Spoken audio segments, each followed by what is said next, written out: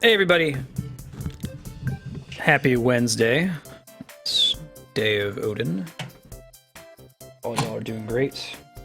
Playing some Super Mario Maker today, followed by some Final Fantasy XIV. I think we're going to be able to fit some in a couple hours, actually. Could be starting that as early as 3 o'clock Pacific, depending on scheduling. But we'll just keep hammering out some Super Mario Maker. In the meantime, let me fix this guy. There we go. Game Saucer, Yukipo, Washu, FW, Buckin, Serp. How are y'all doing? Good to see you. Got a couple levels already in queue here if you'd like to join! Mario, followed by your course ID.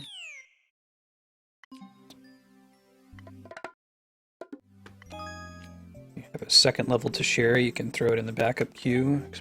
Mario 2. Thank you, FW. Gotcha. Delta, quadruple 0, 0, 0, Charlie 1, 857 Alpha. Yahan, Chaos. How's it going? Mario Science Testing Facility.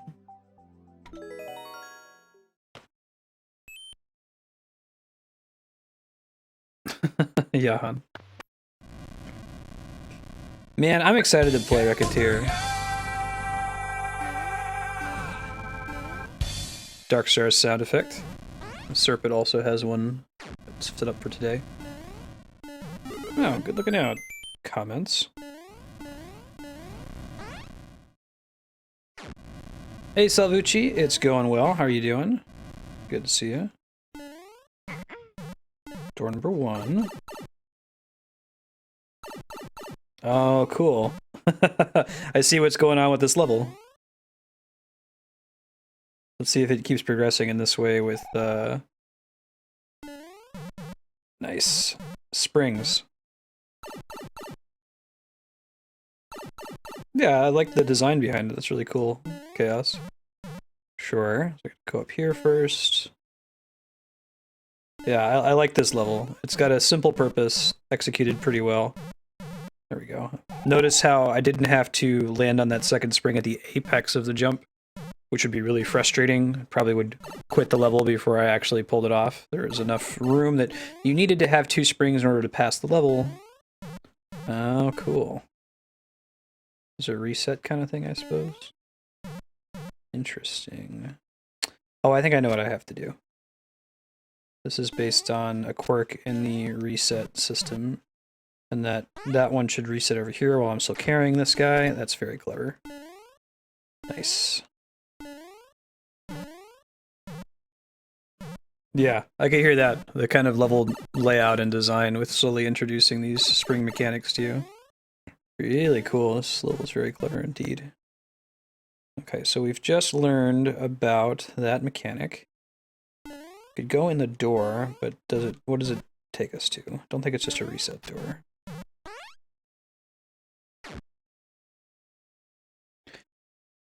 Smash in case, for whatever reason, Final Fantasy XIV falls through. I don't have Smash on the permanent schedule now. We'll probably do it like once or twice a month. Maybe next week, Wednesday. I'll update and let you know, for sure. And this is the one that we want to bring with us because it will reset.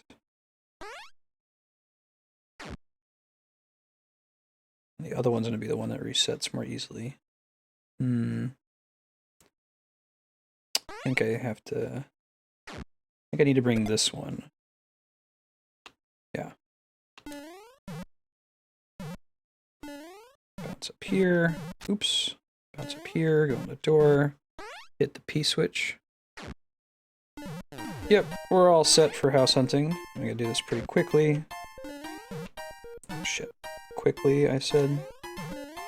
Not slowly like I'm doing it right now. Phew! Lucky. That's not too hard. I think that was pretty reasonable. You had enough time to get through it. Alrighty. Second bomb.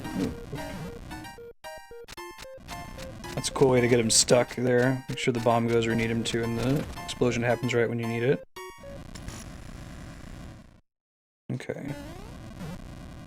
Let's try this door here. Does that reverse the side? It does. Alright.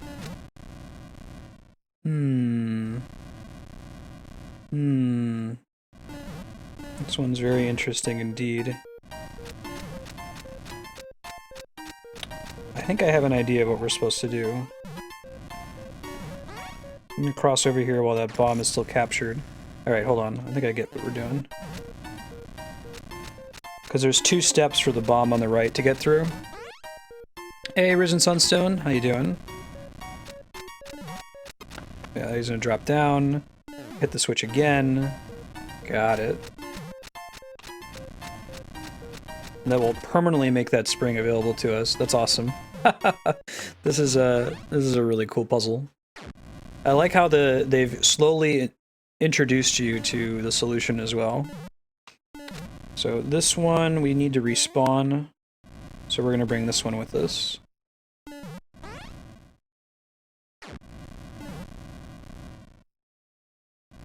Yeah, the whole moving thing, you guys have noticed I've been a little behind on a lot of my stream-related tasks, like catching up sound effects and the like. I've just got a lot of stuff going on with getting stuff packed, throwing stuff out. Nice try, GLaDOS, not this time. Cool. It is very Portal in its style. Spring focus instead of Portal focus. This is an incredibly cool level. If you'd like to share a Mario Maker level today, you can. !Mario followed by your course ID. Right now the queue looks like we've got after Chaos here Buckin, FW, and Serpent.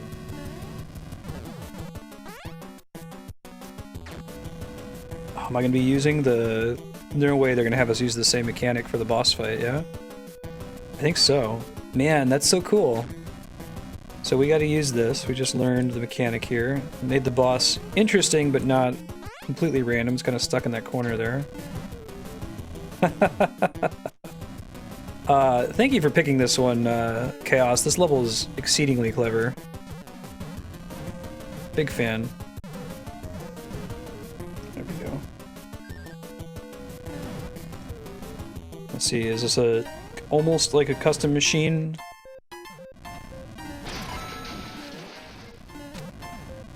Let's see what happens.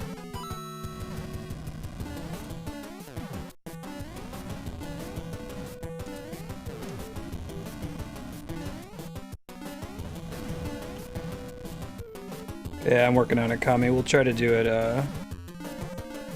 might need to target after the move is complete. A lot of stuff going on in the month of March, otherwise.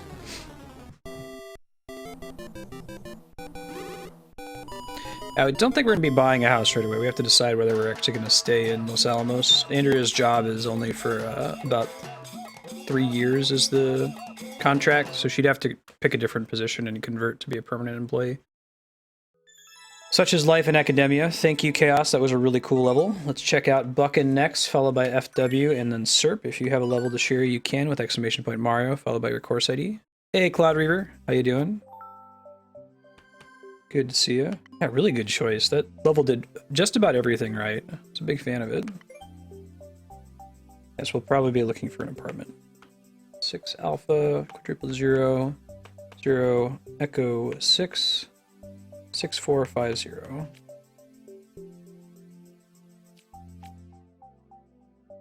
Oh, that's cool. Do you actually take them, or is it only, it's like only beneficial to you?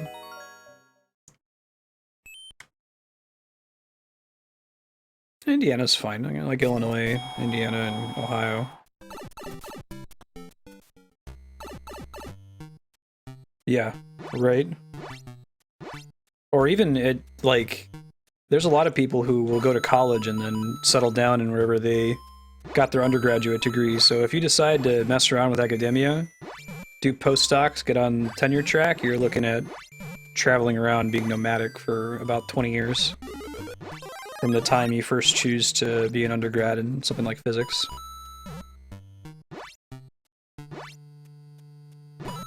Ah, so they actually lose the object? Hey, Hydra Man, how you doing?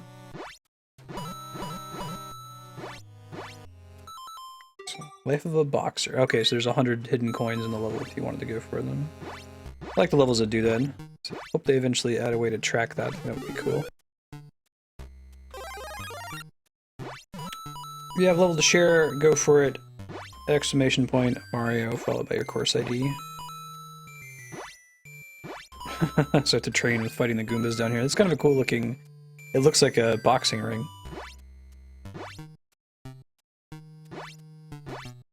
You don't physically take their things, okay.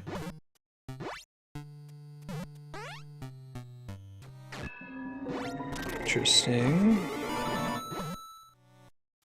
Yeah, I like that this one is mostly focused on try to go through and find all 100 coins, right? Well, haven't been doing it so much, but I'll start going for it now, since that's more the focus of the level.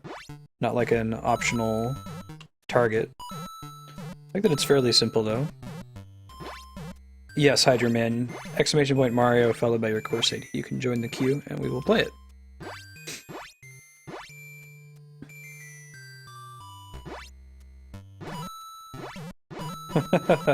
So this is like those, what do they call them? They're not traditional punching bags, the one that are on, you can put on like your ceiling. Power block. Rob's gonna have to use. Don't know to what end just yet.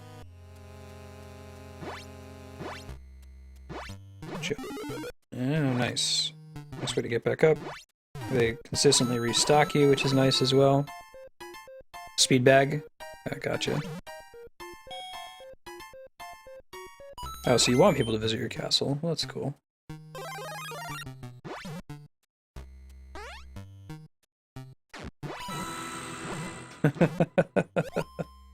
Nice. Morning, Propagable. Hey, Frappuccino. How you guys doing? Good seeing you. One singular coin.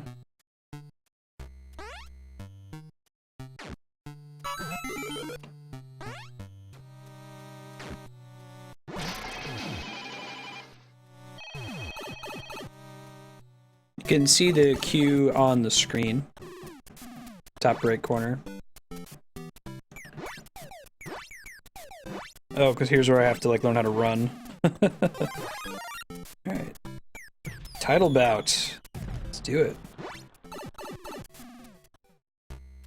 Hey Primal, yeah, go for it. Exclamation point Mario followed by your course ID. That's a really cool little entrance there. Baby Bowser. Nice. Wonder if you actually get anything for beating him. You don't get a jump.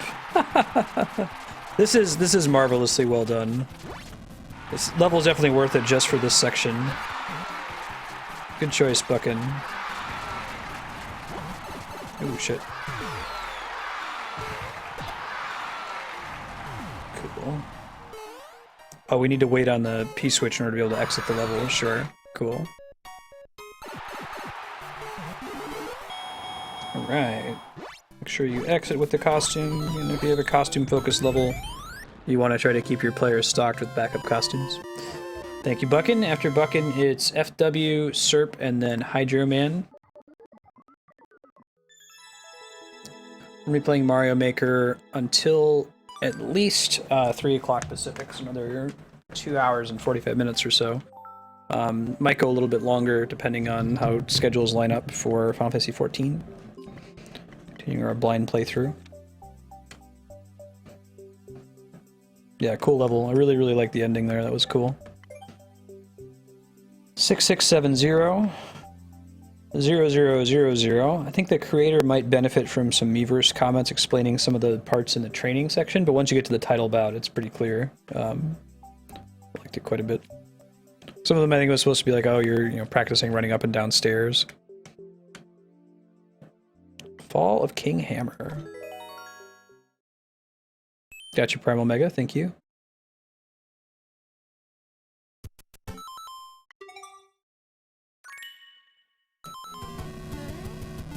How cool. He's got the little spiny as a crown. Very nice. Let's see if he stays as a persistent challenge for the duration of the level. Ah!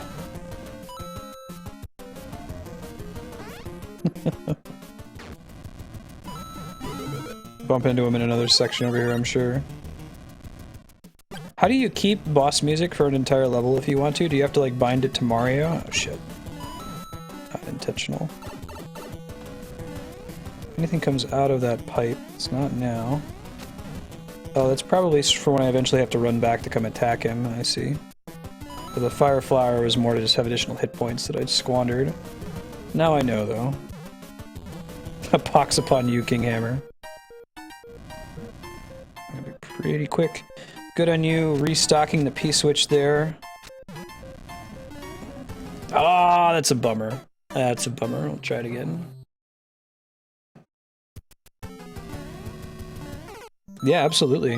This is a cool level. Try it again.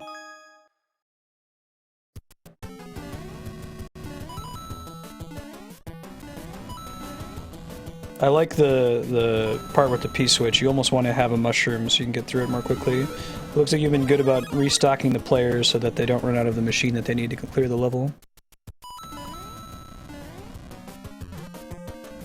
Let's get out of... No, that's okay. And the mushroom in the next room, hope it helped with it.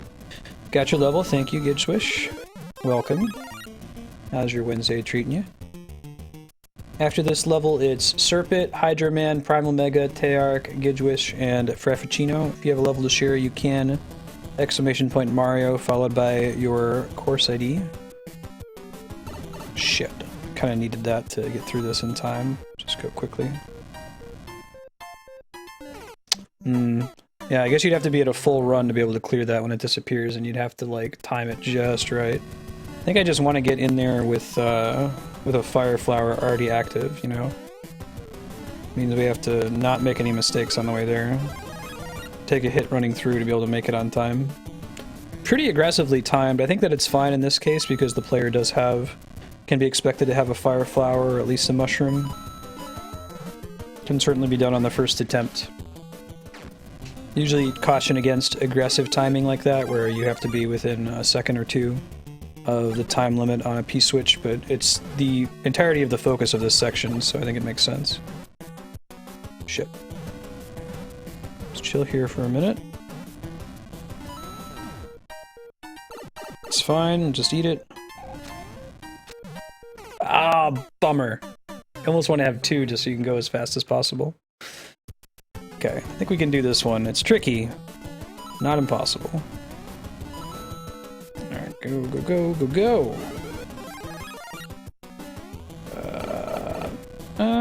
Okay, I'll eat that for now. But I'm wondering if I really want to have the fire flower all through this section. But trying to better time the P-switch as well. Okay. Let's actually duck for that. Made that mistake twice at least, I think.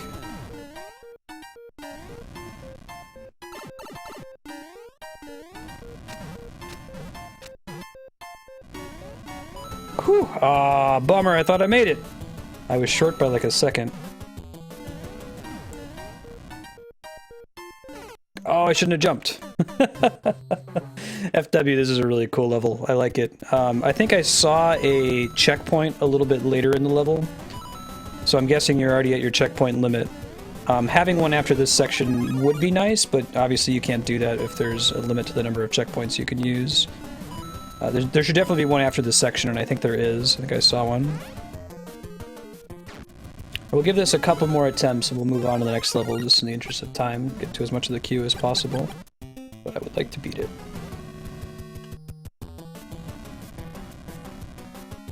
No! Shit.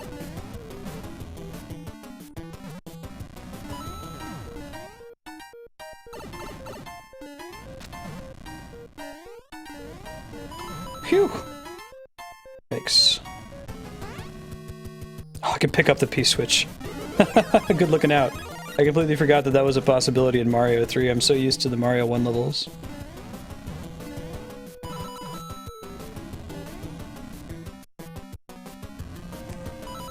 Hey, Darkness, how you doing? Happy Wednesday to you. Oh, a little skull for the boss room door. Awesome. Okay. Pick up the POW blocks then too, huh?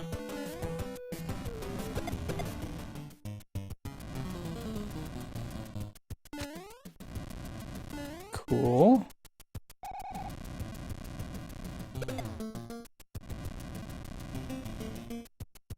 Actually carry it with us this time instead of being stupid. Yeah. I guess I can see a reason why there's a checkpoint limit. Just from a technical perspective, it's tough if you need the player to beat the level from every single checkpoint. It's probably tricky to have to require doing that, you know? Nice. I don't know what the spring was supposed to do. I think I kind of cheesed it by picking up the POW block when I did. Maybe I was supposed to bring the spring back to be able to jump up and just barely pick up the POW block, but I'm able to pick it up from like a pixel or two lower than was expected. Thanks for sharing, FW. It was a really cool level. Serpent's up next, followed by Hydraman, Primal Mega, Teark, Gidgewish, Frappuccino, and Darkness. If you haven't shared a level yet, you can! Mario, followed by your course ID. String's the intended method for picking up the POW block. So to fix that, you would just have to raise the POW block up by another tile. Well, 0, 0, 1, 6, 1, Alpha 0, Charlie 4. I couldn't cheese grab it. Oh, sure. Project Prometheus.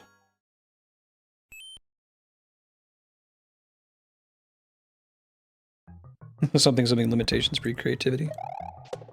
Okay. Tricky opening.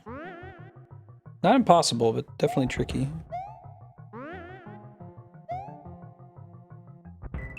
Okay.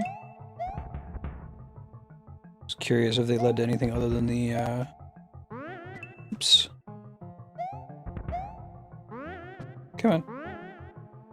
Give this a star. Is this level also from your friend, Serp? Gotcha. Yeah, I like cool Mario Maker contraptions. Oh god. Okay, there is a way to get back up.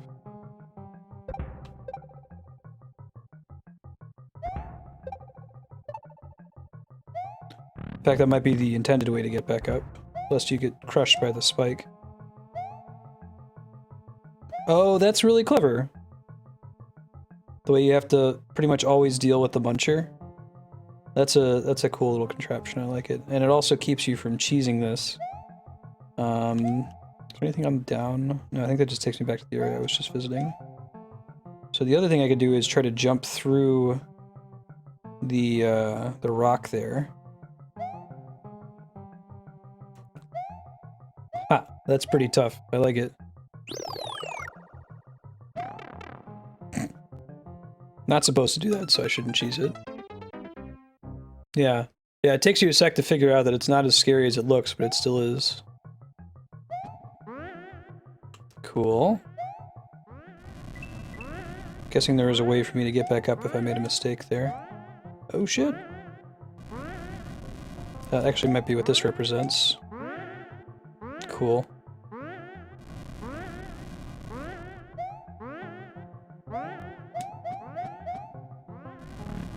Awesome. I like how this is this sort of series of discrete mini challenges. It's really cool. That's neat. So you can stand safely on top of these, even with the saw blades. Need to figure out what the timing would be to jump to the second one. It's a cool way to do a... Oops. I think we might be able to ride that all the way down instead of trying to jump over that. Maybe it makes it a little bit faster to jump over it. Cool way to do a custom horizontally moving platform. I dig it. Okay. Just for some coins, I suppose. Nope. This takes a while for them to trigger. There we go. Hey Calvin, how you doing? Okay. Probably jump forward. Whew. That one's spooky scary. Attention's drawn downward by the only things on the screen. Didn't need to use coins there to convey which way to go. Could have maybe blocked off the eastern wall just in case. Whew. One thing that doesn't kill you. Nice. It's a cool little challenge too. I like how a lot of the challenges are about, let's take these two existing elements of the stage and figure out how they work together in unison. So like a muncher and a POW block, or a muncher and a note block. It's a reset button is my guess. Or maybe it lets me preview the challenge I'm about to have to do. One of the two.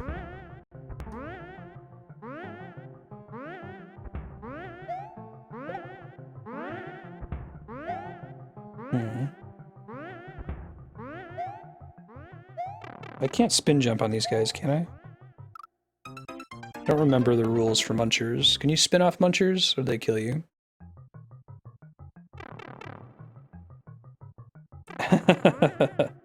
Yeah, it's always worth trying to cheese those, I think.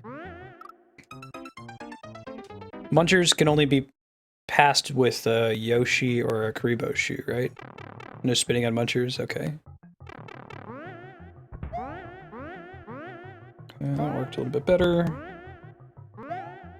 This part's really tricky, but maybe it's all about revealing as many of the munchers as possible, or just running underneath them, rather than doing it the hard way I was doing it. Try it again.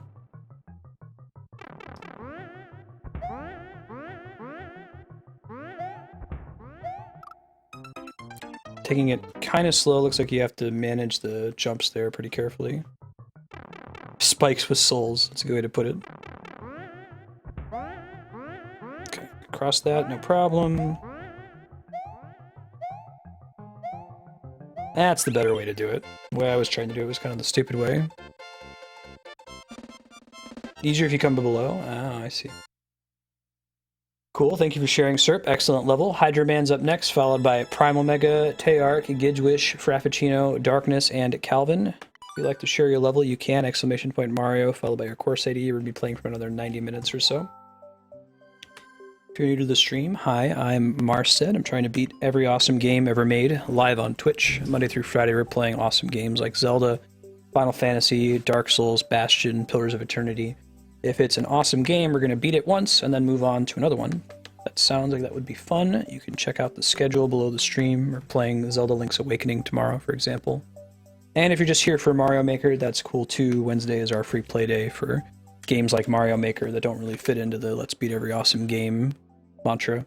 It's also kind of cool to talk about game design.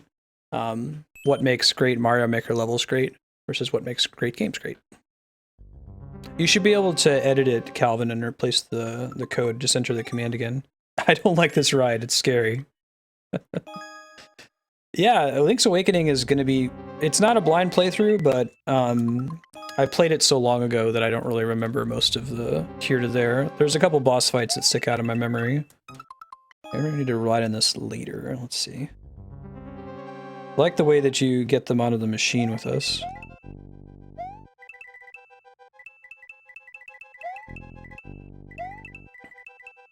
That's not so bad. You just have to wait a little bit longer.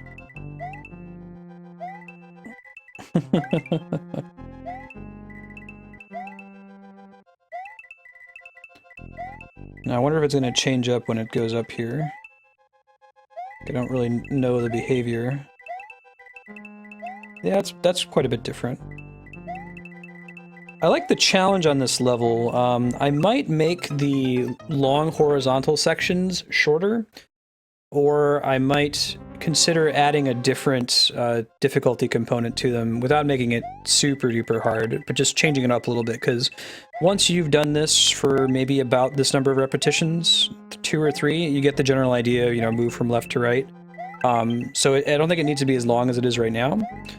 I think my general idea is you want to have only and exactly what's necessary for your level to function. So if you want the player to figure out that they need to move back and forth between these 2 flame bars when it's moving horizontally, you know, do that just the one time, or just the 1 or 2 times to drive in the idea, then have it go up or change the trajectory of the track so that they have to start doing different things. It might be a little too hard if it was constantly wiggling up and down, but you could have a little bit of a shorter track, maybe throw in some fireballs, something else that they have to dodge. But otherwise, the idea here is really, really cool. It might be neat to use the coins as conveyance here, or you could place the coins in such a way that they hint to the player what path they could take to survive. You could possibly make it a little bit more difficult if rather than having a ton of coins on the screen, you only have coins in what could be a valid path for surviving as this thing scrolls from left to right.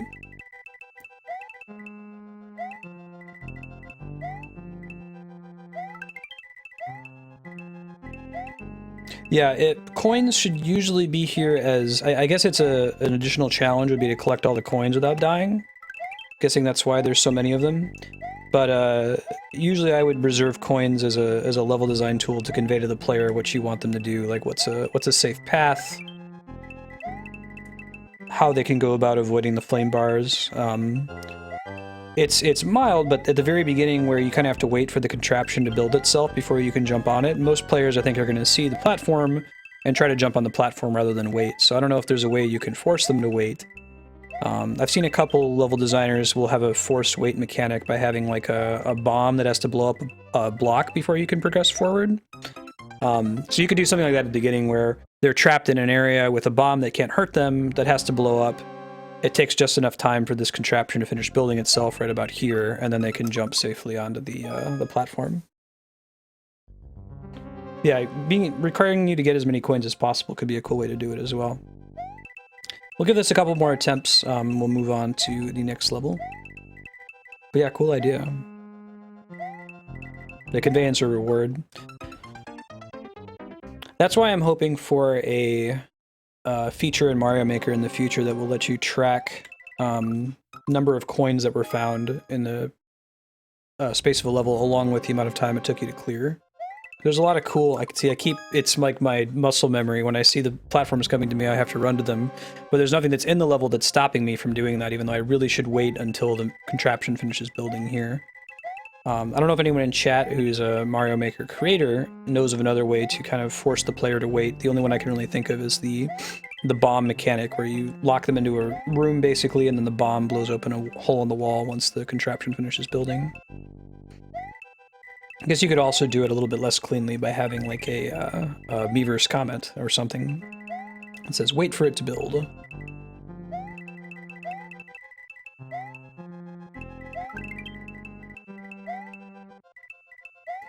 Yeah, we haven't really gotten a significant Mario Maker update for a while, right? The last one added bumpers, was it? Bumpers and P-switch doors. And that was a while ago. Getting costume updates all the time, but I guess those are easy to do. Yeah, I don't know the mechanic to skip that, and it like takes so long to get back there to practice it. Oh, you can use a donut block. That's cool. Yeah, so the level starts on top of a donut block, and you have to fall.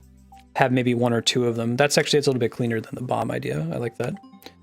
Thank you for sharing, Hydra Man. Cool level. Primal Mega's up next, followed by Teark, Gidgewish, Frappuccino, Darkness, Calvin, Aegon the Conqueror, nice name, and Jade Nico. Charlie 3, Foxtrot Alpha. You can add a level to the queue, ! Mario, followed by your course ID.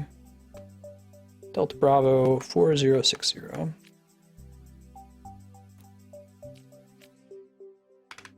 Inside a Pokeball. Oh yeah, the fire shooting clown cars are pretty cool.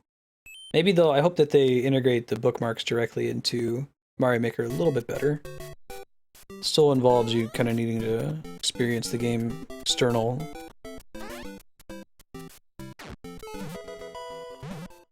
Ah, that sound effect is satisfying. Be fun to do a franchise focus on the Pokemon series at some point and like actually transfer Pokemon from game to game. See how big of a Pokedex we can get without actually focusing too hard on 100%ing it. Whee! Supposed to jump on that block.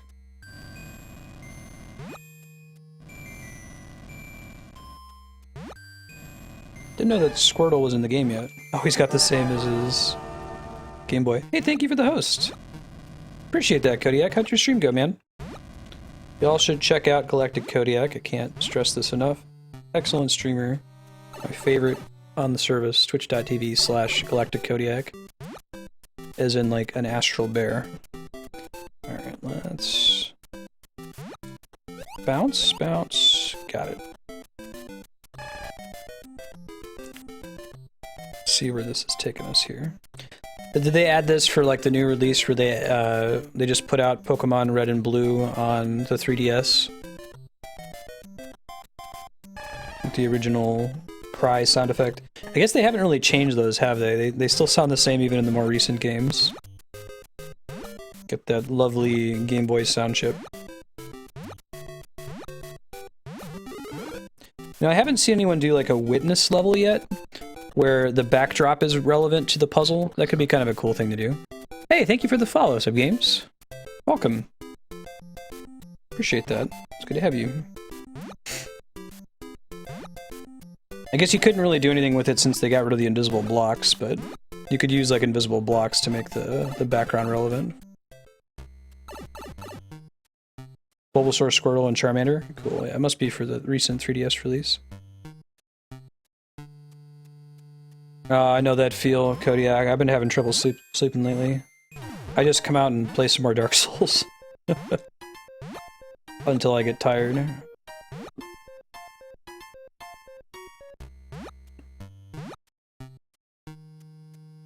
Jump? Oh man, there's a pretty aggressive time limit in this level. Yeah, they patched out invisible blocks. There actually were a bunch of levels that were hurt by it.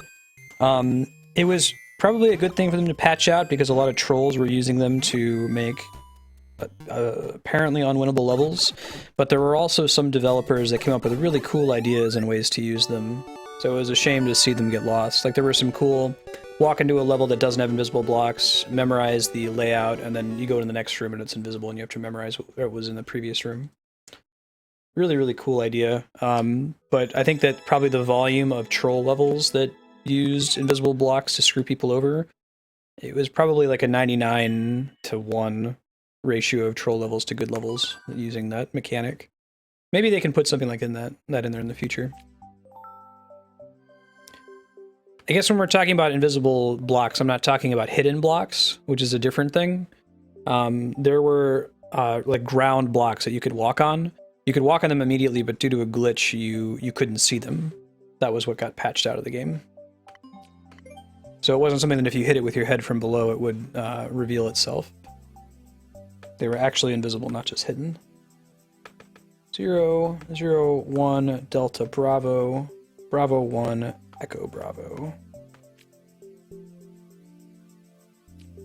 Oh, it's a bummer, Serp, that it used invisible blocks.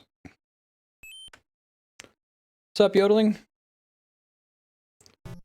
Happy Wednesday. Jump.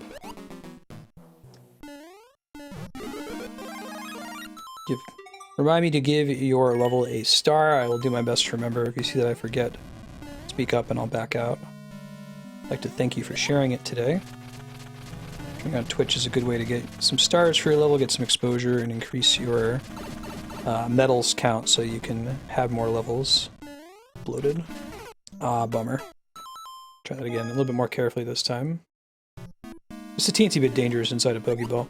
Did they ever address that on the anime? Like, you go inside the Pokeball and it's like this luxurious mansion or something on the inside. Don't think they ever really talk about it very much in the games proper.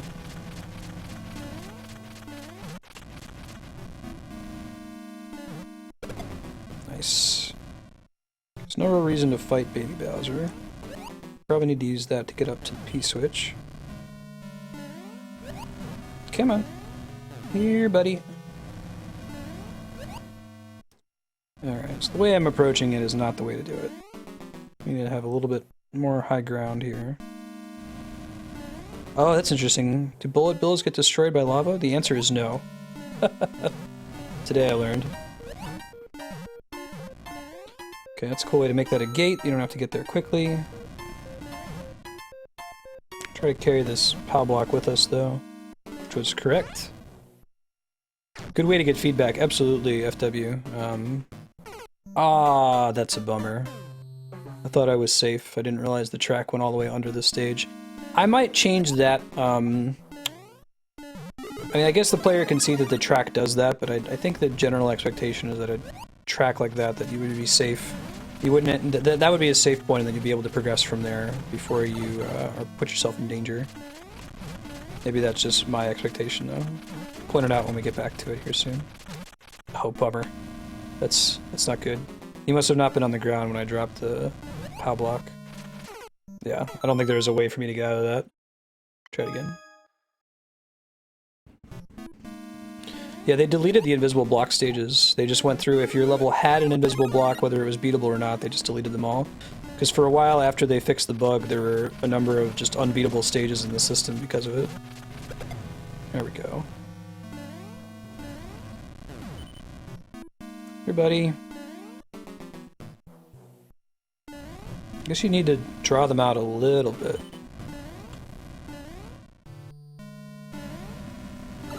Bummer. Come here. Yeah. Lying down. I know how it is. Come here. Ugh. I got lucky with the timing on it last time, apparently.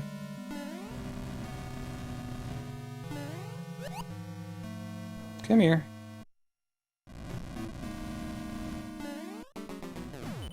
Does these things stop chasing you eventually? There we go. Yikes. This level might benefit as well from a checkpoint. See, there's the segment I was talking about. See how the flame bar goes underneath the stage? So you're tricked into thinking that it's safe right in front of the door, but it actually isn't. Oh, there's a checkpoint. Hey, Wabano, how you doing?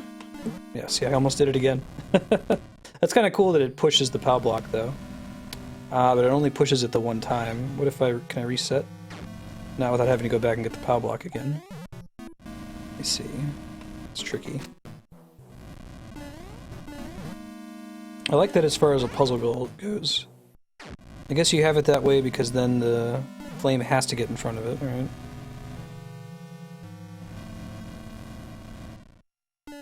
It's kind of cool. Phew. Cool.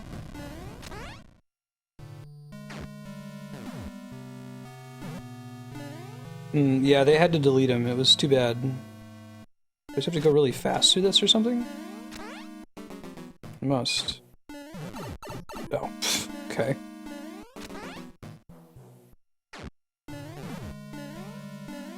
That's actually kind of a nice. I like the contraption there. This one is, I guess, try to get under the chomp is what you're supposed to do.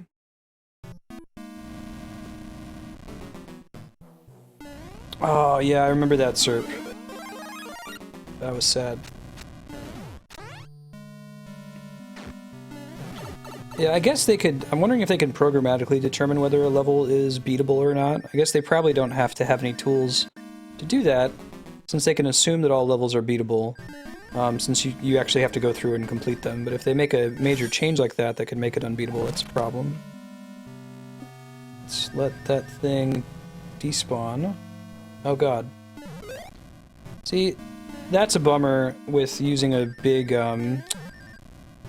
Bowser. It can get you in trouble sometimes if you're not careful. Like, you can get the player in an unwinnable game state because there's a fireball that they can't possibly dodge from where they're currently standing, you know? You have to be really careful with that, I think. Including a Bowser that close to a certain section of your stage if you don't want them to lose because of it.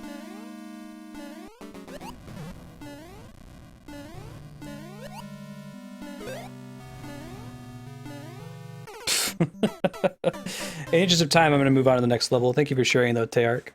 Gidgewish is next, followed by Frappuccino, Darkness, Calvin, Aegon the Conqueror, first of his name, Jaden Nico, Yodeling Disco Dwarf, and Wawano. If you would like to share a level and you haven't yet, ! Mario, followed by your course ID. We're going to be playing for another hour and 15 minutes or so. I might pare down the queue here. There's a chance we're going to be switching over to Final Fantasy XIV at about 3 o'clock Pacific, continuing our blind playthrough of the Heavensward content. But I will go ahead and keep it open for now. That's dependent on scheduling if we can get started. And was designed around Bowser. I gotcha. I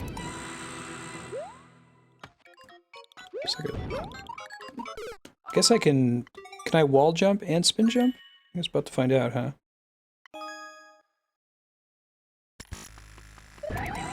Oh, I can. That's cool. Didn't know you could do that.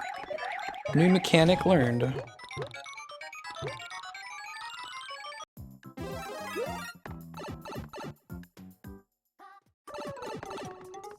Jump. Oh, that's kind of neat. Little machine that you have to step on to remove the munchers.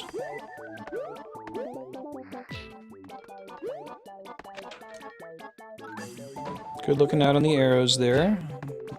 Players would try to progress upward. Maybe you need the POW block to progress, though? I believe you do. Okay. So if the player needs to use the POW block, rather than, like, we have to restart at this point. If you need them to carry the POW block with you, I would actually use the arrow to point them to the POW block, rather than point them to the door. You want to be careful. Players have a certain amount of trust in you and your level design when you do overt conveyance, like arrows. So when you use it to mislead a player, especially in a level that so far has been not misleading, like the arrow at the beginning was correct, absolutely, climb up. It might not even be intentional in some cases. It can throw a player off, though, so I think it's really important to keep track of that. Instead of having the arrow at the door, you can count on the players seeing the door, but make sure that they get the POW block in some way or another, and it's not too late once they reach this point.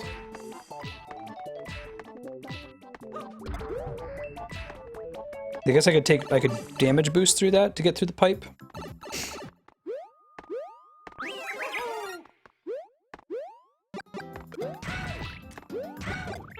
Ouch. Not sure whether I need to have the fire flower there either.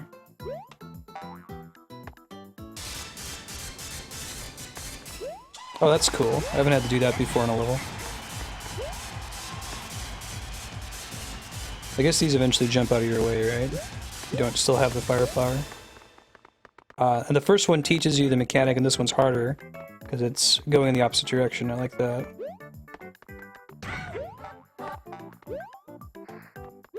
Got to get this mushroom here in a second.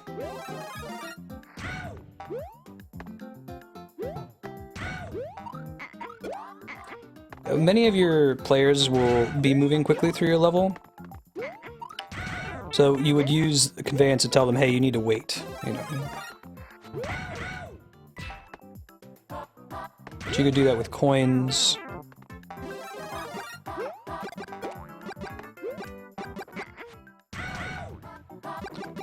You could do that with switches, arrows, any number of things.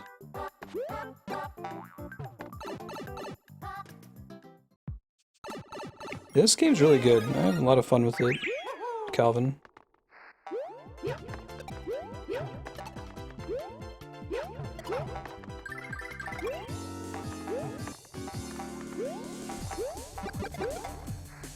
Jump here. Maybe need to use the Goomba. Oh, use ball jump. That's good.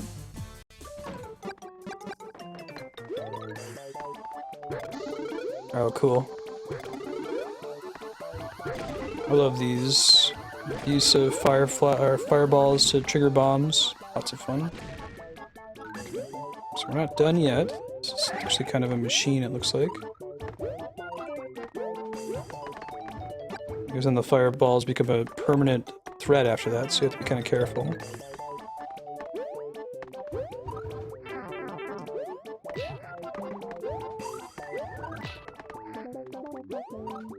Now is that gonna make, like, what's it gonna do? Ah! Oh, that's a bummer! I should have been standing there. Ah, that's too bad.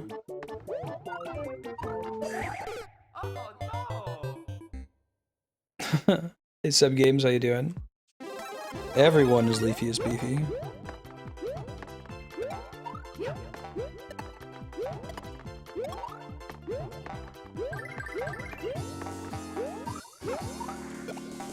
Okay, got it. Try this one again.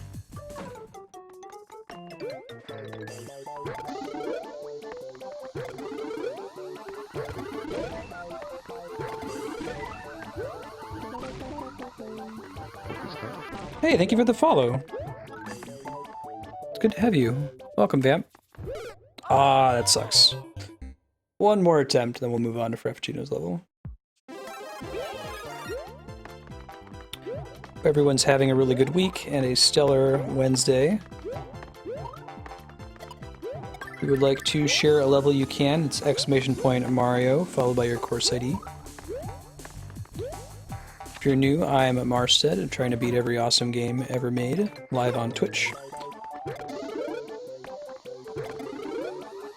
Just here for Mario Maker, though. We have free play on Wednesdays. Probably be including Mario Maker indefinitely. It's a really fun game. Like seeing viewer creation, so you're always welcome to pop in and share your stage.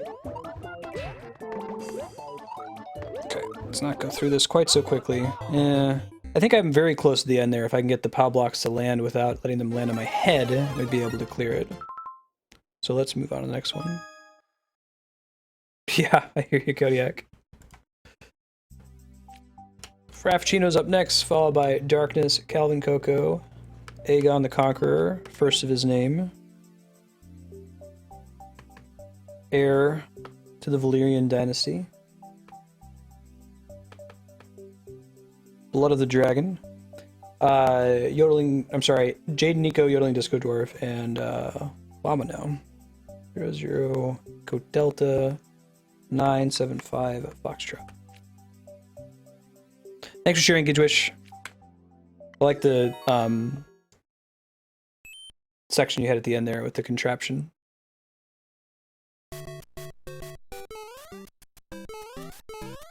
Yeah, it's like the only 2 days are Monday and Friday, right? To the basement. King Goomba's first castle. Cool.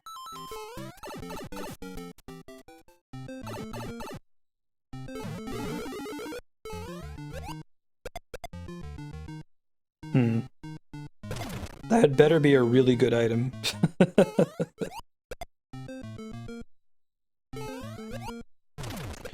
Same basic idea here. In this case, what you want the player to do is to kick a bomb, right? You want to use the bomb in order to find whatever the item is over there. So you probably, following the rule of only and exactly, I think you would want to reduce the number of blocks that you have to blow up with the bomb. You could have it to be 2 is probably reasonable, because then you still have to time when you jump on the bomb or kick it into just the right place. But having this many of them just takes extra time for the player to complete. I think it's a little cleaner if you just had maybe 2 or 3 columns, fewer blocks here.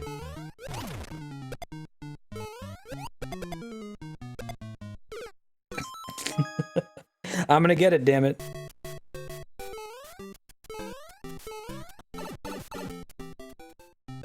Yeah, I think even under the under construction theme, give this one a star. It's not a make or break. Like, it doesn't make it a bad level. It certainly fits in, but just trying to think about like what's the best way to approach a little puzzle like this. I think that it would be better to have fewer blocks rather than more blocks. Probably need to blow it up right the first time for this to work, or let them target me that way. Yeah, that'll do too.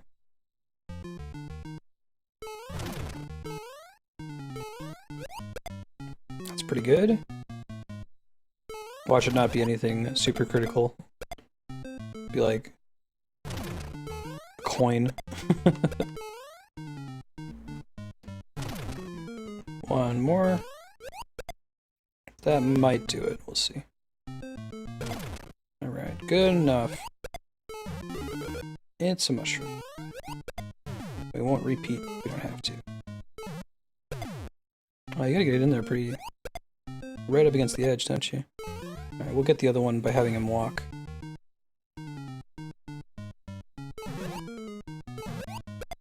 Oh, well, it's a little bit better. I'll take it. It's mushroom. Yikes. Theme should never trump gameplay. Absolutely, FW. That's a very nice, brief way to describe it. I think that's just generally true in any video game, not just in approach to Mario Maker design.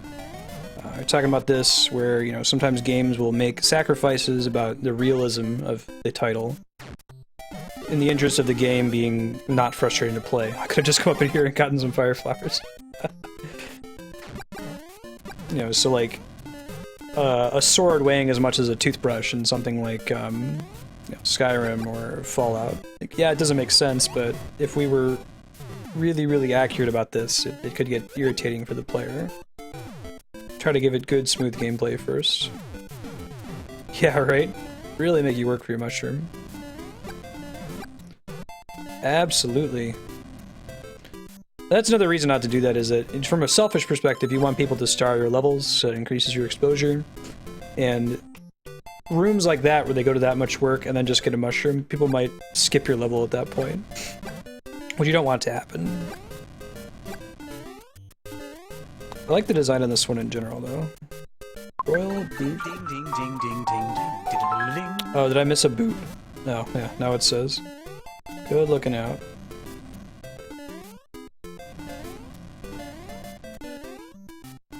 Even have a Miiverse comment there telling you what to do, which is nice.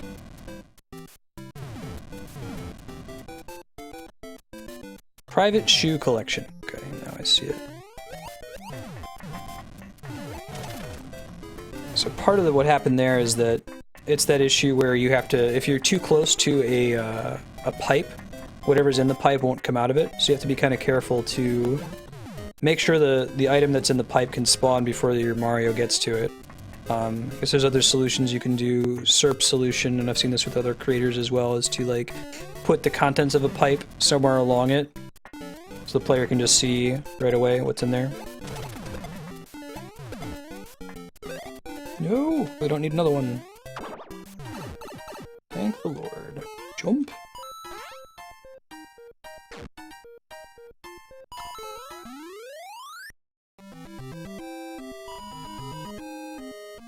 Form follows function. Yeah.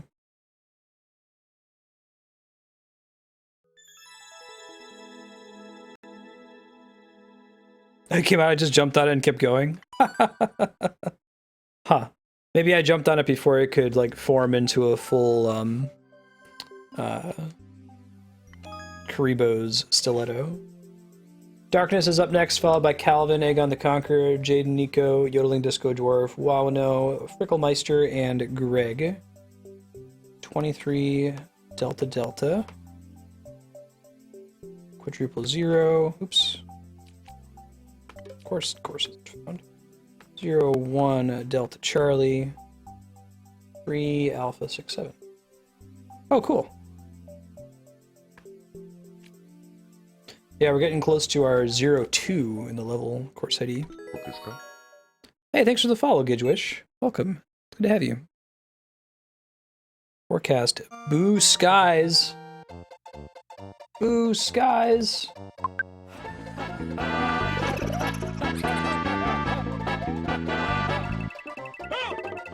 Pretty good joke.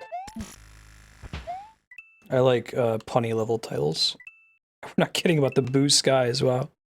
I guess there's a ton of boos there, but the intent is to say, don't go this way. So I think it serves its purpose. Don't think that violates only and exactly. Huh. Ah, shenanigans.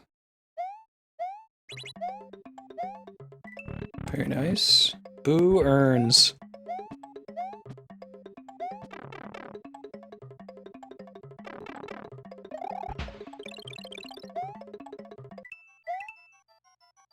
Hmm.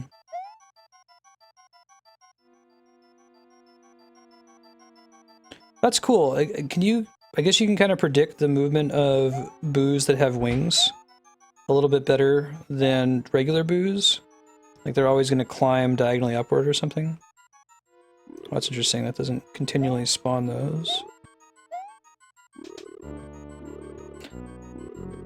Excellent choice in having this level be a ghost level, by the way.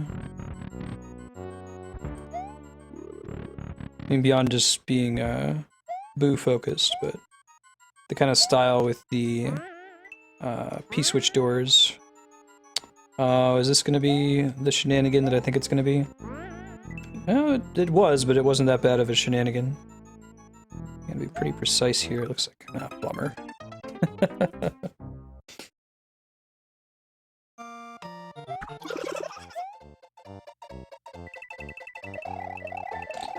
This is another issue where it's like, if you were able to add more checkpoints, I would put a checkpoint once you get into the Boo House, because you start including some pretty tricky platforming requirements, like the spring there that you have to jump on that's between two spikes. The other jumps in this level so far haven't been quite as precise as that one, so that's the kind of place where you'd want to have a checkpoint if you were able to. Recognize, though, that there's a limit to the number of checkpoints you can add right now, and that gets in the way. I think a rule should be if you have like a custom boss fight in your level, there should be a checkpoint immediately before the boss fight. And then the next checkpoint should be immediately before whatever the trickiest part of your level is.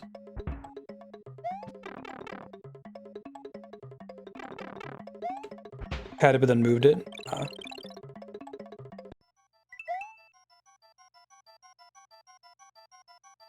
It's good to know that these things seem to move deterministically when they have...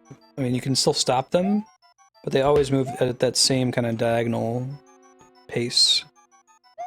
Maybe use that for other levels.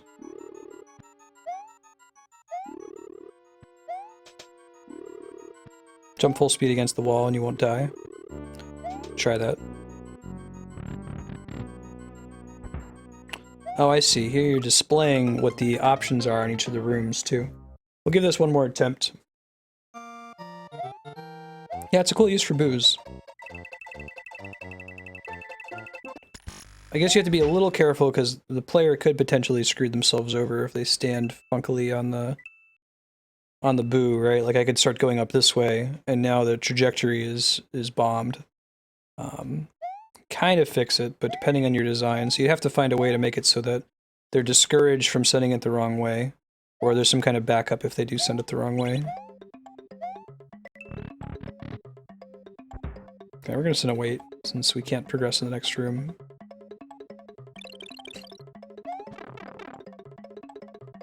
Only 2 checkpoints. It's kind of a bummer. If you could have like 10 checkpoints, I would advise it, especially in a longer level like this one. Yikes. Okay, we're gonna try going in the room that says it has a mushroom before we go into the spring room. That's kind of the point.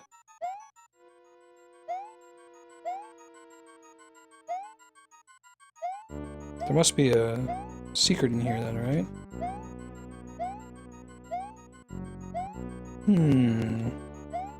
Something's fishy. Can't get to that Yoshi. Nothing over here. Huh. Maybe we'll have to come back here some other time. Ah, I need to bring the spring with me to get it. I see. That's cool. Yeah, in that case, I think that that room would be a really good place to put a checkpoint, because it's kind of like the nexus point for the rest of the puzzles in the level, you know?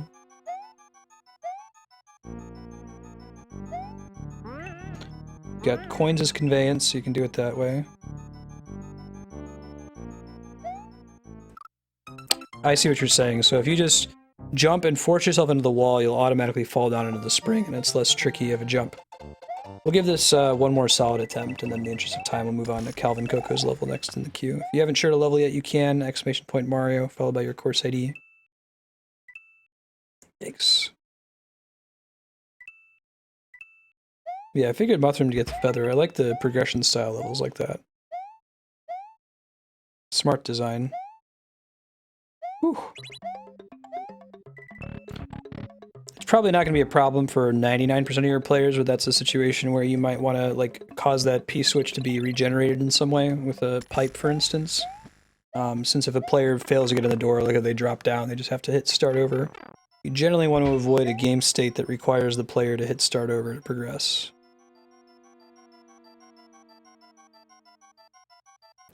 Although it's impossible to avoid all of them and have a clean level, so I understand why sometimes you can't get around it. But if you can, I think you should try.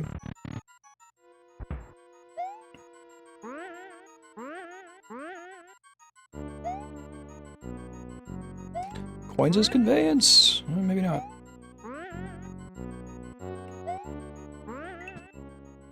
That's actually, the positioning on it's kind of bad. Hold up. Pick it up again.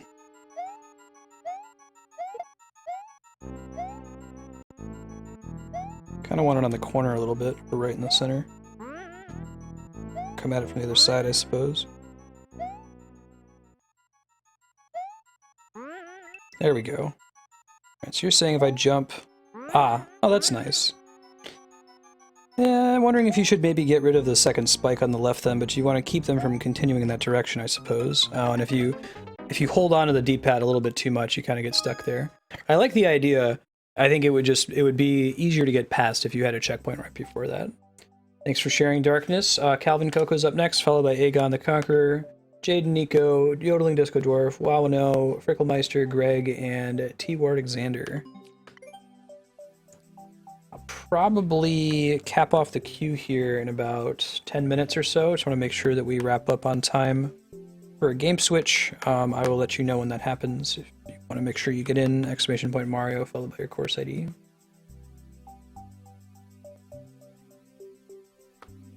Oh, cool, Calvin. Said it's your most popular level. Yeah, I think that the Heaven's Tower, nice, I like the design.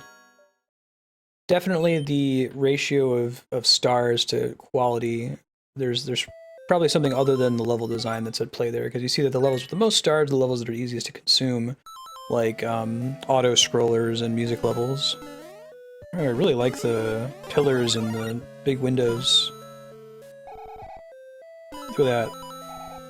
Very nice conveyance.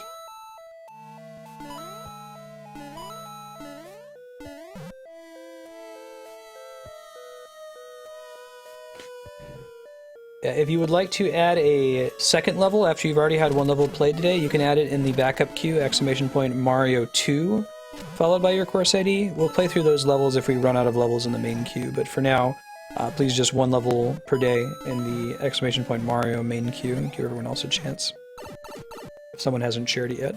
But you're welcome to throw that course ID in Mario 2. If we have time, we'll try to get to it, or try sharing it next week.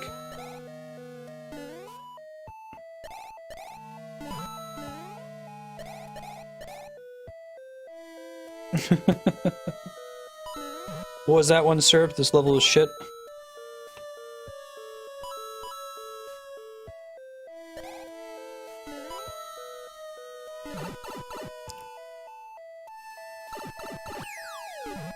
I really do like the design on this one. It's pretty. I like that you're able to fit the giant thwomp in front of that. What are we saying come on about? This is all very reasonable. I know the pain of having a popular, not a popular level, but like, you see this with YouTube comments too, and it's like, really?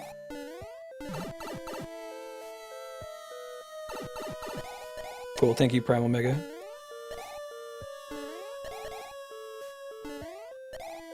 Oh no! Shit.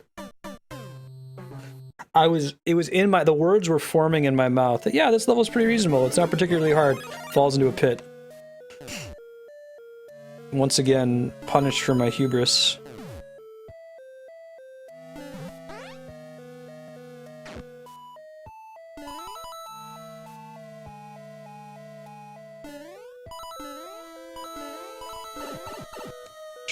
There was a long, rude comment in the portal level.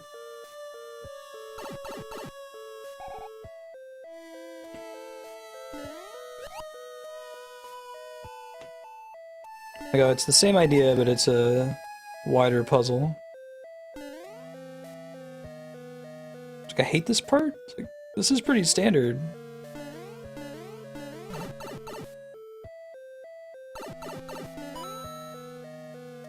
Other than that, Darkness, I think that level's great. I think that if you put a checkpoint right before the tricky part, the part where you have progression, I don't know if you have a second checkpoint later in the level, but if you don't, that's absolutely the best place to put the one that you're missing. Yeah, it sounds like a really good time to go back and make some edits. Thank you for sharing and for being receptive. I think it was a cool level idea. Everyone knows the frustration in video games of there's a hard part in the game, you haven't beaten it yet, you're still trying to work on it, and every time you die, you have to run through a part that's not particularly difficult. The salty run back, the walk of shame from Dark Souls, and it just kind of, it fuels player frustration. If you can help ameliorate that in some way, I think it's a good idea. You don't want to make it super easy, but you don't want the player failing on a section that they have otherwise mastered.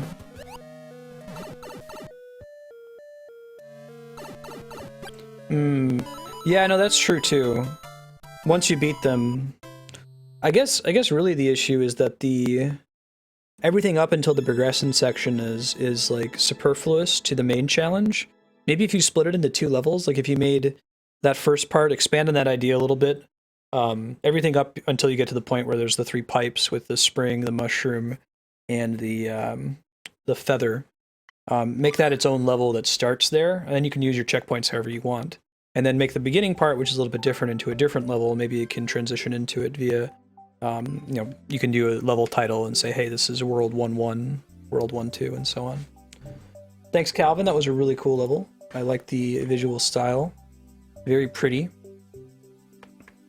You guys see, I have the course ID for the level I'm playing. If you ever want to come back and see what levels I played and play them yourself, throw them a star. You can check out the YouTube video after the fact, or you can rewind the live stream. While I'm playing it, it'll be displayed up there in the corner. Bravo Alpha. Yeah, it's nice, straightforward platforming, and it feels like it could be a main series level, which I think I've said for just about all of Calvin's submissions. You should do the Hell's Tower and share it next week. Calvin, I think that would be really cool, if you have it by then. You could call it Hex Tower. Yeah, right, yodeling disco dwarf. Checkpoints make my level too easy is a silly idea, I think. The reason I don't like it is that it's like you still have to get through the level to get to the checkpoint. All checkpoints do is save your player time. That's it. Oh, I see. I gotta get through that a little bit faster next time. Yeah. Actually, quite a bit faster. Don't forget the homie Yoshi.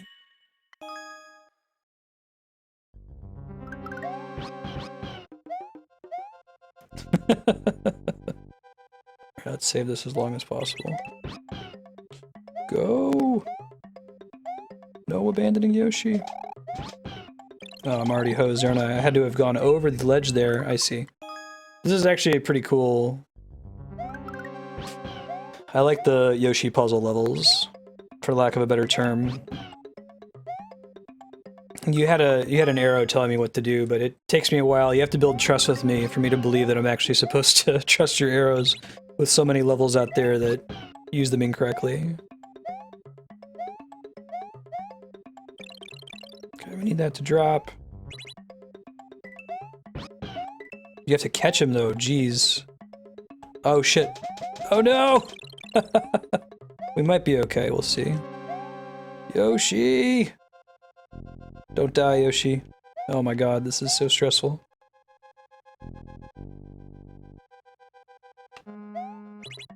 No, Yoshi! Oh shit. Shit. He's so dead. I don't know why he didn't go... Maybe it's because I stopped the conveyor belt. So you have to hit that P-switch at just the right time. Pitch spoon. Do the Heck Tower.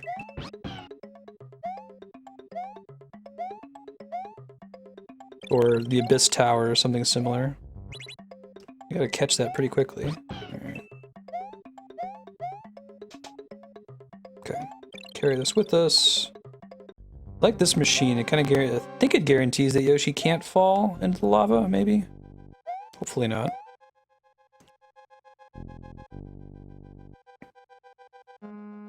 Do we lose the Yoshi? Do we get too far ahead of him? Not into... Okay, no.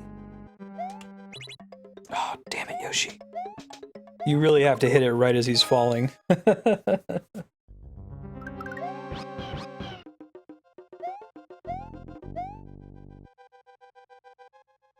Oh god, Cloud Reaver. Yeah. Bring me back to Neverending Story. Ooh, he's dark, man. Try it again.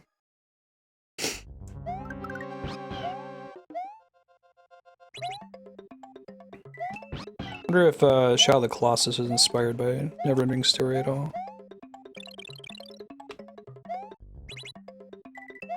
Come on, Yoshi. This way. Okay. Hovering midair. Ha!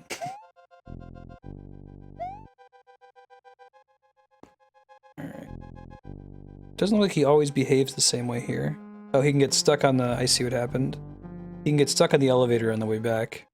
I don't know if you could change this machine so that Yoshi always behaves the same way when you approach it. Stressful.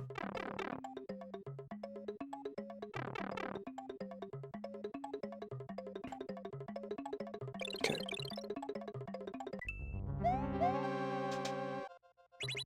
Aegon, did you play the GDQ level? That Ponga did? It's kind of the same idea. Oh shit. I think we may have saved him. We'll find out here in a second. God, he's so dead. We kind of cheesed that by having him fall further. Yikes. Yeah, you sure can. Just enter the same command a second time, Toward. Just enter !Mario with the course ID and it will automatically update it. Guess I need to carry one of these in some way? Who knows? Are you serious? Oh my god. Alright. That's easier said than done. Well, I can get back up and try to- I can't get back up and try it again! Ah! Ah! So Aegon, I would say you probably want to have a checkpoint after that last really tricky section with the P-switches, except I don't think there's a way for you to do a checkpoint, is there? With the whole point of the level being that you have to carry Yoshi with you for the entirety of the level. You'd have to find some way for there to be a checkpoint that you need to have brought Yoshi with you all the way there, and then just have Yoshi respawn in the next room and have it not be a big deal. I think having a checkpoint there would help quite a bit. Only real major comment. Bye, Yoshi. We'll give this one more time. Yeah, no worries. I like the design in general. The Ponga Killer Save the Animals GDQ level with Yoshi was really cool, I thought. And actually completable by a normal person. You don't have to be like really good at Ponga-style Kaizo levels to have a chance at it. After entering the pipes, yeah, I think that could work, yodeling. Awesome, Darkness. Good to hear. Yeah, thanks for sharing your level. Liked it.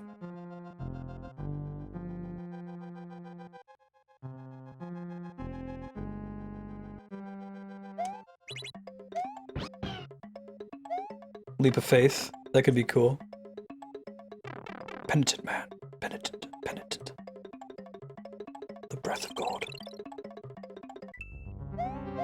In the Latin alphabet, Jehovah begins with an I. J. Go, go, go, go, go, go, go, go, go, go, go. Okay, let's make our lives a little bit safer, I think. It might actually be harder, though, than the other way of doing it. Nope, that wasn't too bad. Yeah, I think if you could put... You could put a checkpoint right at this point. You could have something where the player needs to have, like, put a checkpoint right after the munchers, because otherwise they're gonna die. This is a great point for it. So put a checkpoint here and an extra Yoshi egg. I think that's the right way to do it. Since you've made it pretty tough for them to get back here if they miss the spit. Alright. Probably need to stay ahead of that.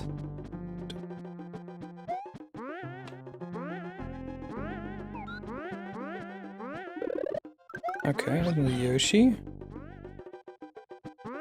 Dashy.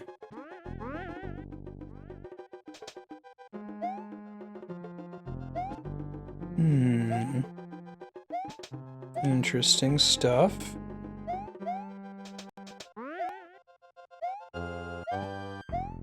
Probably need to keep that find out here in a second.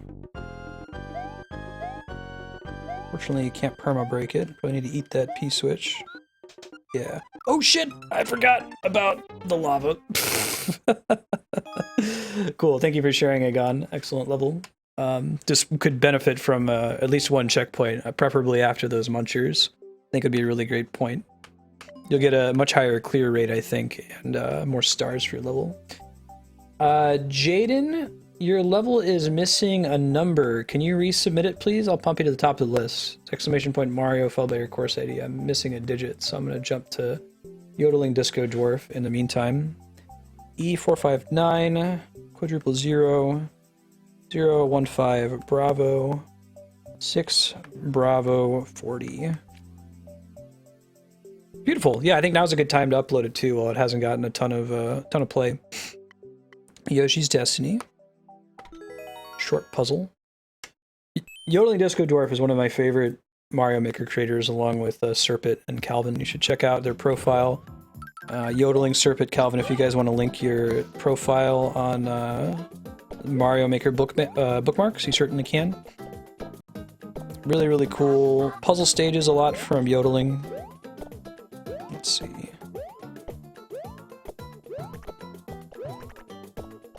Oh, right. Remember that. Can do that. Yoshi. Just curious what happens when I send Yoshi to his death. Nothing good.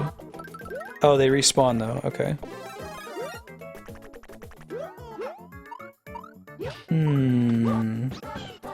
There's only so many things I can do, right? Yeah, thanks for sharing. Okay, so this wall is just here for wall jumping. I don't need to climb up there on this side. Or do I?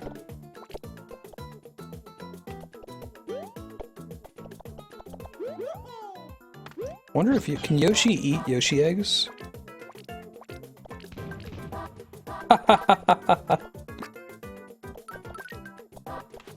I didn't realize that that was even a thing. Okay. But if I want to do it, I think that's why I'm able to discard Yoshis here.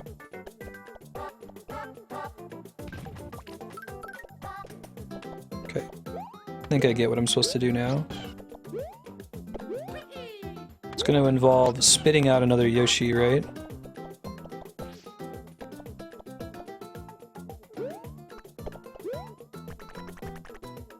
There are no hidden blocks in the level.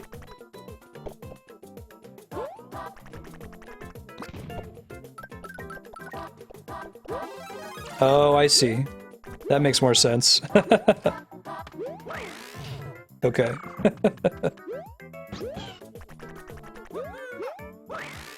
I thought I had to do something where I was going to spit out a Yoshi, turn it into a Yoshi, and then fly on it.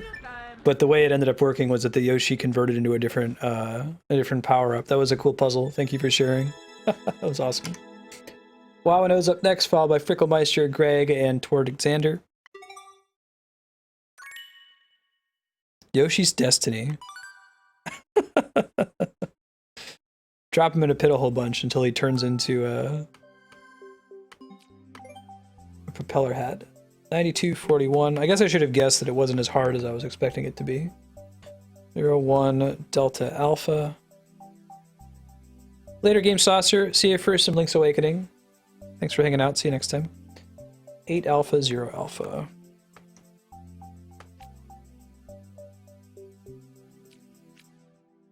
'83 Endless Engine. Wow, was this part of a series of levels that you put together? That's how evolution works. Oh, cool. Yeah, no, you're not, no one's required to share your own levels, but if you have a level from another maker that you like, you're welcome to. Cool. Oh man, I'm excited to do a full playthrough of EVO. That game is the bee's knees. Evolution action RPG for Super Nintendo by none other than Enix. I like the aesthetic of this level so far. I like what looks like giant pipes by layering them on top of each other. Reminds me of World 7 from Mario 3.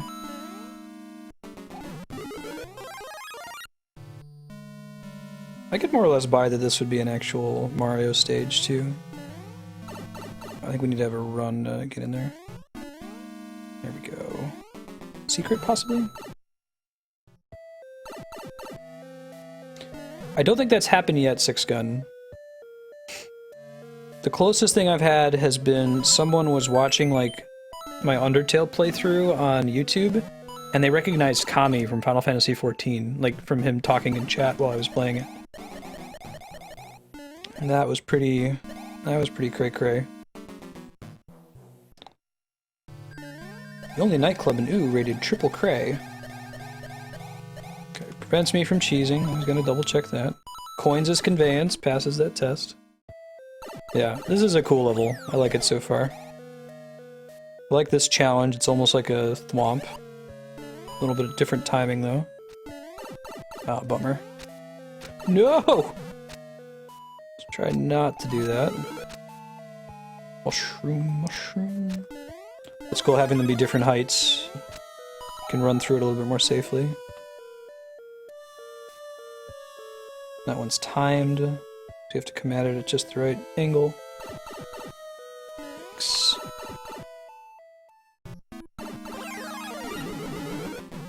Yeah, maybe give them some time. I wouldn't be shocked if they do an official, like, playlist or world thing eventually.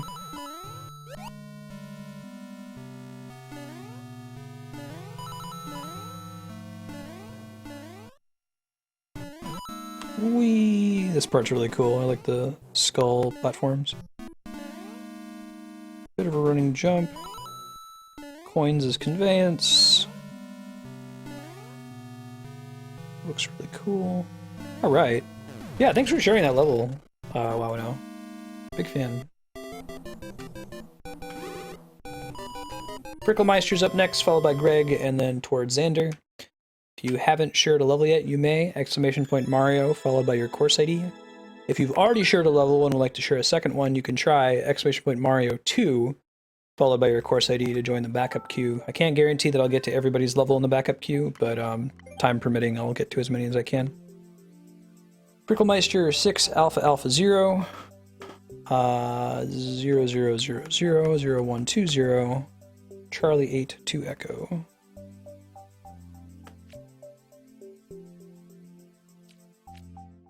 Donkey Kong Country. Yeah, I could hear that from that last level you shared. Thanks for sharing it. That was really, really cool. Very polished is a good way to describe it. Follow Bob-omb and Spiny.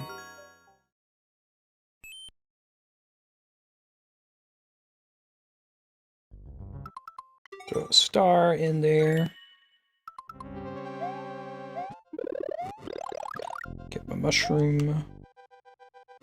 Oh, cool. I see the Bob-omb at the top of the screen. I like these kinds of stages.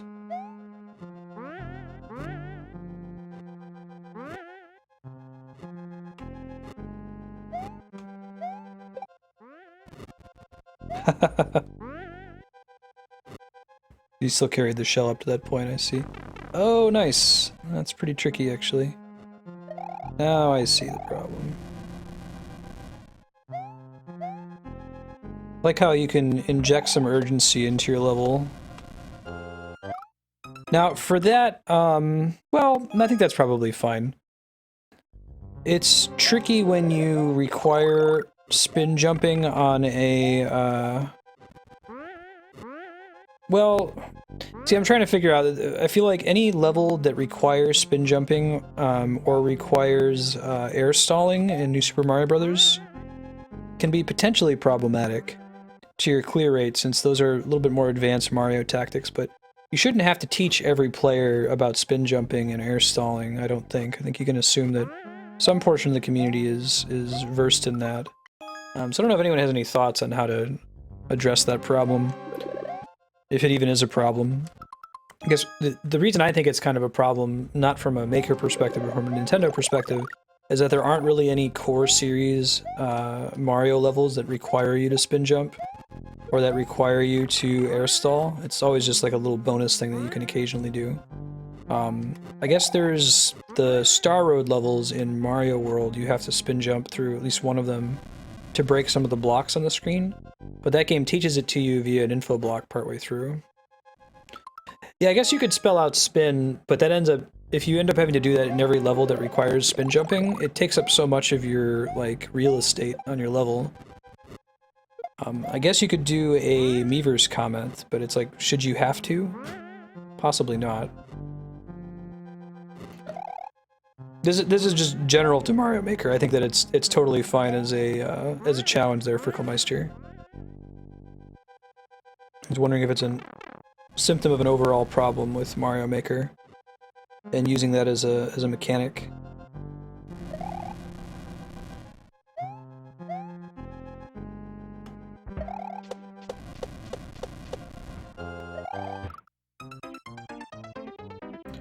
Oh, you just spell out R in coins? That's not a bad idea. That's the button you have to press to trigger it. I could see doing that. I guess a more traditional way to do it would be to have, like, a single block that you have to spin jump through to progress, but the problem is you have to be Big Mario for that to work. So you'd have to restock them with a mushroom or put them in a position where they can't lose any power-ups to detract from the difficulty.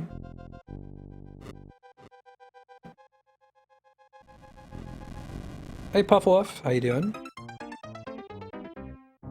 Spin jump is essential in, is it Sunshine you're referring to?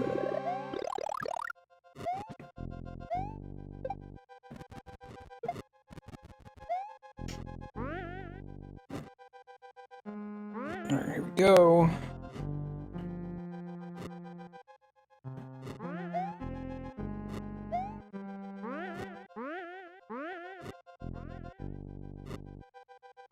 Goomba shell. It's Koopa shell. Oh wow.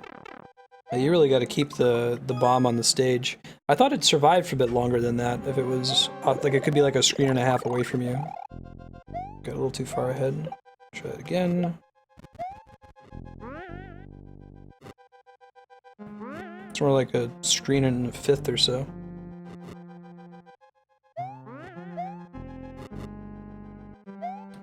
I'd say Sunshine and Mario 64 is different enough, like, I don't even really think of the spin jump in those games as being the same as what it is in the 2D titles. Okay, let's try this again. May have waited too long there, we'll see. We can fairly quickly get ahead of him. Deal with my least favorite enemy in all of Mario, though, the Hammer Brother. Yeah, I don't think there's anything you can do about that, Frickle, though. That's not your bad.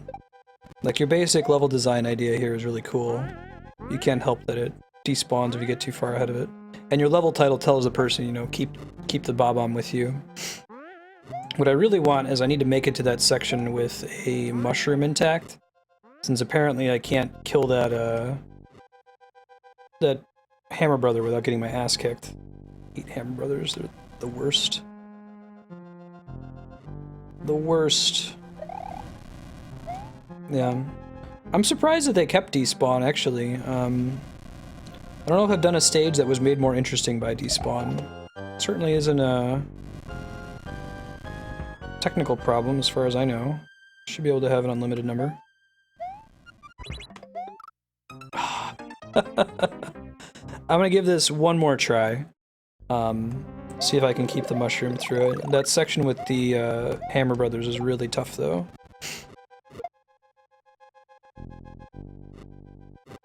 But that's just because I'm bad at Hammer Brothers. Sort of one of only a few, like, random, essentially random behaving actors in Mario games. Along with Bowser in Mario 1. Didn't despawn, awesome. Still have the mushroom. Cheese through there and just kill him real quick. What I end up doing. Wait on the Bob-omb to catch up. Come on, jump up.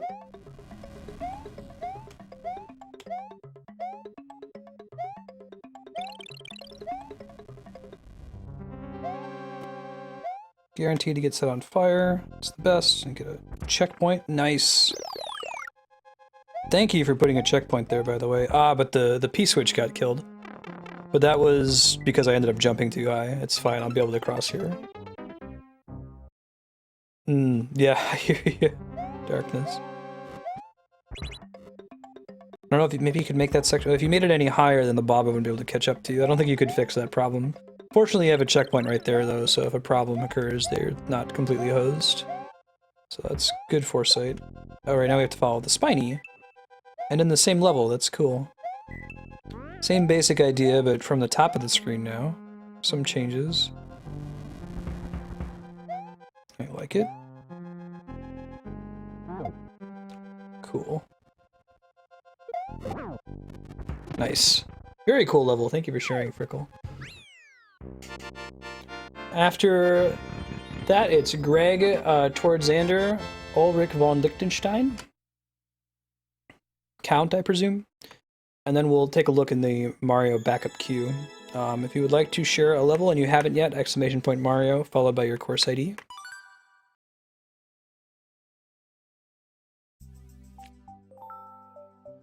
Oh, that P-switch respawns eventually? I could just have to wait until it pops out from where the thwomp is. Delta Charlie Alpha 8, quadruple 0, 0, 1, Bravo Echo, Echo Echo 11.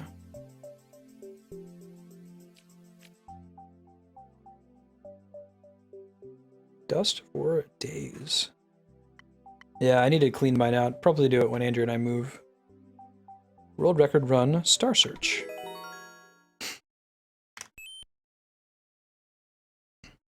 Hey, thanks for the follow, Frickelmeister. Good to have you. Appreciate that. Welcome. Oh, okay. Spin jump. It's a good way to make sure the player's running at the beginning, right? I like that the title World Record Run tells me that I should be, don't think just go, running as fast as possible. There's a couple ways you can convey that. Got you, mathematical. Thank you for sharing your level. Huh, how did I do that the first time? I want to do a higher jump when I get to the end of it. Maybe I need to slow down a little bit. Thanks for the follow, Ulrich. Welcome. How's your Wednesday treating you? Hey, Majora. Good seeing you again. Thanks for the follow towards Xander. Welcome to you as well. And to everybody. Hope y'all are having a good day. Oh, I could make it. Just being silly. Just gotta keep going. Don't think, just go! Don't hold the button. You gotta do bounce, bounce, hold bounce, I think. Jump, bounce, bounce, hold bounce. Bounce, grab, throw. Bounce. Bounce.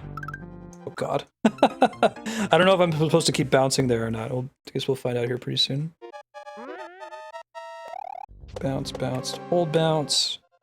Bounce, grab. There we go. Bounce.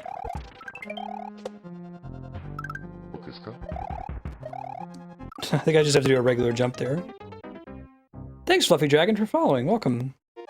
I'm excited for the Wii U remake. I will probably be doing a midnight launch playthrough of it. Oh, bummer. You don't want to hit that too early, I guess. Is it next week, Thursday night? I don't know if I will stream it right away. I do want to do a full playthrough of it eventually, but I'm guessing it's going to be pretty saturated on Twitch. So I might need to give it some time to chill out first.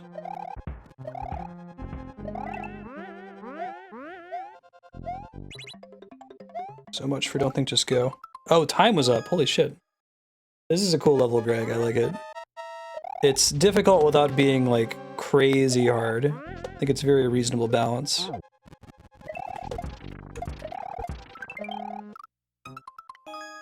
We'll give it a couple more attempts. We'll move on to towards Xander's level.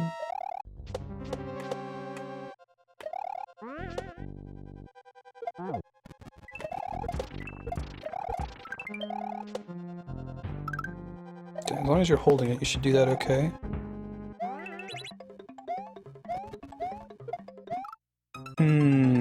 I need to be able to equip that without kicking it, I think. And I only had 2 seconds left. Did you, I just now realized that this level only has a 20-second time limit. Did you calibrate this so that you have exactly enough time to clear it? If you do it, if you like are jumping on things correctly.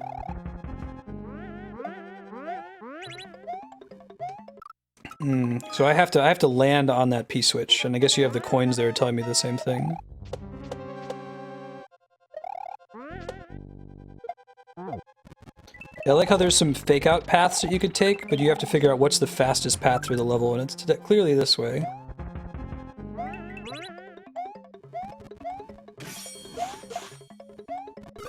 Ah! Oh, that's a bummer. I slowed down ever so slightly right before the ending. Yeah, right, Yukipo? The only video game sound that gives me a comparable amount of anxiety is the about to drown sound effect from Sonic the Hedgehog. Make that my alarm clock and I'll wake up every morning. Stressed.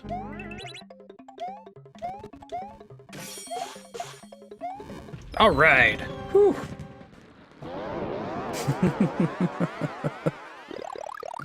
Later, Puffaloff. See ya. Okay, we're gonna do Toward Xander's level next, followed by Ulrich von Lichtenstein, Matthew Manacle, and Puffaloff. If you're new to the stream, hey, I'm Marstead. Here on Twitch, I'm trying to beat every awesome game ever made, live with all of you. Monday through Friday, we're playing awesome games like Zelda, Final Fantasy, Dark Souls, Dead Space, Bastion, Pillars of Eternity. It's awesome. We're going to beat it on stream. You can go to games.marstead.com to see a list of the titles we've already played and are currently working through. There's a YouTube playlist for all of them. You can vote on the next game we're going to play on stream. For the details, go to vote.marstead.com. And if you're just here for Mario Maker, that's totally rad. It will return every Wednesday, free play day. Come in and share your levels. Talk about what makes great games and great level design. All right. NASCAR timing. Arrows don't lie.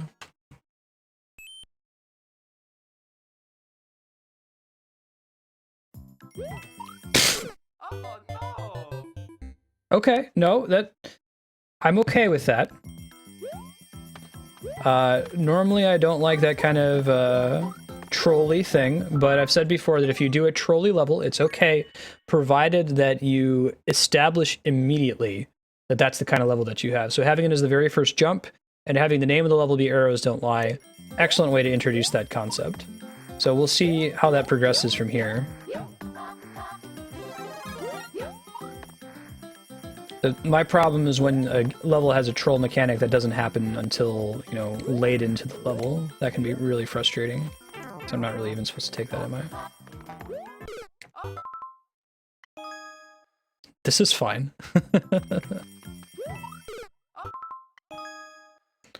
Are there more of those, or can I, like, jump over it this way?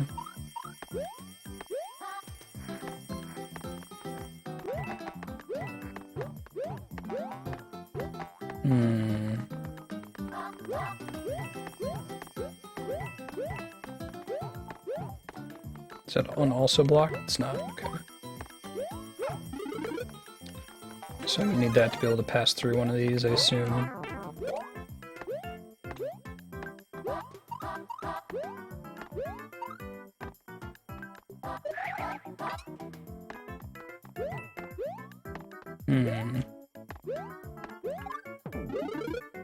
Aw, that's too bad.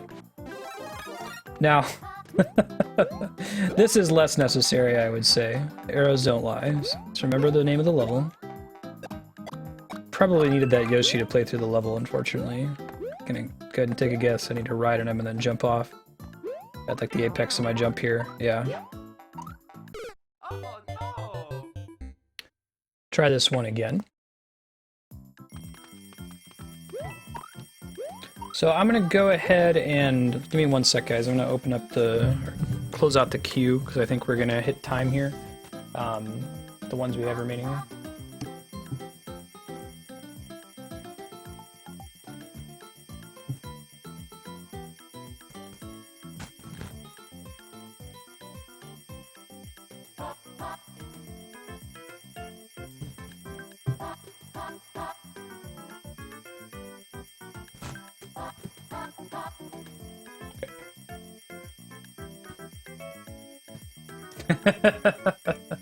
Yeah, you know that feel? That's one of the advantages of watching people play through your levels on Twitch. People are going to do stuff that you would never dream possible, right? Just getting anyone to play through something that you've created, just generally true in anything, really. That's why we need to have user acceptance testing. So a way you can get around that, I don't know, actually. How would you keep pounding on that block getting you in trouble? I'm not sure if it's solvable.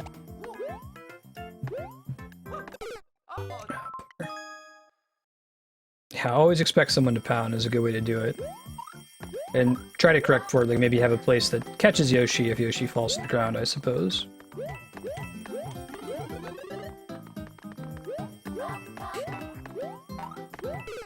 Ah, bummer. Yeah, putting ground under it just to catch him is probably a good solution. That'll catch most of the issues.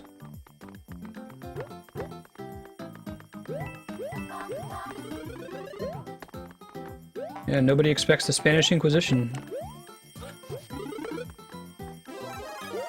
Oh, bummer.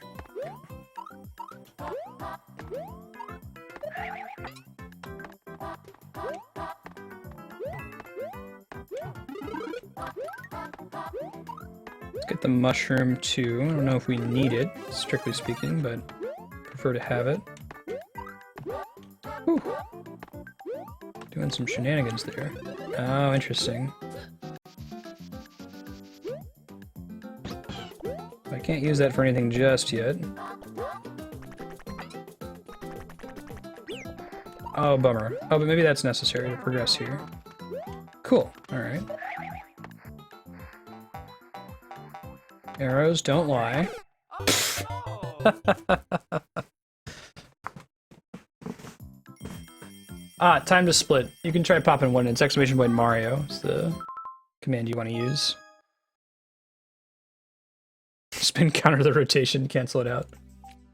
Ulrich von Lichtens are up next, followed by Matthew Madical and Puffleluff, and we'll start moving through the backup queue while we wait on Apex and Flarewing to join for some Final Fantasy XIV. Real quick.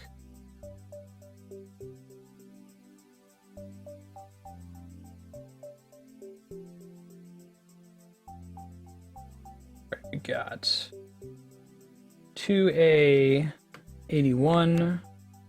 Yeah, troll levels, as long as you establish what they are at the beginning so that a player who doesn't want to experience one in like 100 Mario Maker mode can skip it, I think that they're fine. You just don't want to have a level that's otherwise pretty straightforward and then like at the 11th hour have an invisible block that kills them when they jump. Yesterday, you said it tomorrow.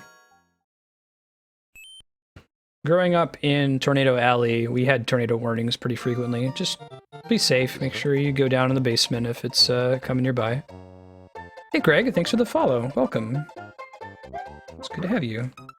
That's gonna be a tough jump to cover. Practice a little bit.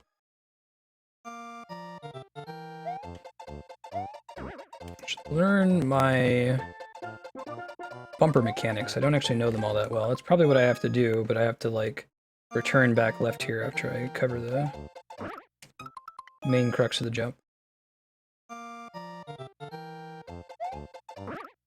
Although it might involve doing like a diagonal bounce to get up to the POW block, but I'm not sure if you can do that with bumpers. Almost. Gotta turn around just then.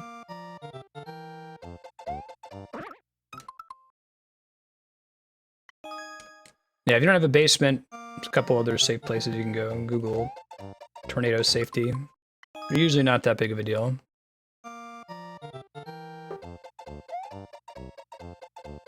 Okay. I can... Oh, I think I know. I think I have to just trust. This is a faith jump, isn't it? Because I know that the thwomp is going to fall onto that P-switch. Treat that coin like it's a platform. That's pretty cool. I like that, actually. This level is difficult.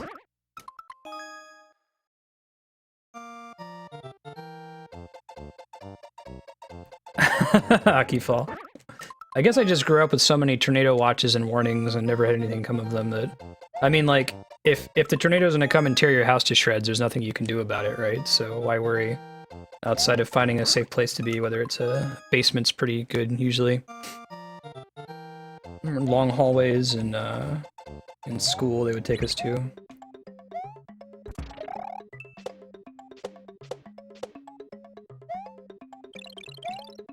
How do I grab the POW block without dying? Interesting. Pretty sure I have to go that way. I like this idea. It'd be cool to rip this off for another level. Okay, and that's how I do it. Cool. Where you have to jump at a coin as though it's a block and trust the thwomp to land on it. I don't think I've seen a level that's done it before this one. That's cool. Alright, arrow is a tip. Whew, that's pretty tough. This is a really tricky level, Ulrich. I'm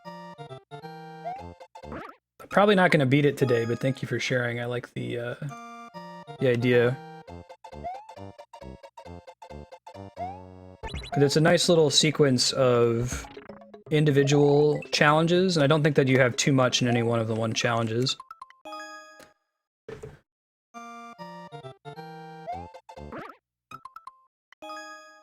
Avoid windows, go to the lowest floor. Yeah. Under a stairwell is pretty good. Thanks, Six Gun.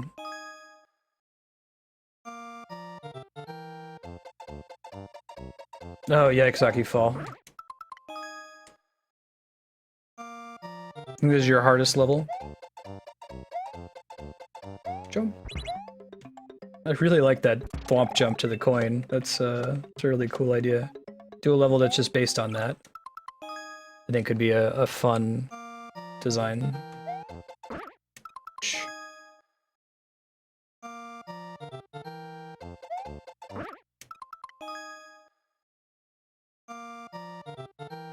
Probably Google that. Google Virginia tornado weather radar. Alright, check in. Jump. There we go. Jump.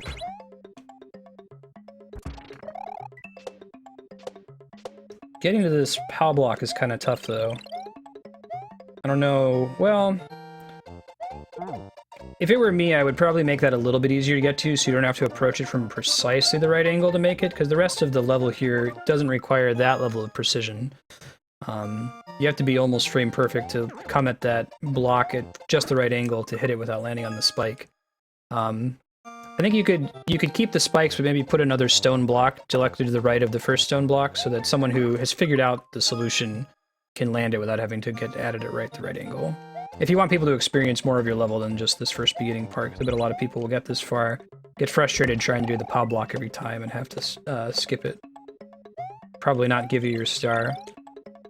At least so long as stars are based on whether you're only prompted to give a star to a level if you actually beat it. That's a bummer. Do you have some other levels too? One more go. Like one more getting to the Muncher section, and then we'll move on to Mathematicals level.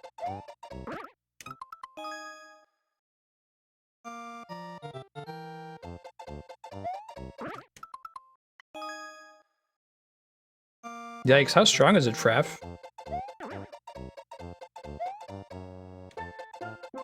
Because I'm fortunate to have never, like, been directly in the path of the real destruction from a tornado.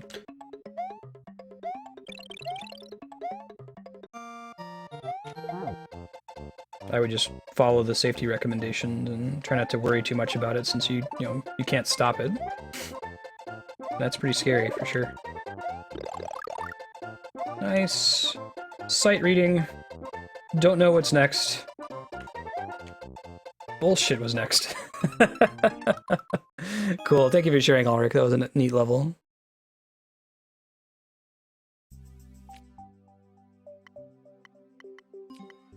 Alright, let's move on to Mathematical, Puffleluff, and Time to Split.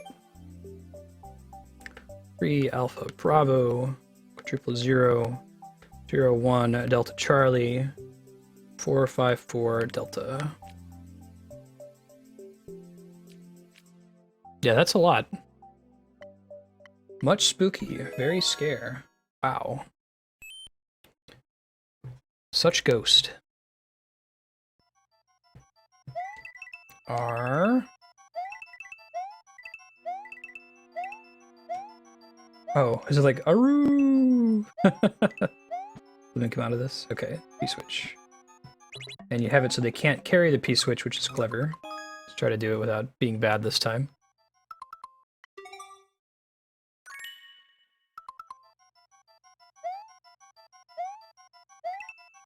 Oh, we need to pick up all of those coins on the way. Otherwise we're gonna be in big trouble. So it simultaneously looks like it's a wolf howling and it's also an actual danger. Clever.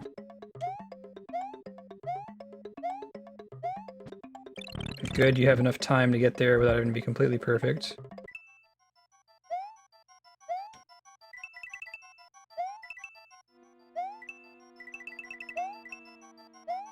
So spooky. Another P-switch, yeah? Shit. Might not be able to make it. Let's let it respawn.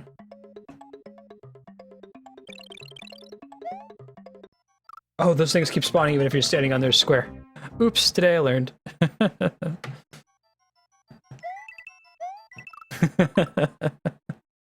Werewolf bar mitzvah, spooky, scary. Boys becoming men, men becoming wolves. Good. This is probably worthy of the spooky sound effect, right? Do, do, do, do. It's too spooky for me. Oh shit. Oh, I can't believe I survived that. One of those, like, I input the buttons and foresaw my own death. I have the vision of the Monado. Yeah, pretty much the same weather. Haven't experienced any earthquakes here yet. But then again, I've only spent less than 10% of my life and 5% of my life in California so far.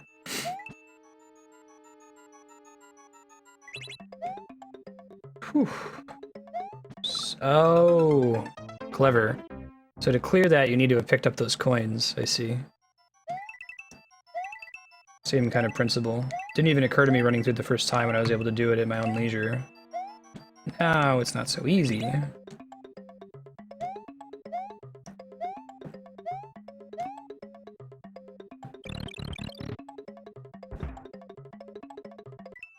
Alright.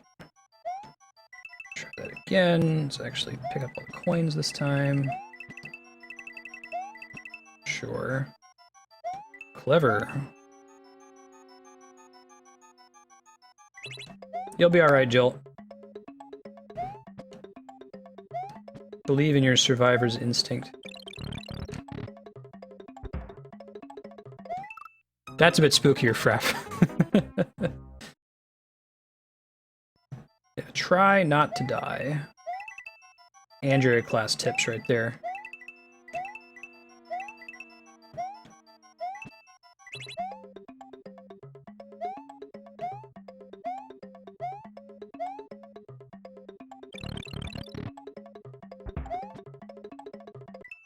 Right, the TV station. Isn't that the scary, like, start to a zombie movie where the TV station goes out? You're like, huh, that's interesting. Back along my day. Jump? I like that this level has a singular purpose and kind of explores it. Oh no! Just barely missed that. Through the whole level. Oh, this is probably like one of those, gotta run through it, huh? Now, let's get all these coins out of the way, and eventually have to come this way. We'll see how the timing works here. It's gonna be tough. Ah, pinky toe. Sorry I couldn't clear your level for time, mathematical, but I liked the basic design. Thanks for sharing. Move on to Puffleluff, and then time to split. I guess I don't know how much longer your level is, but if I were to add anything, it might be checkpoints. But maybe you have checkpoints that happen later on when you get further into the design. 5 Delta Charlie 2.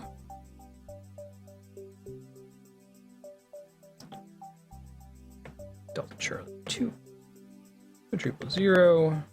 01 Bravo Bravo 1261.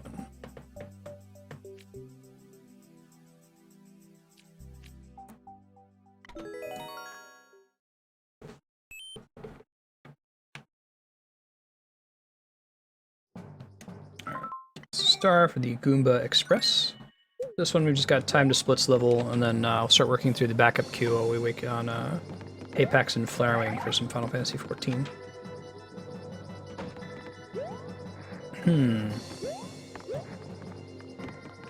Something's amiss. I need to find a P-switch somewhere, or find a way out top this way. Interesting.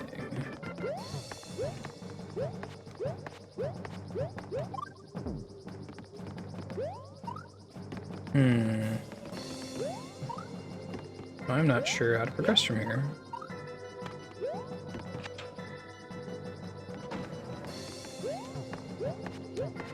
I can't break those blocks without being Big Mario, right? To my knowledge? Yeah, I didn't think so. There's no P-switch nearby. Maybe if I have to, like, is it relying on the physics of the map going up and down? Do I have to, like, jump out of here right as it's nadir?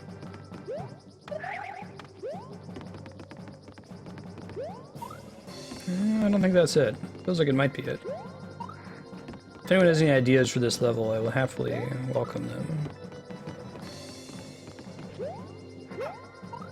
I know, while jumping off the side there.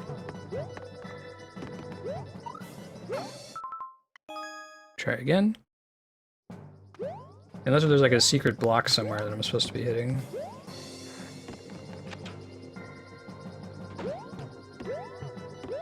Ah.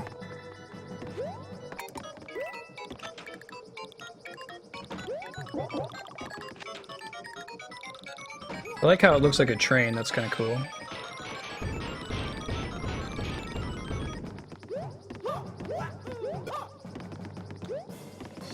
Because there's not a lot of reason for the player to expect. Well, maybe if you put like a coin in the room that has the P-switch that you need, where the hidden block is, I think that could solve your problem. Like if you put a coin directly below where the thing is, I think that would solve it for most people. Ah, I see. I want to hit as many of them as possible. That works. Good enough.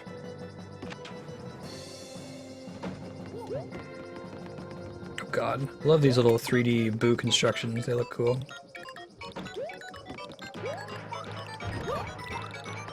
Good enough.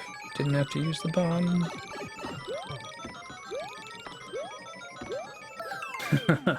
Cool. Thanks for sharing. Time to splits up next, and then we're gonna see about hitting up the backup queue a little bit while we hold out on Final Fantasy XIV here.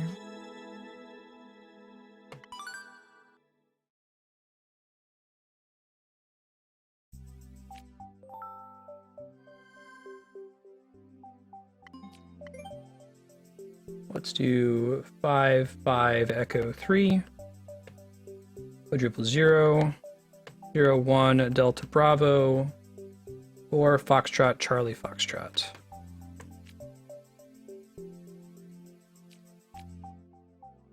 Mewtwo's Astral Realm.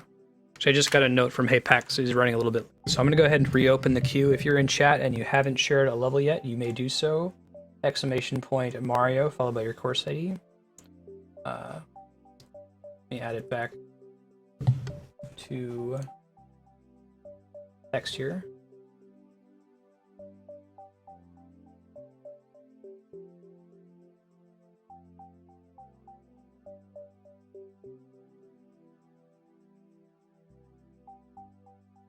We'll keep running a little bit over with Mario Maker. We'll keep at it. Mewtwo's Astral Realm.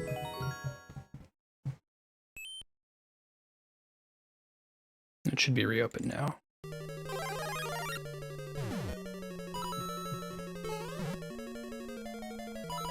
Oh, that's cool. It's a A small stage. And that's a reset button. Awesome.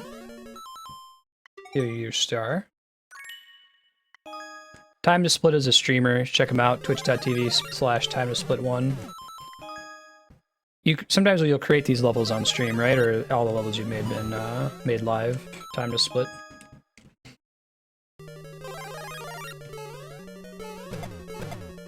Oh, I see. So the power blocks don't kill anything, but they are a obstacle, it looks like. That's tough. I'm gonna hit the one coming at it from the corner, it looks like. You want to hit it from the cannon, it looks like.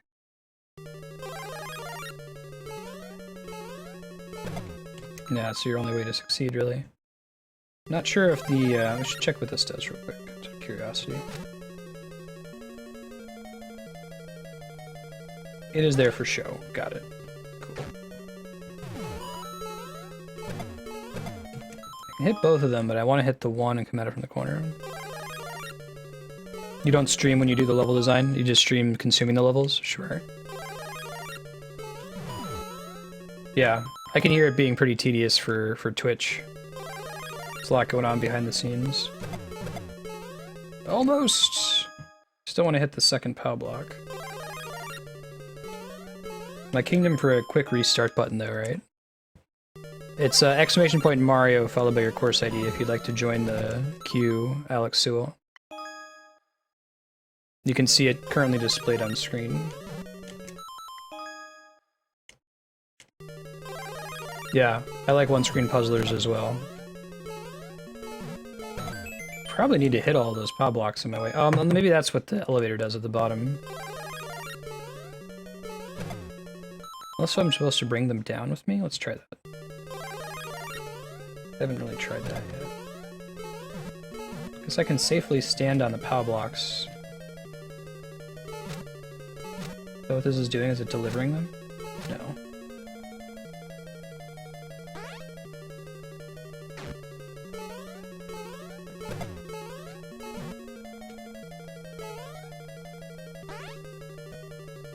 You'll want to put a course ID in there, Alex, so I know what to play. I think it's slightly faster to hit start over than it is to go to the reset door. Oops.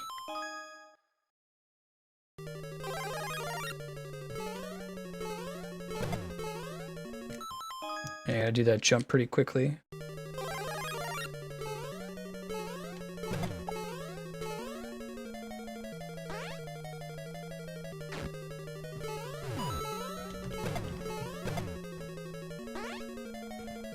Now what I don't know is if the munchers are respawning every time I do that. I can never really remember the rules for respawning through doors.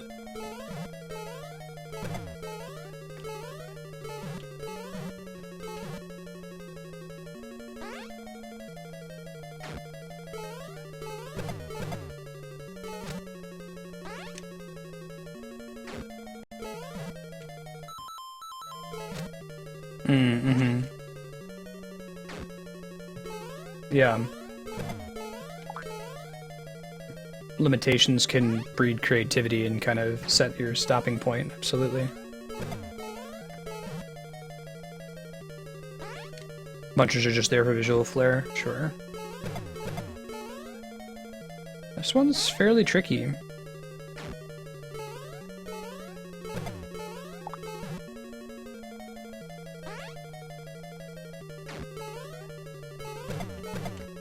That one, I think we want to hit both of them. But like in one jump, so like land in the middle of the two of them. Or do that, and that works too. Okay, we get a breather for a second. Not what we wanted. I'm gonna hit both of those from below, I think.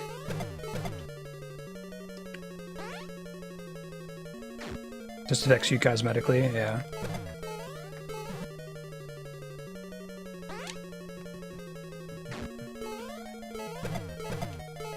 General idea, but executing is quite tricky. I like that you kept this as just the one screen and that the character doesn't die, right? Just a question of restarting it.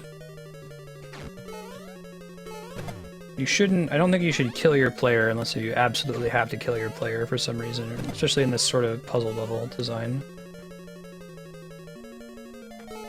Death doesn't really add anything to the level.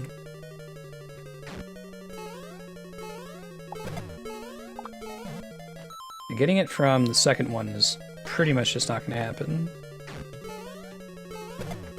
There we go. Oh, that was the best we've done. So we just skipped the middle one. I think it's a red herring, or potentially a red herring.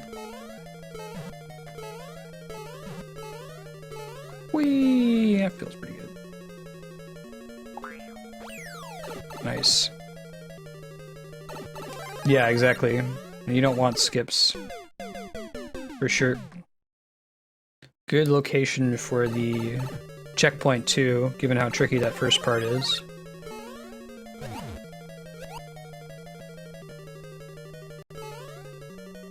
So you have to wait for them to float up. Interesting.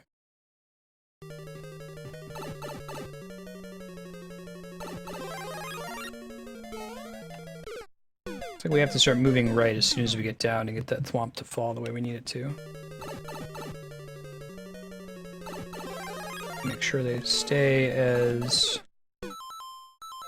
Mewtwo, avoiding myself hitting hitting start over there. Yeah, it's clever having the subworld in a stage that looks like you're done there right at the beginning. Ah, bummer. The mercy factor has been eliminated. I guess the mercy factor here is that there's a checkpoint right before this room, right? Huh. So I need to get through there really quickly and then jump over onto... I think I see what I have to do. Matter of making it happen now. I might even need to hit those P-switches. Ah, bummer. Maybe it's that the P-switch absolutely has to be hit, so I have to be trending to the right immediately. Yeah, okay. So, I'm able to just barely not do it if I make a mistake when I first come in.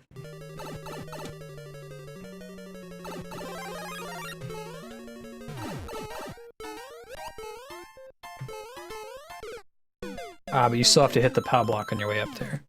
I'm gonna give this 2 more attempts, and then we'll move on to the next level.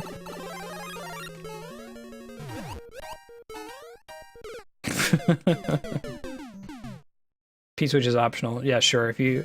I'm guessing you can hit the block from below, and that'll also trigger the POW block. Ah. 1 more attempt. I think I can get a little bit further than that section.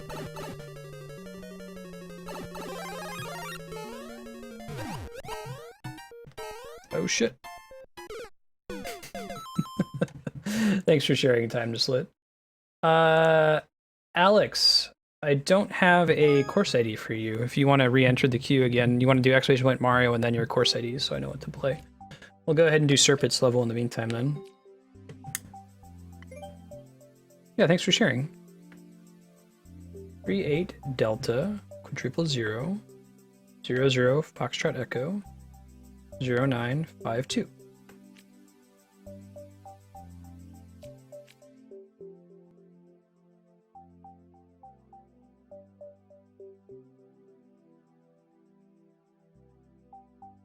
Court of the Cobalt King.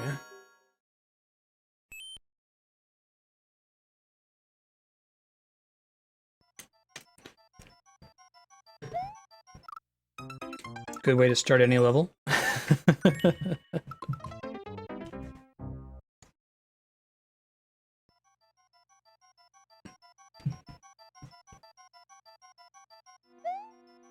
All right, cool.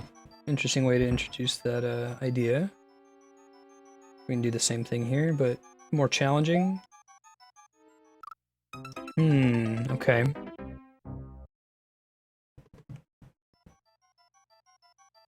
Yeah, I can hear that, Leon. Court of the Cobalt King. Go!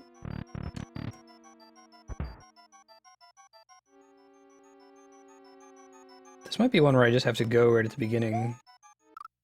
Yeah, I think I just have to go through the door and then faith it, maybe?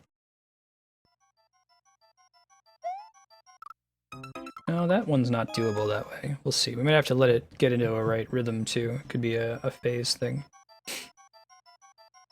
Jump. Not that way, though. I like the visual design of this level, too. The little pillars with the ice blocks at the top. Not enough designers put that much effort into aesthetics. Guess I would take function over form, but I'm just curious if they get into a better phase. It appears to be the case. Huh, okay. So you have to watch the puzzle pretty closely. I guess use the door if you absolutely have to.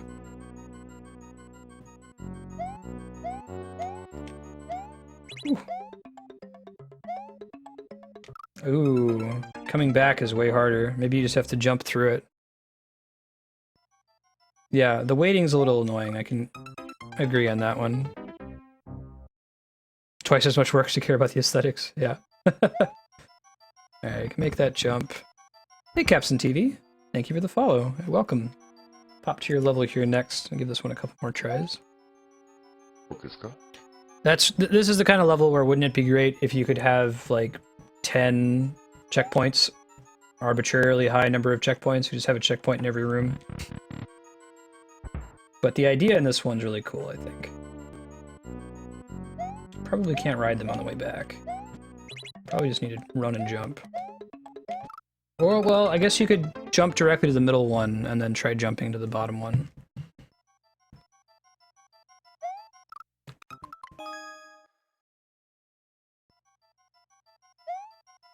I can make that right away. I don't think there's any... Don't think just go things we can go get through this one right away. Yeah, I agree. I've seen some levels that are carried just by their aesthetic alone without it really having an interesting mechanic to them. But it's a lot harder to do. Like I have the eye, I can recognize good aesthetics, but I'm no artist. Like I can't create it from scratch at all.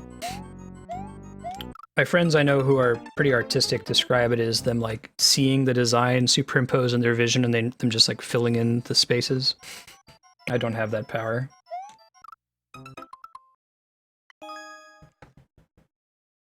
10 challenges all building on the basic mechanic. That's a really cool idea, Serp. I like the general idea. I think it would work better, like I said, if Nintendo would just give us an arbitrary number of checkpoints. Because I like the idea of, okay, you have to wait for this one, but once you've done it once, you're like, no, man, I just want to get to the next level now and try it again. We'll do the third room one more time, and if we don't pass it, we'll move on to Capson.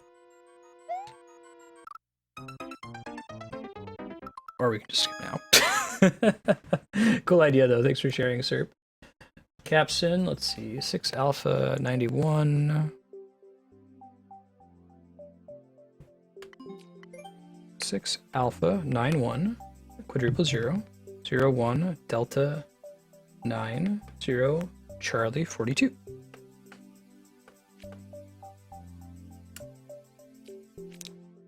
Jump through the top part and then run over the middle and lower one. I see. Hall of Puzzles. I like both of those words. And the word of. All three of those words. Hall.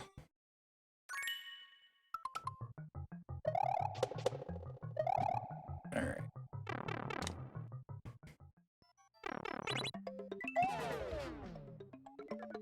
No cheese in this one, so you have to actually make it to that pipe where time runs out.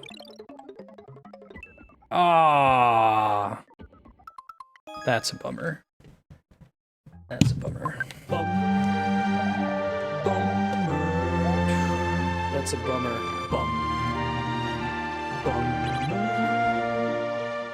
Starting running a little bit faster this time. Maybe we can clear it.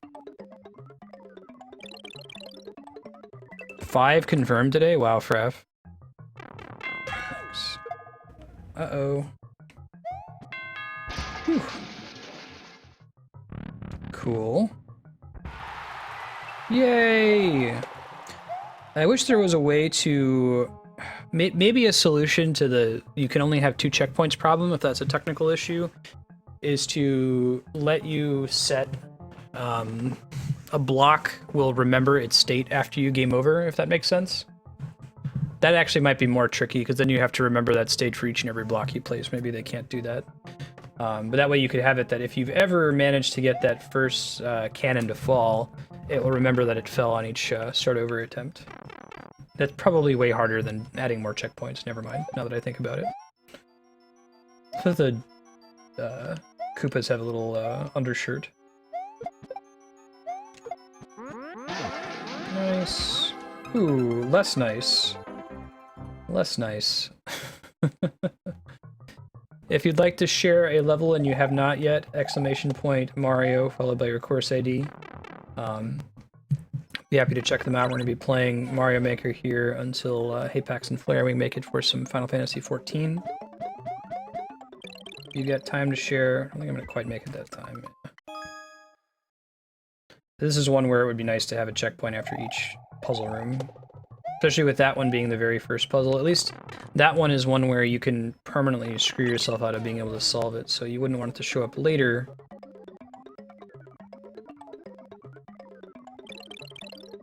I don't want to be completely naked.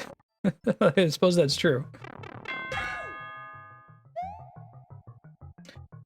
This one you might want to have the pipe that you exit from also distribute bombs in case you run out of bombs. You would want the player to get that far and then misjump on the bomb and not be able to progress. Generally, anything that the player needs to progress the level, you should provide an infinite supply if you're able to.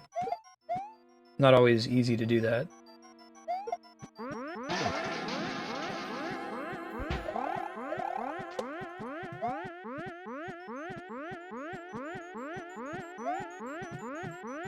You know, I'm not sure. Is it that it has to land right on my head? It must be, because now it's too late. It's just going to keep bouncing forever. Yeah, I think we have to be, like, right under it in order to land on our head.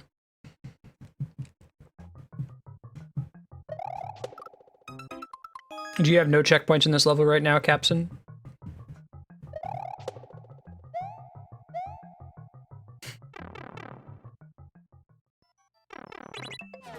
You could maybe put checkpoints in, like, the middle of that hallway. So after this room, have a checkpoint in the middle of the hallway right after the cannon. I'll say where to put it here in a second.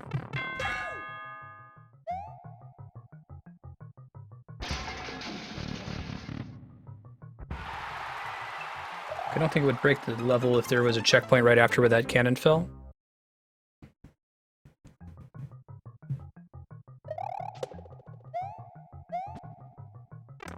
Don't think so. I can try, Fraff.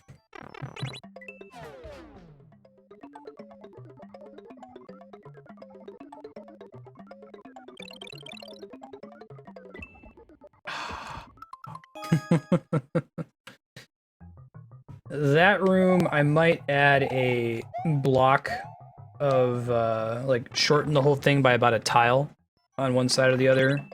Because you have to be pretty perfect, I would say, to make this in time. And since the way you have it set up, the player can't attempt it again if they make a mistake. It just kind of forces you to restart. It would still be difficult if it was maybe one block shorter on the lateral end. Without requiring restarts. Yeah, so I would put a checkpoint right here, right before this pipe. And then another checkpoint right after this cannon.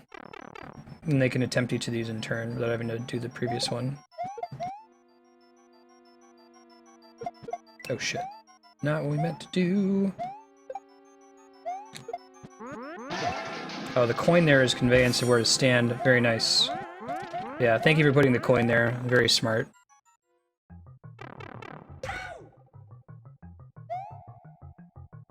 Oh, I see. Right. Can you set it so that it doesn't send you back to the beginning, Captain? So have the door down there.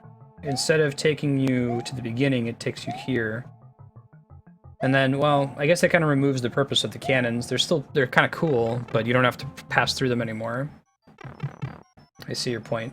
I guess I just have the door redirect. It would be more important to have the checkpoints, I think, than to have the stylistic cannons there. Oh, I got crushed. That's a bummer.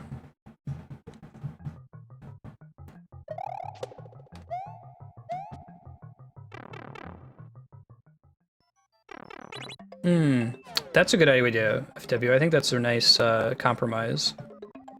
So when you get to the checkpoint, there's some other way that you can use a machine or something to blow up that block. Maybe there's something you can hit that causes a fireball to set the bomb on fire and blow it up for you. I think I like the idea here of having this sequence of puzzles.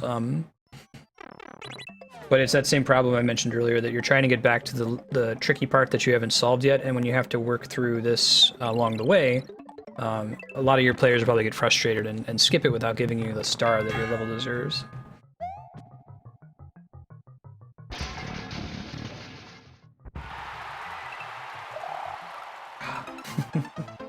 In the interest of time here, I'm going to move on to some of the other levels in the backup queue, but thank you for sharing. That's you've got some cool ideas in this level. I like how it's 4 distinct independent challenges. Let's do Primal Mega's backup level here. If anyone hasn't shared a level yet, exclamation point Mario, but followed by your course ID, you can throw one in the queue. If you've already shared a level, you can add some to the backup queue with exclamation point Mario 2, followed by your course ID. I can't guarantee I'm going to get to all of them. For Bravo Delta Charlie.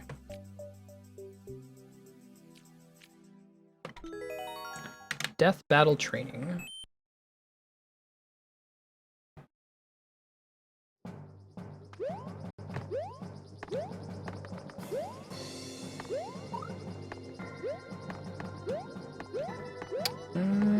Well, that's not so great.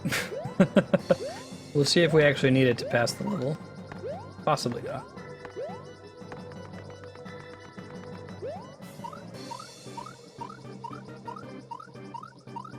Nope, but I didn't realize that there was a platform until it was too late. Yeah, going past the consecutive tumblers. Yeah, I thought so too, Six Gun. That's a cool idea in principle, I think. Would just benefit from some checkpoints. Just about everything benefits from checkpoints, unless if it's a one-screen puzzle level.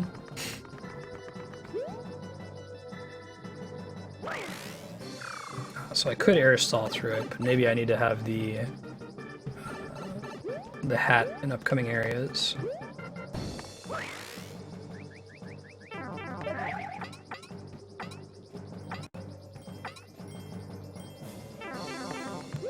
Really?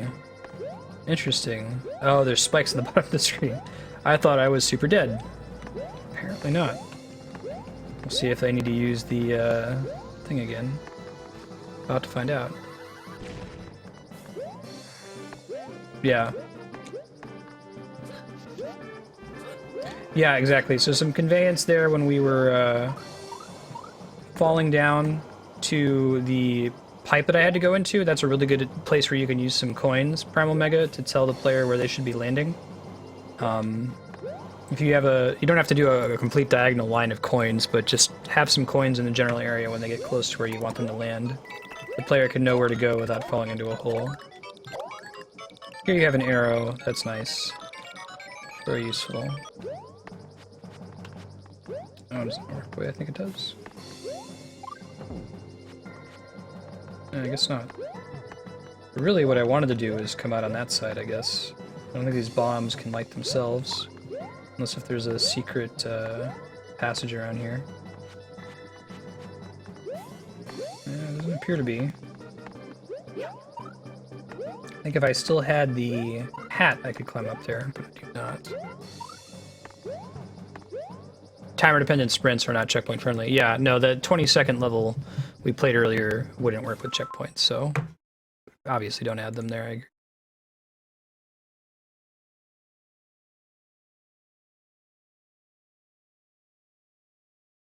Hey guys. Oops. Hey guys, I saw you guys were in chat. I think we're still waiting on Haypax to get home from work. How you doing? Doing well. How are you guys? Try this one over one more time. Doing all right. I think that we're going to be more than good to not have to do any Never Reap today. Maybe we'll get like Pharaoh Sirius and Arboretum in. If Tapex gets here in the next 30 minutes, probably won't have time. Like, how long is Alexander overall? How long is Alexander overall? There are basically 4 fights Mm-hmm. and 10 to 15 minutes. max per fight. Oh, okay. Tiny amount of trash leading up to him. Don't know if we'll kill everything on the first try though. Might be the rub therein. Sure. We'll see though. Cannot, sir. Cannot hear you.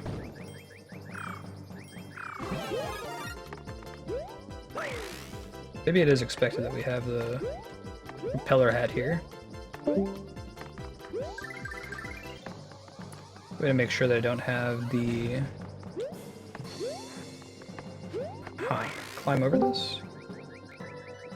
I don't think I can. You guys hear me now? Yes. Okay. Again.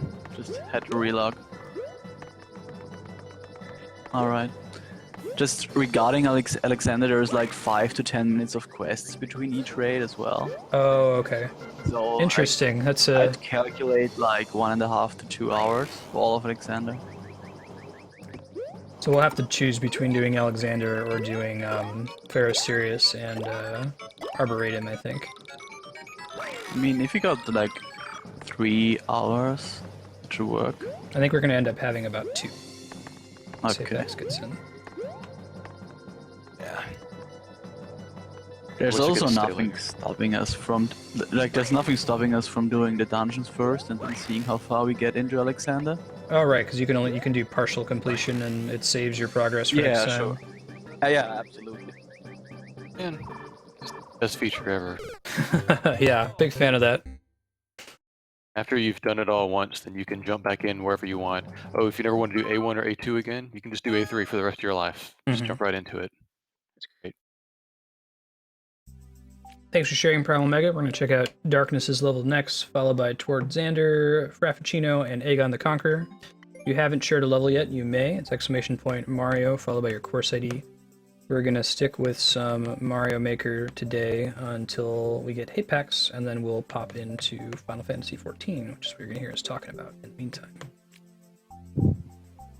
Yeah, that whole 55 Centurio seals for gear thing, man, I wish they would have announced that sooner. I would have farmed up, like, to cap. I didn't even know it was going to be there. How much do you have right now? I'm enough to have eye level 170. Haypax was sitting on 400 seals, though, so he's going to have, like, all of his gear at 170 at least. Nice. Oh, 180 even. Or 180, right, yeah. So, it'll take me a little while to catch up, but it'll happen. Oh, this is a cool stage, Darkness. I like having, Sonic, having this stage scroll. There's too many Sonic levels that don't use scrolling. I feel like you should. Ah! Shit. I mean, there's a decent chance you'll get some I-185 gear in the dungeons. Yeah. Shouldn't take too long. I think 175 is the only other number that matters right now, except for the brand new dungeons they just put out, right? That's 180? Actually, yeah, 180, and then... Yeah. 180 that drops 195, so it should be pretty sweet to run those a lot. Cool. Then there's, 190 for the new trial and 200 for Alexander 2. We got stuff to do. Yeah, but, Do stuff to do. like, I was really impressed with pretty much all the content they added this patch. Like, really great fights so far. Cool. Something to look forward to. So I've been spoiled on what the new trial is, but I don't want to spoil it on stream. But what I've heard is that the identity of the thing in the new trial, the name of it is what it was called in Japan, and we called it something different in the West, right? Yeah. Okay. Ooh, time ran out. Well, that makes sense. I think it was actually just the original name in Japanese, like, supplementary materials. Oh, sure. So...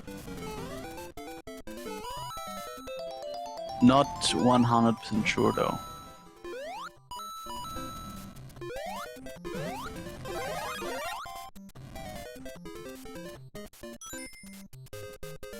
As an auto-scroller... Oh, I see, the coins are rings. That's cool. Oh, bummer! We'll count that as having been cleared. Thanks for sharing, Darkness. Cool level design. We'll check out Toward Xander's level next, followed by Frappuccino. Aegon the Conqueror, first of his name, ruler of the Andals and the First Men.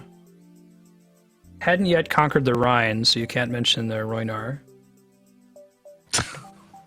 Yeah, that was many years later that we got our alliance with Dorn. Thank you very much. Delta 952 Echo Bravo. Buckin.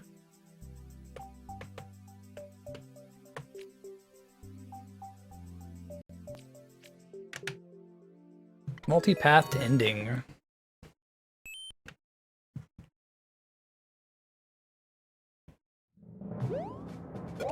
Jump, jump, jump. Oh, I should have been spin jumping. Shit. That's rude. People who put enemies in question mark blocks. It's a special place for you. I think that's in Dante's Inferno, right? It's like the 7th circle of hell is for people who put Koopas in question mark blocks. Sounds about right. Yeah, Dante and Virgil. You just have a level where you spawn on top of a spike and die and then respawn forever. That's your experience. That's really not that bad. Next towards center.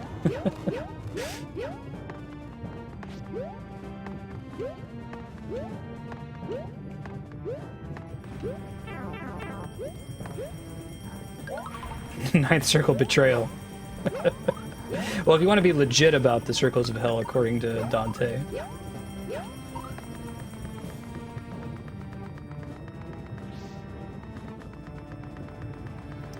Yeah, fraud. You can actually jump over spikes if you're at the top of the screen. Can you? Yeah. Oh. Oh, sure. Right, so I could do it the other way. Oh god. I wish that you could... Well, I'd like to see a lot of options involving Bowser in this game. One of them would be turn off the distant fireballs, because I think people just forget that he does that. In their level design, they're like, oh, I just want to have a boss fight that has Bowser in it. It'll be cool. And they'll make a really tight corridor and you'll be in an unwinnable situation.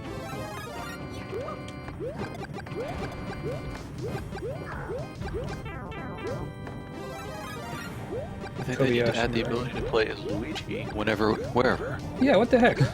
This costume shit. Yeah. I guess they wouldn't be able to let him control correctly, though, if you... Like, you wouldn't be able to have the higher jump.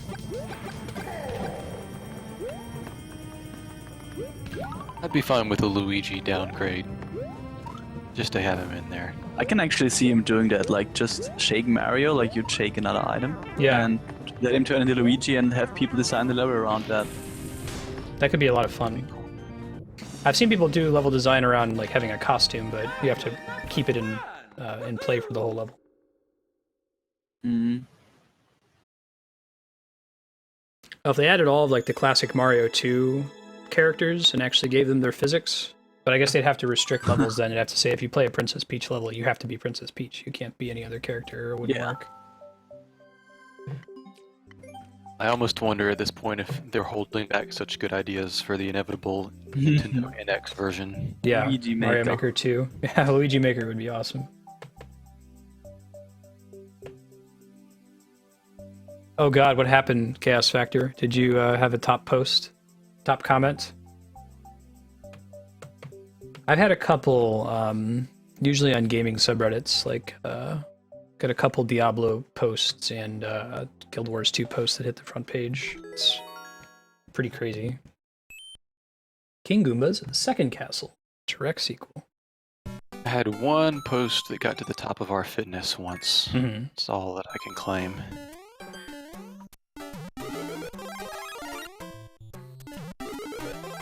To the Royal Jail. I found that, like with many things, it's not about being good so much as it is about being first and, like, acceptable. If you post on something early and it's not terrible, like, most people don't scroll beyond the first page or two of comments. Which is just, it's just an issue with the way it's almost like the same as the views sorting on Twitch. Like, how do you solve for that? I don't know. I don't know. Just glad that the one thing I posted that got any attention was something useful to the community.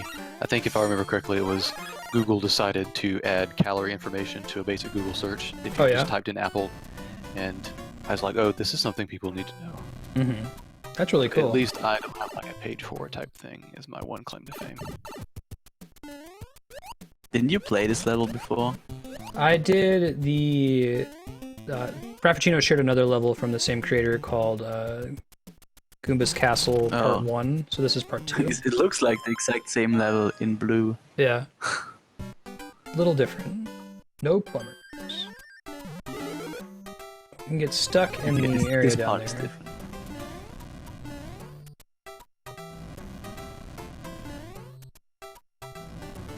Did you guys see Deadpool yet? I think you did, right, sir? Yeah. Did go see it the other day. I was waiting for my girlfriend at a bridal shower, and I was just going to sit in a Starbucks for 2 hours, but we drove by a movie theater first. Nice. I was like, oh, I think that's a better option. Yeah, it was kind of a spontaneous decision for us as well. Bowling alley didn't open until like 2.5 hours from when we came there, so we just decided to watch Deadpool. Awesome. Did you stay after the credits? I actually did not. Oh man, it's yeah. Oh, I can't tell you. It's perfect though. I swear to God, Andrew will back me up on this. I'm never right about anything, right? I've never predicted anything in my life. But 20 minutes before the credits started, I was like, Andrea, this is what's going to be in the credits scene. I know it. I feel it in my heart. It would be perfect. And she's like, yeah, okay, whatever. And then the credit scene starts, and in the moment that it starts, I just looked at her like, oh, I'm so right. And she's like, yeah, okay, fine, you're right. Like, Andrew, I know you're right all the time. I'm never right. It feels so good. If you can find it, Google it. It's the perfect thing to do for a post-credit scene for that movie. Everyone I know didn't stick around for it, so they didn't see it. Yeah, no, we're not going to spoil it. Just it's good. Awesome. Clearly, Ryan Reynolds knew what he was doing with that movie. I'm glad they gave him so much creative control. Got the thing made, I understand. That seems to be a common theme with your average handsome male actor. They have to do the rom-coms and big budget movies for 2 years, earn their clout, and then eventually they spend that clout on something useful. Mm-hmm. Sounds like this is Ryan Reynolds cashing in. But he's never done anything good. I've liked him in a few things.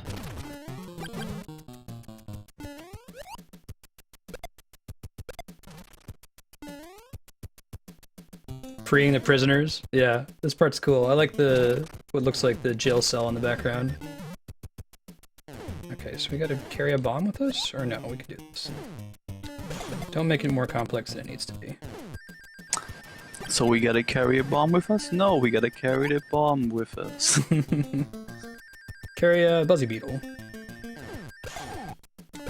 There we go.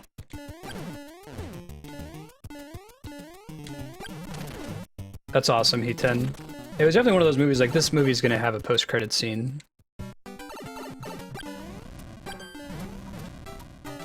Former throne room, former Goomba barracks above. Oh, right. We saw that. That's the same layout from the previous stage. That's cool. Thanks for sharing this one too, Fraff. This one has a couple issues with, like, getting permanently stuck if you don't hit things at just the right place, but other than that, I like the design. There's a giant evil Goomba. I'll let him live.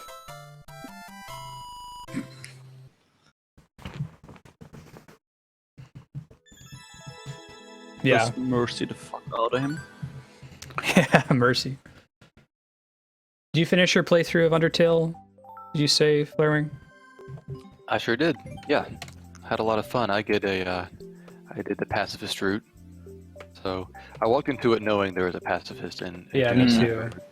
And I also walked into it with the knowledge that it was possible to completely taint your save file depending on what choice you made on your first run through on whatever options. And knowing those two pieces of knowledge, I was able to get through the game and get the pacifist through. I think there's a lot of people that argue that the natural route progression is letting people figure it out themselves, so they're probably gonna kill something, do a neutral run, and then do it again for pacifist. But I think that's kind of an inherent design flaw. Because if people don't like the game, then they're very unlikely to actually be satisfied with the neutral ending, and equally as unlikely to come back and do a pacifist run again, basically running through the entire game they didn't actually enjoy. Yeah. just to get to like the actual 30% that matters. I guess the fact that it's It's a bit such a hard. short game lets them get away with a little bit more, but Yeah. absolutely, I agree. I don't know how you I solve noticed for it other there than was- just tell people that this thing exists. I think it was on the Kickstarter page. If they didn't change it after the fact, it says on the Kickstarter page that they were Yeah. intending on having those type of runs. I'm not sure if the game designer intended you to know that, or how big it was going to get outside of the Kickstarter audience, or what. Mhm. Maybe that was the intention. There's a particular scene in the game that if you didn't know that you could be completely pacifist would, like, wreck you, I think. Yeah. That it didn't have as much of a hit to you if you knew that you could be pacifist, so I could still imagine what it would have been like for me. Andrea doesn't really know, and she's having her playthrough that we're recording off stream, so that'll be interesting to see. I still believe it wasn't the greatest decision to lock basically a third of the game beyond taking a pacifist route, especially if you market a game as being able to play it however you want. That's true. Again, I guess that's why it's so short. If it had been any longer, it would be much more frustrating. And that's 9 times out of 10. My bias is against an indie game because I generally feel like I'm not getting my money's worth. I really enjoyed the $10 price point, and I felt Yeah. kind of bad when I got it for $8 on sale. Honestly, so that's a very good game for $8. Yeah, I would agree. So I think that's its major strength in people like me's ballpark. Shit. Well, maybe there's just a checkpoint in this room. Aegon, thank you. You mentioned that you re-uploaded this with checkpoints. Yeah, there's probably one right after those munchers. If I can save the Yoshi there, we'll try it again.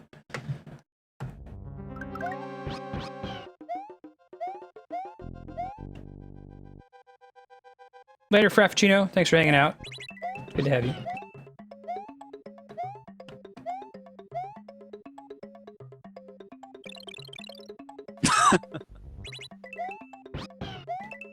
Go!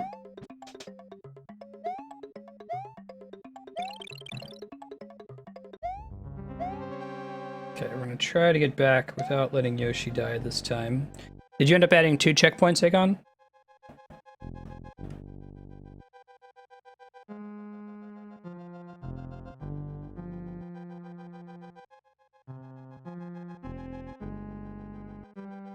Are you coming, Yoshi? Or did I outscroll him?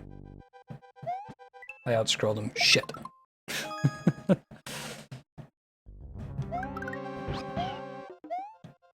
Yeah, I think that they could do an entire Mario Maker patch that was just like settings for individual things, like does this monster disappear when they're off screen? Yes, no. Does this monster do this? How many hit points does this boss have? Oh, just the 1 checkpoint? I guess you couldn't, it would be difficult to do 2, right? Unless, depending on how you have the substages set up. You might want to do one before the area where you're running down the hallway with the 2 P-switches, because it's pretty tough. But that kind of puts 2 checkpoints back to back, so I can see not doing it that way. The game is pretty ingenious in its design, like in its simplicity, but it would benefit from. They're pretty good at concealing the complexity from the average player, which I think is what they want to do. Like, you have that problem with Hearthstone 2, where they've been fighting for so long about adding additional deck slots because it would be confusing to the average player. But I think if you It hide still that sounds stuff... like such a cop-out explanation to me. Yeah. Oh my god, there's so many deck slots. What do I do with this? Diablo's solution was sometimes hated, sometimes lauded, and that's elective mode. Did you ever play Diablo, Flarewing? I don't think so, right? I played a fair amount of Diablo 2 back in the day, and I played Diablo 3 about an hour at a friend's house. So there's That's my this experience with it. idea that you have different skills that are bound to different buttons. So like you can put, you know, your primary skill on your left click and a secondary skill on your right click, and then 1, 2, 3, and 4. And each category of skills is associated with those buttons. So like there's only 4 skills that you can bind to number 1, only 4 skills you can bind to number 2, and so on. But really, you can bind whatever skill you want to whatever you want. You just have to go into this menu and find this kind of obscure option called elective mode, because they didn't want players to pick like 6 skills that didn't do any damage to the enemy. People that didn't want to look at their menus and hunt around and try to figure it out. So people hate that idea because they played Diablo for months without knowing that they could equip skills wherever they wanted and make a shitty build that's just defensive. It was just a week for me, but I was pretty mad as well. Finally figuring it out. I guess their idea is that the people who care will find out and the casual players won't care, but you know, I didn't know about it for a long time, and I was like, wow, that really opens up the build variety for this game.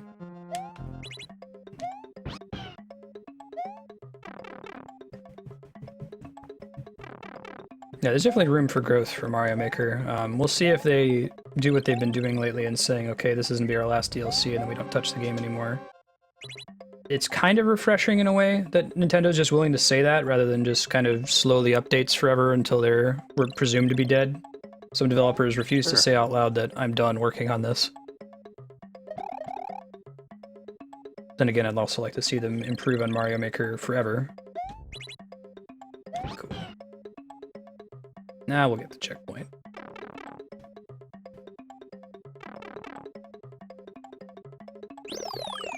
Alright. And you restocked on the Yoshi. Excellently done. Good choice, Gon.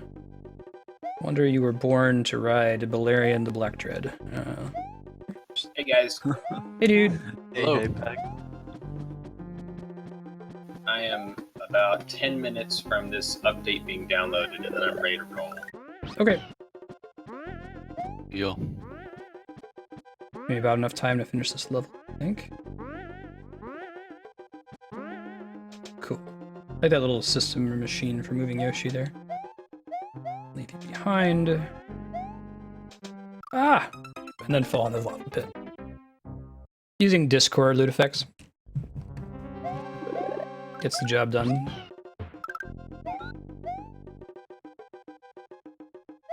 Actually, it way more than gets the job done. I love Discord so far. It has some bugs here and there, but the fact that it's completely free still makes me curious, like, what's their revenue model? How can this possibly be a thing?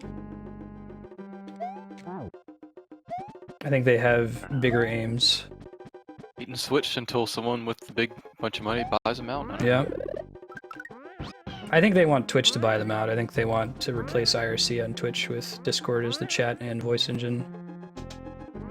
Speaking of, I guess ReChat on Twitch implemented yesterday, which I thought was pretty neat.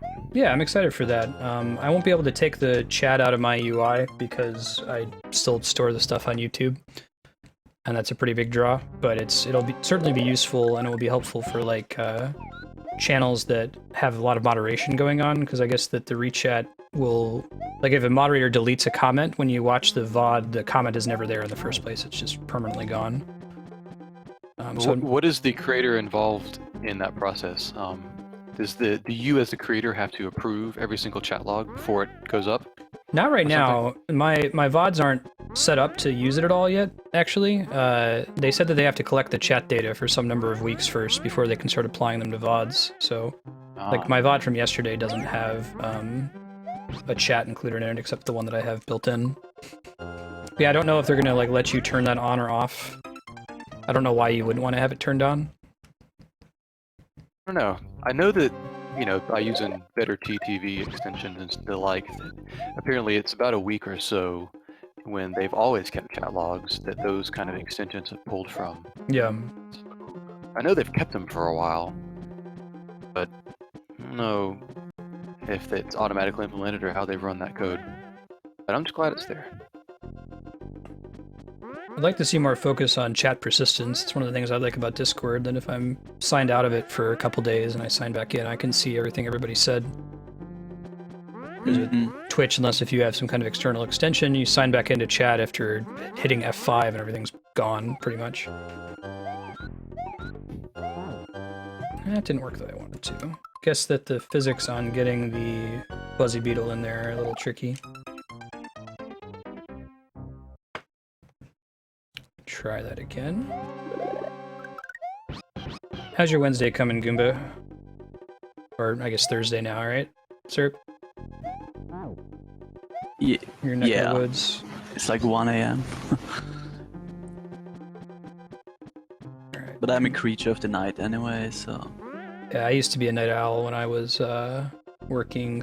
Well, I worked third shifts a long time ago, so I went to work at 8 p.m. and got home at 6 a.m.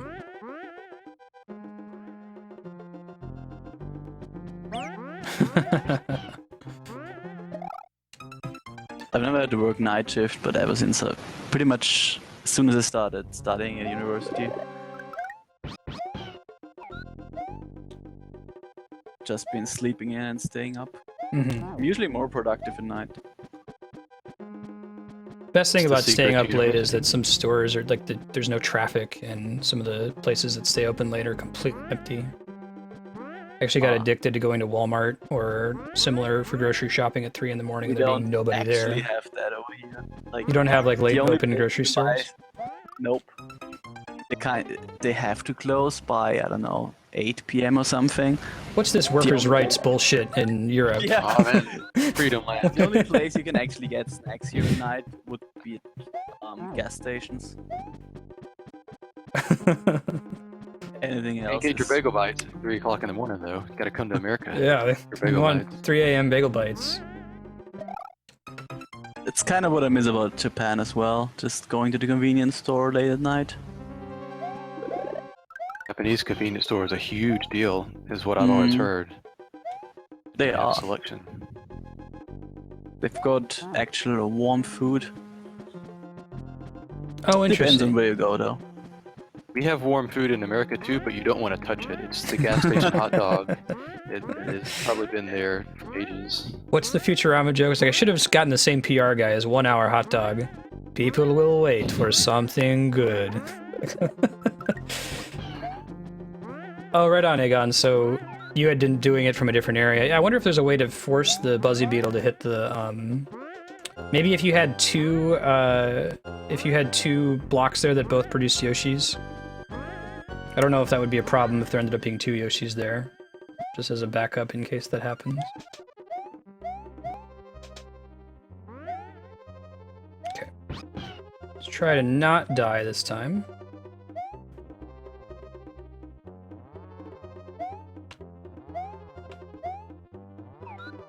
Yeah, 7-Eleven taquitos not meant for man or beast.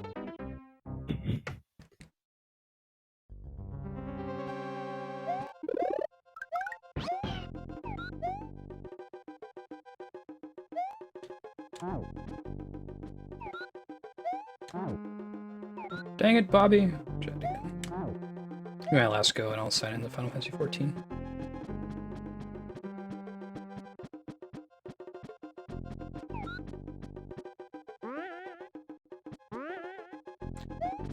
I guess, well, maybe if you put the... Where could you put the Buzzy Beetle? Or where could you put the Yoshi to ensure that the Buzzy Beetle doesn't hit it no matter what trajectory it's coming in at? I don't know. There must be a solution, though. Cool. Well, again, we're going to switch over to 14. I don't think I'll be able to finish your level today, but good looking out adding the checkpoint there. I think that was a good idea. And then if you can fix the physics on that thing, you're welcome to share it again next week, and I'll actually try to beat it for you. Thanks for sharing, everybody. I'm going to throw up the BRB for a few minutes while I switch over to FF14. We'll be back shortly. If you're just here for Mario Maker, we'll be back next week, Wednesday at the same time, starting around 1 o'clock Pacific, and then running for a couple hours, 2 or 3 hours or so.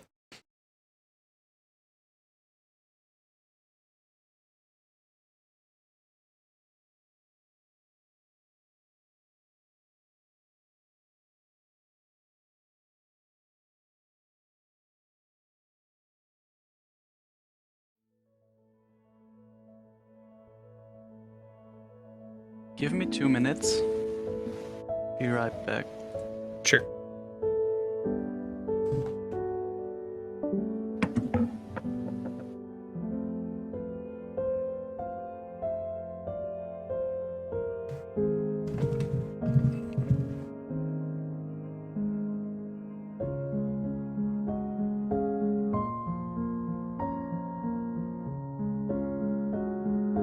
Oh, weird, Leon. Is it on the same, I think why that would happen. Is it on the same USB like bus as a whole bunch of other devices?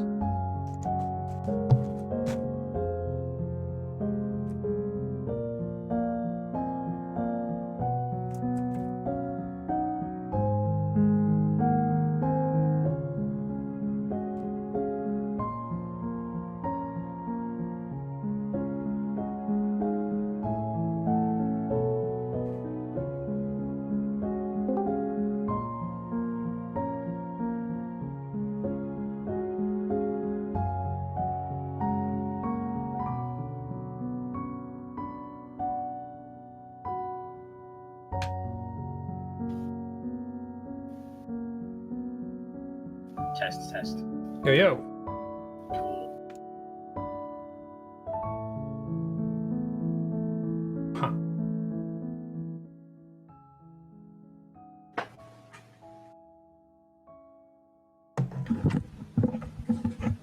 All right.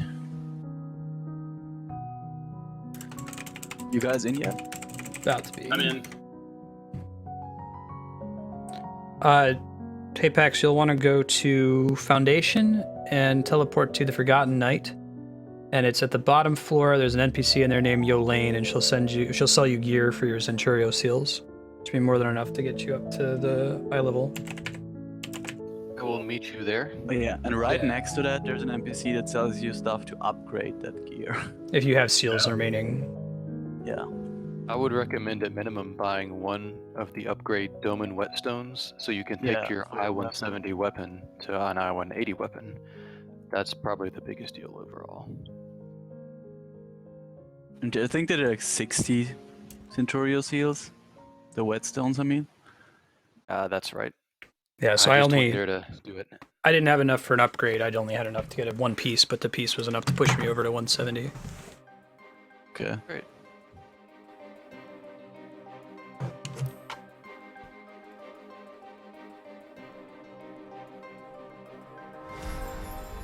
P3 over 4? Persona 3 over 4 probably. Oh. Oh yeah, Marsted, have you tried flying with your turtle mount yet? Yes, I have. It's the shit. I'm about to do it on screen here in a second. It was completely worth Basically on getting the patch goddamn day, turtle. just everywhere you were looking, there was just like 5 people at the same time spinning around in the air. Just enjoying life. Yeah, we're gonna go do that because it's outstanding. And like, I'm 50k Mandible points away. It's not too bad. So do you guys want to try Alexander, or do you want to do the 2 dungeons? Well, for Fine. anything. Dungeons are probably easier. Alexander isn't hard, but My dungeons are kind personal of preference favorable. is to do the dungeons, I guess, if I had to choose, Okay. just because of my setup, but I'm more than willing to try anything. So don't let me hold you guys back. If you are ready to raid, I guess we'll end up with 4 randos if we do Alexander, Yeah, right? for Alexander, there's more outside factors to consider, like waiting Yeah. times. Let's go with the Lack of dungeons for now, communication. but we'll maybe when we have a longer Mhm. block ahead of us, rather than just 2 hours, we can try to go with Alexander. So We where can do always unlock? start it. So. Hard mode, Pharaoh Sirius. Where do we turn that in?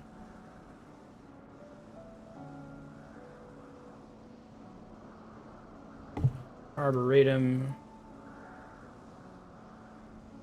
No, not like San Francisco Arboretum, Google. I don't go look at trees. Unlock quest, an overgrown ambition. Speak with a person at the... No, wait. Travanian hinterlands. I'm having trouble finding the unlock quest for Pharaoh Sirius hard mode. Someone point me to the NPC. I think it's an airport where you got the original Pharaoh quest.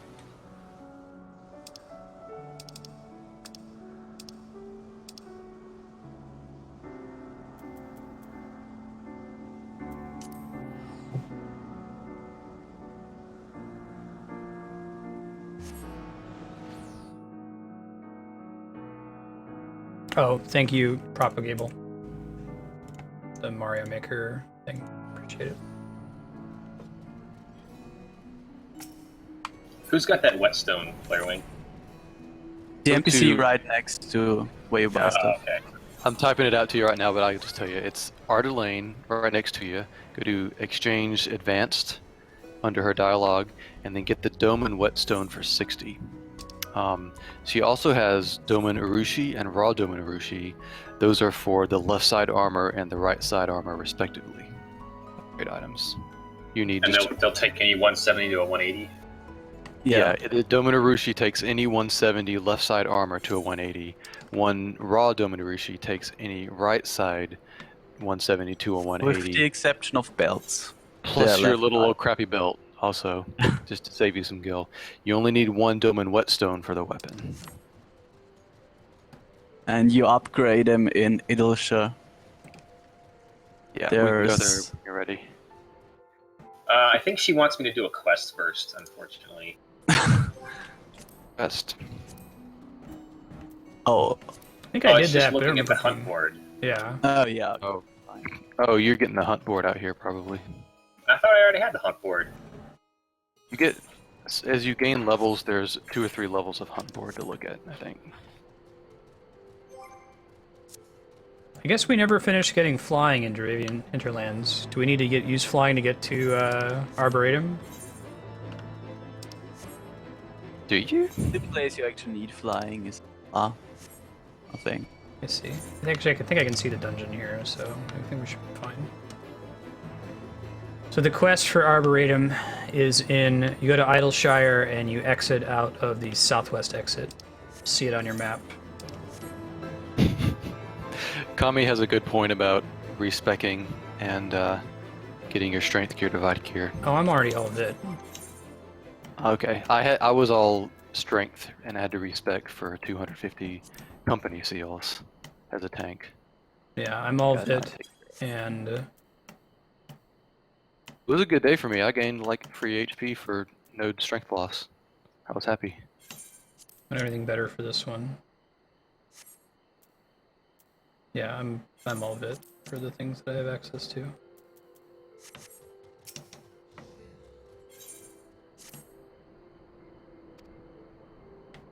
Yeah, Kami, you were giving me shit last week for equipping the Vit gear instead of this STR gear because oh, it'll be good for the rest of the session. I'm like, dude, it's like a level 60 dungeon. It's not going to make a difference. I'd rather not forget about it at the beginning of the session next week. And now it pays off. I was right about the post-credit scene in Deadpool. I was right about wearing Vit gear at the end of last session. Booyah! It's a new me. All right. How do I use the whetstone? Did you guys tell me that? I might have missed it. You go You to have to go Idilsha. now.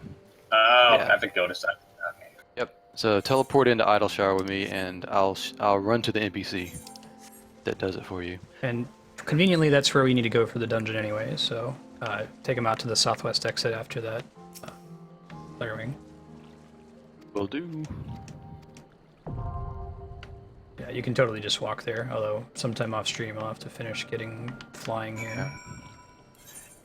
Apex, I like to think that the running back and forth between these NPCs for this upgrade is something they arbitrarily put in just to make it seem like it was more gameplay here to upgrade your weapon.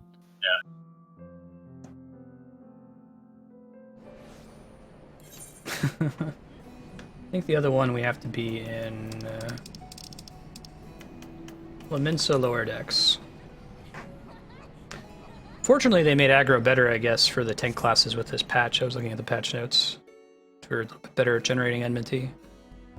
So, Yeah, watch Serp still I swear to pulling mobs God. off me, but I never need it. I hate to be like elitist, but there's been like 2 or 3 patches now where they've increased enmity, and I've always felt like I never needed it. have you ever been in a party with like DPS that have eye levels like 40 higher than you? That's what I keep saying. Is it must be some of these high tense raid situations that they're tuning it for. I think I'm 40 eye levels above you right now. Yeah. That's a pretty big difference. I think it's probably mostly for that factor. It would be really shitty to be a new tank queuing in with randos and like they get pissed at you because you can't hold hate, and it's like I can't help it. I swear to God, I mathematically cannot It's hold hate over you. mathematically not happening. Yeah. Said Limsa upper. isn't it? 12, 12. I like that they added the decimal point to the Yeah. coordinates. They also added a C-axis. If you do like a link, I guess. No, yeah, if it's like flying height, how Sure. high up something is. I think so, Ludifex. This game's pretty fun. You'll get to check out an end-game-ish dungeon coming up here that I don't think will be terribly spoilery. Did you play it before the Realm Reborn expansion? Because then definitely yes, without even having to show you anything that's cool about it. Come play on Ultros with us. What about those mythical white mages and their pulling ability? I'm still in this upper decks. That's where I am, right? Yeah. Storm Lieutenant.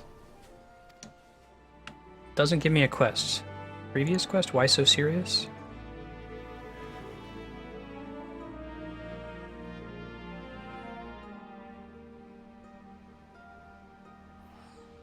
Huh.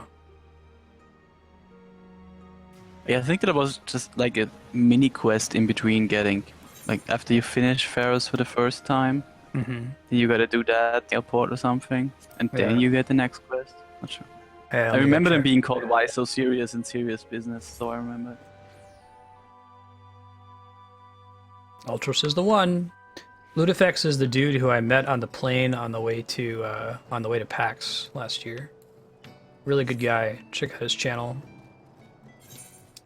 He's doing an Undertale playthrough recently and sent me a whisper. Like, hey man, I'm doing this. Throw me a host. And I was like, oh shit, I can't see whisper when I'm live. It doesn't show up on the dashboard.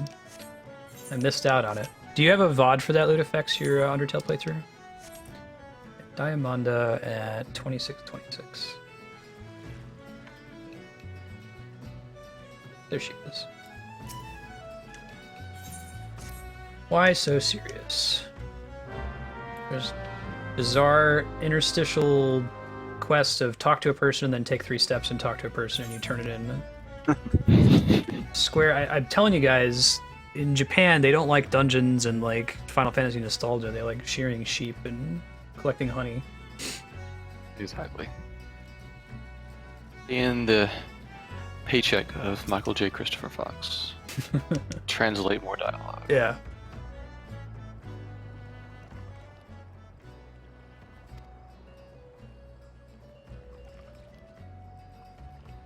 Did fend off the ghostly I mean, if you guys don't want to do Alexander today, we can still do some old level 50 dungeons to get you guys the roulette. Well, I think we're going to be able to do Arboretum and the other one. Yeah. Pharaoh Serious Hard. And then depending on what drops, like, Apex, you're probably already at eye level 175 with all that shit, right? I got to 173 and then quit spending. Maybe Gotcha. I should have gotten. I got one more piece I can get, I think. Yeah. No reason to to stop I- spending, pretty much. There's no reason, nothing else to use those seals for later on.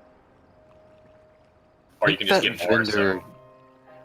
You can get like 100 a day from 20 minutes of those hunts. It's not hard if you needed to get more, really. Now, I'm only at 170, though, so there's no rush. Because like, you're going to be ahead of me from having more seals to start from. But it gives us some room if we get lucky drops in this dungeon, or if it repeats last week's pattern where I get a shitload of stuff and you don't get anything. You could probably bump up to 175 from just some seals. I've got probability weight behind me. Like, the odds are really good that I'm going to find some loot this time. Yeah, since you didn't get it last time. Where'd you go after you went out the southwest exit? On your map, you're going to see a quest just due south of you. What's the name of it? Bomb Wrap? Or, Quest- oh no, an Overgrown Ambition. Overgrown Ambition Yeah, is the that- one you want. And then that'll direct you to the actual dungeon entrance, which isn't terribly far from there. How many seals do you have left, Mars? Basically none. Okay. 13. We could do some hunts to bump it up a bit more. Heck yeah, it's awesome, Turtle. Good. We can get you to 60, then you can get yourself Yeah. a 170 to 180 weapon bump, which might That's not also be. gonna be an eye level yeah. increase of like 1.5. I mean, I just think before you do any raiding, it's probably better to be on par with Yeah. the weapon damage output if you could. Right. Seems reasonable. Not a priority for today necessarily. Yeah, but when we do Alexander, well, now that I know about the Centurio seals, I'll probably just do that off stream if I get some extra time, since it's easy enough to run those hunts. That's a really nice catch-up mechanic. I wish they would have had that in the last patch. Yeah. Blindsided me out of nowhere. I was just randomly talking to a new NPC, and I was like, "Oh, what is this?" There was some pretty cool new stuff. Like, you can now get a pretty easy level 210 weapon if you had a 200 before, which they didn't announce beforehand, I believe. Looks like there's You used to some only be market able board to- gear that's like high level 222, but it's probably Yeah, stupid that's expensive. Super expensive. Like, there's barely anything up yet, and what's up is like 15 million upwards. So, Even the stupid jukebox is like 1,000,000 gil still. I'm waiting for it to come down before I buy one. Apparently they cost about 200k in parts, so I'm not paying 1,000,000 gil to someone who made it for 200. But that is an actual mechanic we haven't discussed. There's a jukebox in the game you can put in your house, and then you collect songs. Collect the songs by doing shit. Collect That the sounds songs. pretty good. What? We need Yeah. that now. Yeah, I know, right? Drop everything. Supplements, oh, I gotta go to the airship. Alright, so do I need to grab the other dungeons quest as well? Did you just get you actually unlock the dungeon in your duty finder? Okay, the next Yeah. one, you're gonna go to Aleport, which is in Western Lenosha. You're gonna talk to an NPC named Diamonda, and she's gonna give you a silly fetch quest. You take like 5 steps and turn it in. Okay, cool. Let me know when you do that. There's one more step after that. Oh, no problem, Ludifex. No, it was my bad. Like, totally reasonable to whisper it to me. My current stream setup, I can't see whispers, because they don't have them visible in the dashboard. So I just felt bad for missing it. Catch up next. Server to get the orchestrion. We have a master crafter in our guild. Oh wait, Oh, we do. we ought to. Ooh. You want to start working on that? Like, what kind of bullshit do we need for it? Can we solve this problem with just Honestly- you having a shitload of cash and me having max level crafters? It's a good question, actually. I really don't know. If any of the some- crafting some stuff recipes is require drops, like multiple yeah. stars, it's not going to happen because that's like the crafting end game, and no, it's bleeding, it's squeezing blood out of a stone.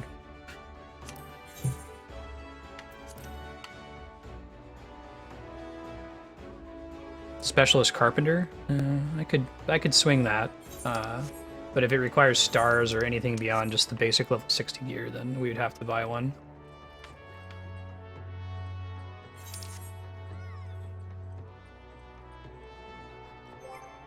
What are my current marks? Done any of them? No. if you miraculously come up to eye level 175 tonight, I'd actually be in favor of doing Void Arc first, because that's pretty cool and not too long. Well, we've got about an hour and 40 minutes, so I'm thinking we'll have about Yeah. 30 minutes left after we do these 2 hard mode dungeons. Yeah, that would be perfect for Void Arc, but I doubt you're gonna get the eye level requirement. Yeah, that's cool. We'll do the 2 dungeons the next time we play. We'll have both Alexander and Void Arc in front of us. That'll be fun. Hmm. So I guess we're just buying one. We're just buying one, not Flarewing with.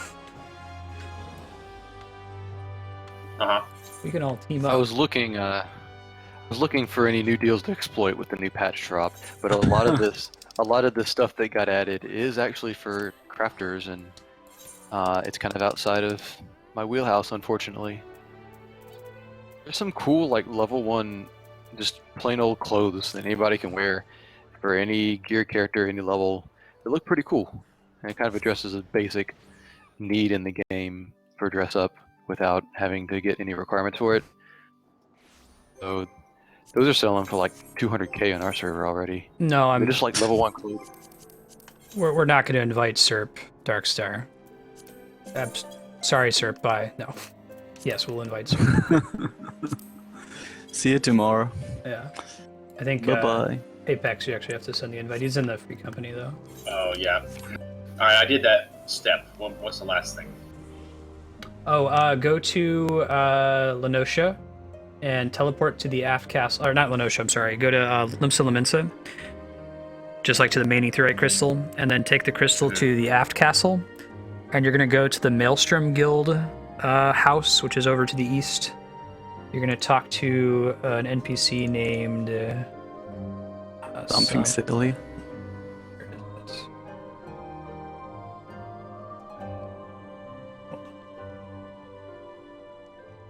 She's in the right corner of the F castle, I think. Yeah, In that room. Trockrate is the name. He's a Rogadin guy. Trachraet. Talk to him, he'll give you a quest. Let me know when you got that, and I'll tell you the next thing. Okay.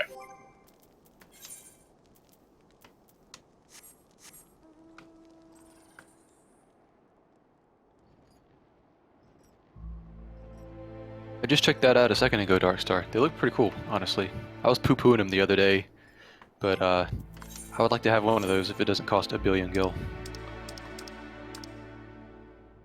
At least one of the armor sets for the Paladin.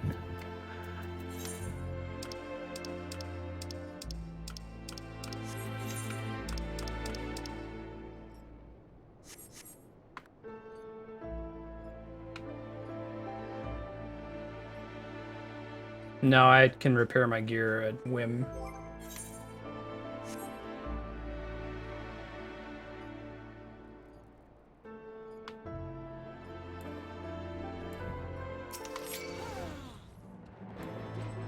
Okay. Yes, I can probably go with this. He's gonna send you to the airship landing Apex, so you'll have to go just back to the aft castle and then talk to the door to go up to it, and then the NPC there will unlock it for you. By the way, I believe Propagable started playing on Ultras as well. Oh, really? Do you want to send him a free company invite? Yeah, Propagable, are you in chat?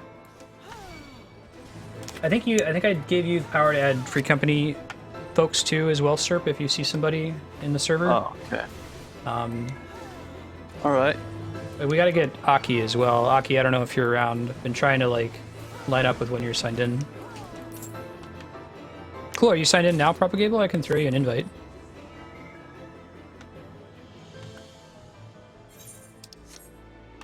Ooh.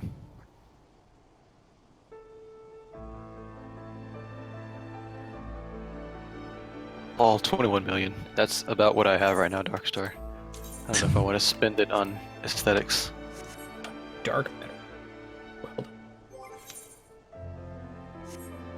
I got like 10% of that. No, actually like 1% of what you have. And I'd be willing to spend it on aesthetics in a heartbeat. cool, man, for sure. I'm holding on to a chunk just in case we have to let the subscription run out and we lose our house and we need a new one for some new content or something. I actually That's bought kinda- a room in the house, decorated it, and then never visited again. Yeah. Guys need to decorate your houses though. I've got by far the best room in our house. Dude, the economy Just in gotta this step up your game, game. is really unusual, 6-gun, because of the way the market board works. It's kind of cool though. How can I describe it?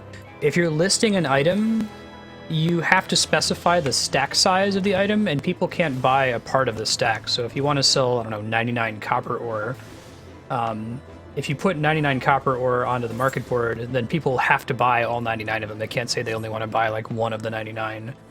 And then there's a limit to the number of slots that you can list on the market board. So a lot of the economy is based around the value of one slot. Do you think about it?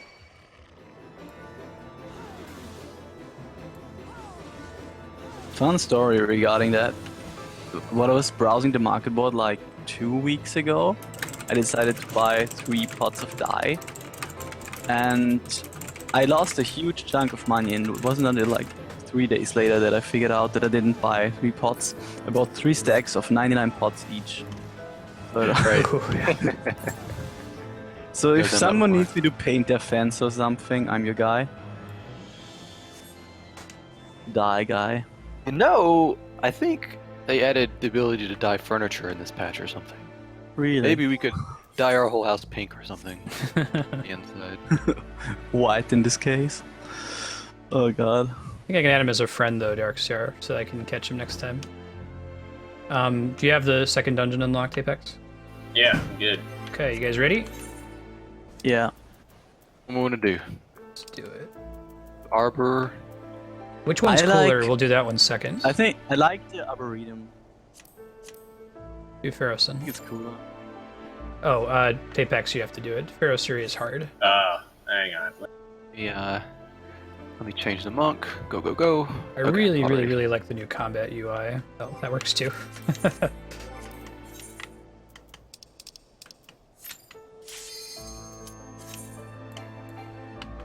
yeah. Stance.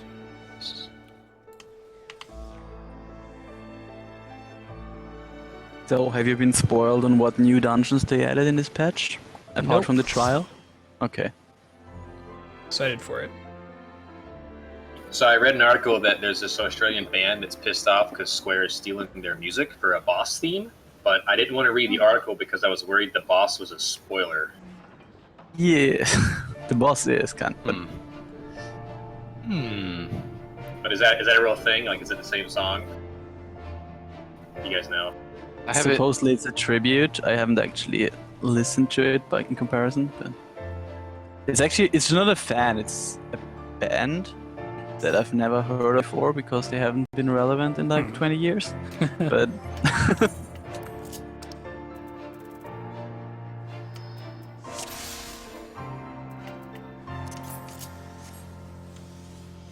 I hadn't actually heard about the drama until Darkstar mentioned it. I don't even know if there's much drama.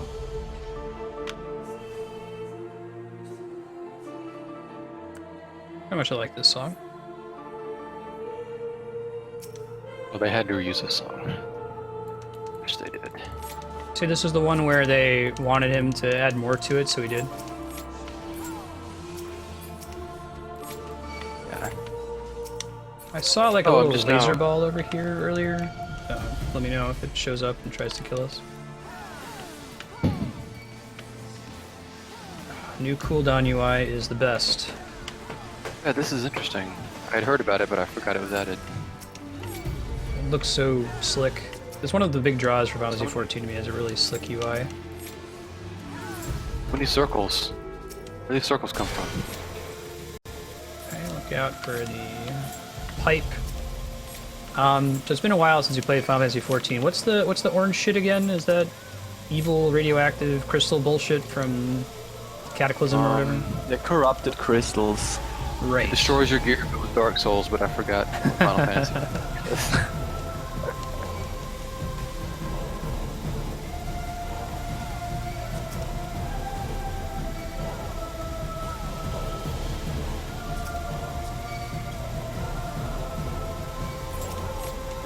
For my markings. Power Man 5000. Ah.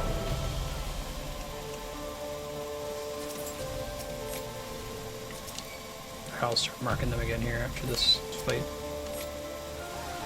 My mark button is real close to another button I press a lot. So it's an accidental marking if I do it. Oh, I see what you mean about the cooldown thing. Yeah, it's cool looking. Actually has the number printed down. Yeah. Without that, it would be a little misleading, I think. Oh, right, with just the circle. Mm.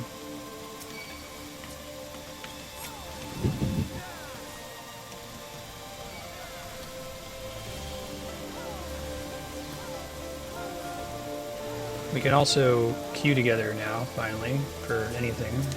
Hooray! Hey. But yeah, and I got some buffs on Monk, I forgot. This attack does a lot of damage now. Damn.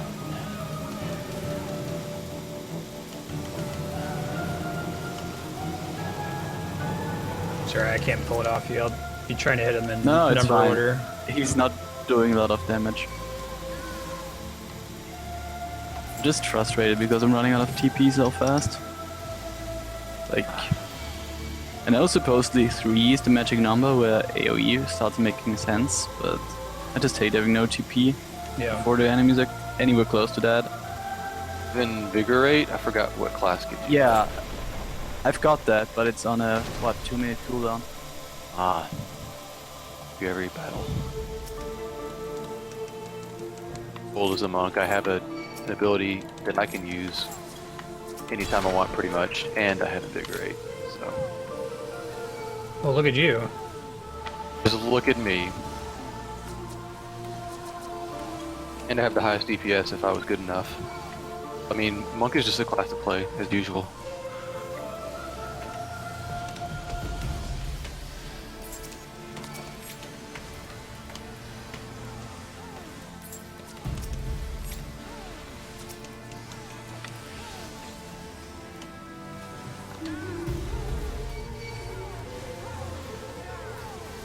Monks are the highest DPS in the game right now. It's supposed to be highest single target DPS. In fact, there was an argument that they might not be quite the highest, and Square Enix was like, no, we're gonna buff them just to make sure the highest. Oh, this is cool. Yeah. Just glancing at the patch notes, I think pretty much every class got a buff apart from Dragoon. Yeah. Right. That felt pretty good. That was a cool way to reuse the existing map. Secret?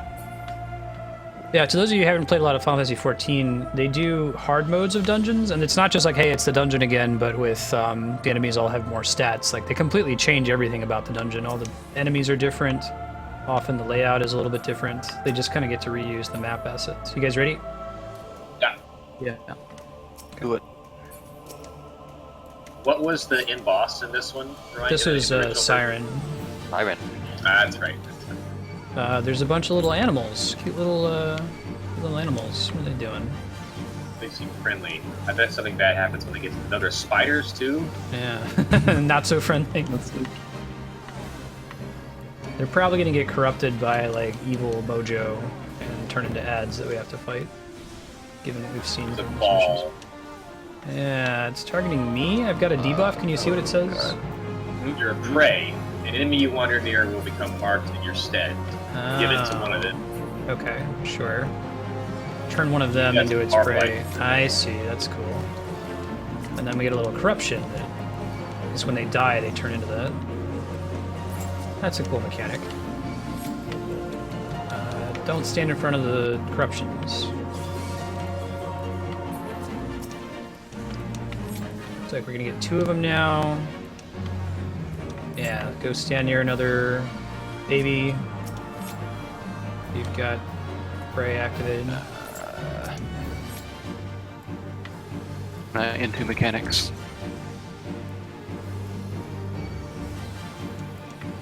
2 new corruptions.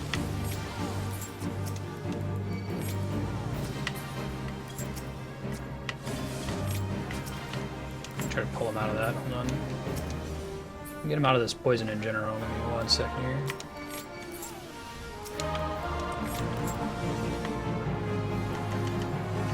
You haven't actually lost aggro yet.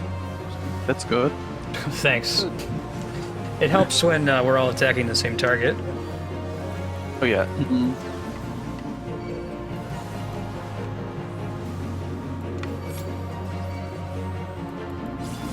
And it's really only an issue if we have a bunch of ads. I don't have, even with overpower, it's not enough. It's a lot of orbs. Alright, go transform something.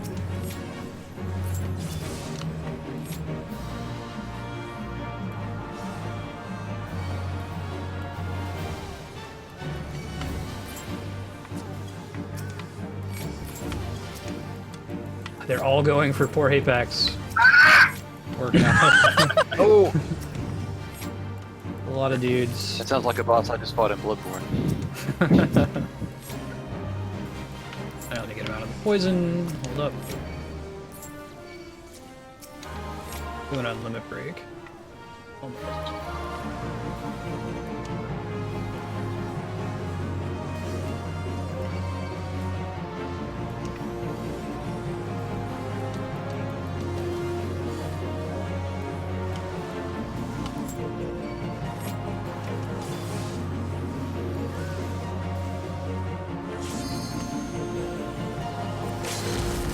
Alright, Shoot it out. getting there. Focus down. That was a well-conveyed mechanic. Cool. Basically, what was going on? You intercept the little orb into an ad flying around, and then you fight something. I think that's what I saw. Hey, that's Yeah, perfect. you were getting this dot by being prey, and you could give it to one of the ads, and they would Mhm. become hostile. I think you set the first dot on the boss itself, and then it spawns pretty strong corruption. Well, the other ones are pretty weak.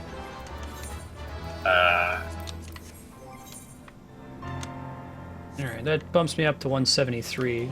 So if I get one more Oh, upgrade... nice. I thought you had Sky Pirate belts. No, Sky Pirate Belt is never listed for a Belt is reason. the only one. Yeah, all the left side stuff was there except for the belts. Oh, okay. You're 173 already. Okay. Yeah, so is Hapex. I could probably get enough Centurio seals to push it over. Yeah. But Nice. there's not any if you 175 waited to content we go- could do, except other maybe they added a new dungeon and that's 180, right? We can do the Void Arc. It's pretty. Oh, nice. Nice stun, I assume. Tons are useful. But yeah, if you reach 175, I vote we do Void Arc. So on It's that note, it reminded me that I've been seeing on the Final Fantasy Reddit that they're having Crystal Tower. I think it's Sundays. yeah. I've actually joined. It's pretty cool. That Yeah, would be so fun. I mean that would be a good time to do those old raids if they are indeed having a legit Sunday every once in a while. Yeah, it's not a very organized deal, but you can just queue around that time and usually find people within half an hour. It's as not opposed to Really good. not just like a Gilgamesh thing, right? Since Gilgamesh is on Reddit. No, it's like it's on all servers more or less. It's more like a call to the community. Hey, queue for Crystal Tower on Sunday. And I'd heavily recommend trying out Crystal Tower as well. Cool. The Crystal Tower is very fun. Well, tonight I don't think we have, since we only have like 90 minutes left, I don't think we'll be able to do Void Arc like at length. So we'll probably do this one in like, Arboretum. is and 90 see how minutes much a hard time's left. cutoff time for you? Or What's that? is Oh. 90 minutes a hard cutoff time for you? Yes, Flarewing has to go. We got exam in the morning, right? Yeah, well, it's actually a little more benign than that. My girlfriend has decided she's going to go to the gym with me in the mornings before she goes to work, and so to be there for her, I kind of have to get enough sleep. Yeah, we should hard cut it. 6 All right. Pacific. But next time we'll have a ton of cool content. It'll be awesome. I'm out of town this weekend, going to Los Alamos. Does next Wednesday work for you guys? I'm gonna be out of town on Wednesday. Do you have a Saturday anytime after that, or another Wednesday, Apex? I'm actually going to Germany for a month starting next Saturday. Oh, cool. That doesn't mean I won't be able to play like on a Saturday in Would it Germany. be I'll be rough in. on the timing? Yeah. So I don't know. It's plus 6 hours, so like I could probably do a Saturday my evening when it's your. I'm in morning. the same time zone, so you could manage. Yeah, Sir could do it. I guess I could do it. You are not to be outdone by me. We'll discuss offline. We'll figure it out. If we have to wait till you get back from Germany, that's fine. I don't mind waiting. Yeah, I'm just gonna go ahead here and do this.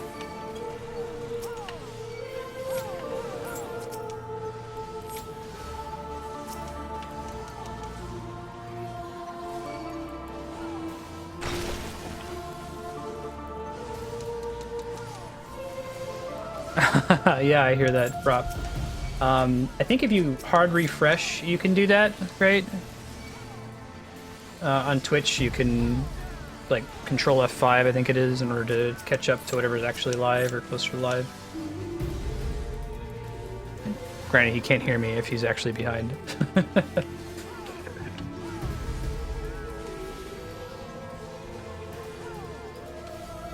I catch myself doing that all the time when I have technical difficulties. Like the stream goes down, I'm like, "Oh, stream's down. Sorry, guys. I'll get it." Oh wait, you guys can't hear me because the stream's down. Let me type that. Oops.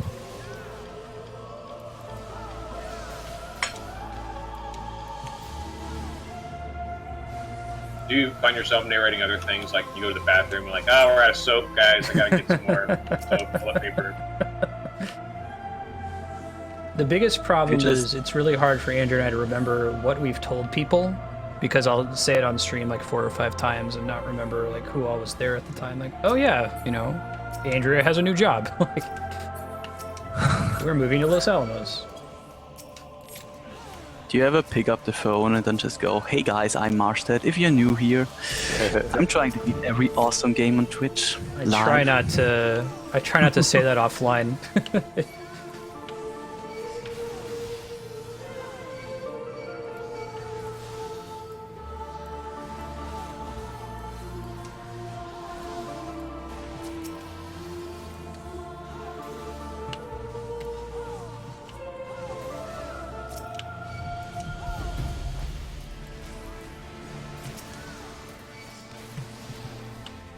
Right.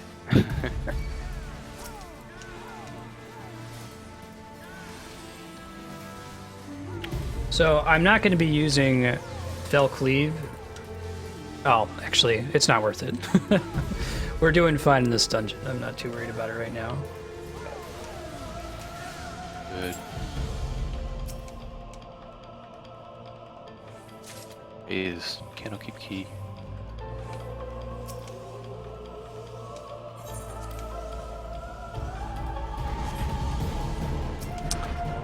And then there's this asshole. But he's in the room where the other asshole was. Oh yeah. Looks I've only like it. played Pharaoh's here as normal once. So. Yeah, same here. I don't remember. It was a cool dungeon. Like, I remember the asshole he's talking about, but... Strip mine. But Looks bad. Did a bunch of damage. Ruptured a valve Shit, somewhere. the ether valve. Not the ether valve. No. Gel. Yeah, gel.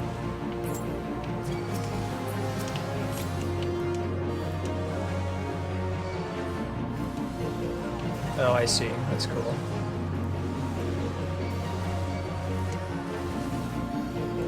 He does. It's okay. He'd be a little gentler, but that's not his style. You guys talking about Kami? How could you guess? I don't know. Alright, so it looks like we want to hit the gels and get them to die on top of the leaks. That's kind of a cool mechanic. There's a furnaceman as well, and he's done some things. Yeah, there's some purple shit. He's got Why don't you alchemy just stop doing engines. Oh god.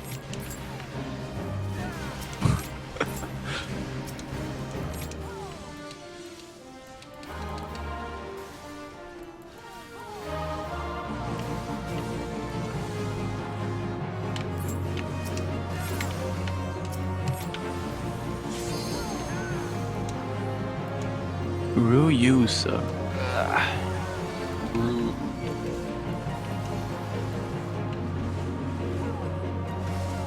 Cannot be stunned. It's pretty standard though.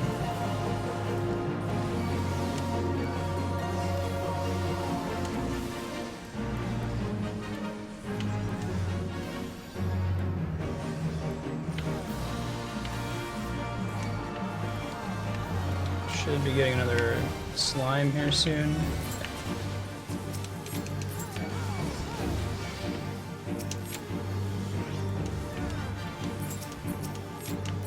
Oh, shit. I don't know if that's going to count. I don't think it did. Probably going to get another slime here in a second. He survived a little longer than I wanted him to. Okay, there's one. Come here. Here, buddy.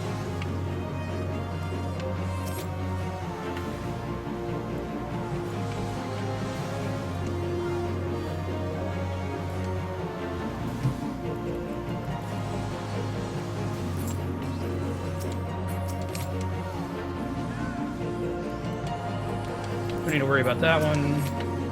Die. Ever. Actually, drop Tank that stance shit. there.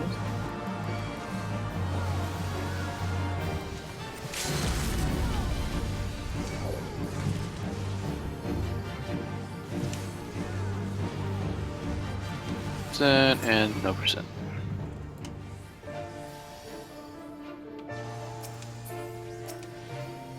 Yeah. From my experience, these two dungeons are dropping an extraordinary amount of ninja gear.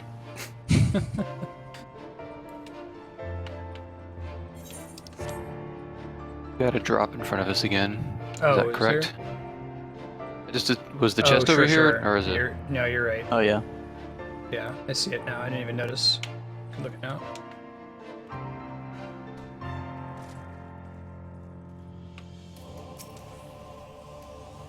Uh-oh. 4 inches of water in his apartment, Leon? Good God. Simple bomb incubator hums to life. That's not a phrase I want to hear.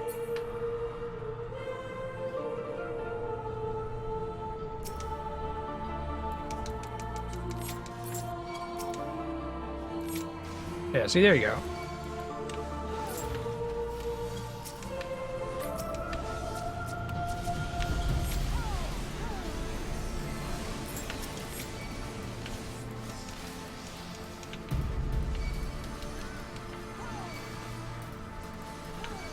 Ooh, I apparently was still standing close enough to that, my bad.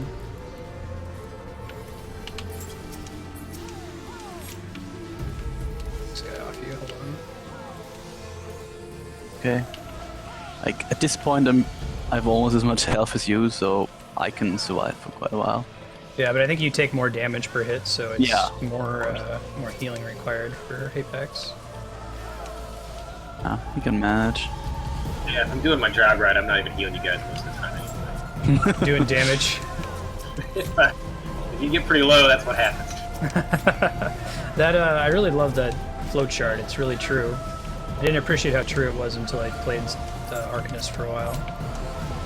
Yeah. Shit, I need to heal. Raise. Oh, it's not shit I need to heal, like, cast a heal spell. It's...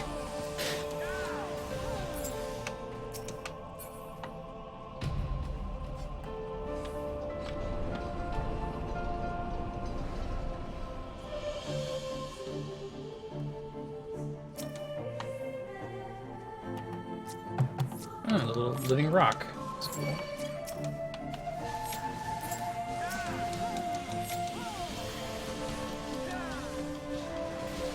Got my kingdom for like a scorpion get over here pull. Does that exist in this game, or is there just jumps to people? Let's see. Dark Knight jumps to him, right? So I guess not.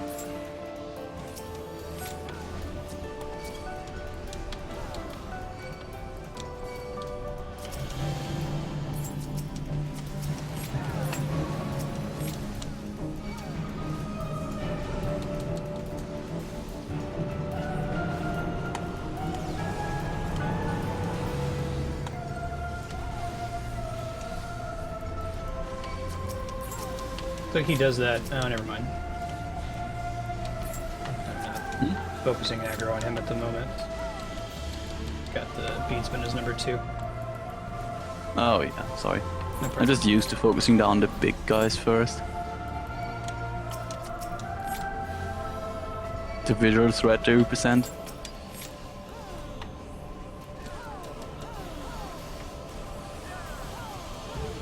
Doing alright so far. The healers are pretty strong in this one, Propagable. Which character have you been playing with so far on Ultros? Like, what class have you picked?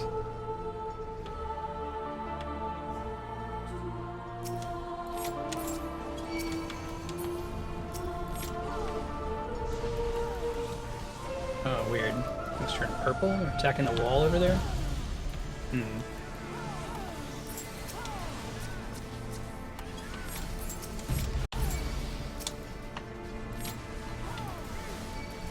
Lancer so far? Yeah. I think you might like White Mage, Conjurer, or Scholar Arcanist if you like healing in games. Road Lancer's pretty cool. What's that, Apex? Should I heal the wall? Should we not let it die? I don't know. Maybe it's gonna bring something in here later? Well, I guess we'll find out. A couple of them. I actually do not know. See what happens. Oh, it revealed the fell creature. Oh, there's a lot of them. Bunch of goblins. Okay. Well, now we know. Oh god. You can bring them to me. Taking down the incubators first. Running up. Cleave. This is certainly fun.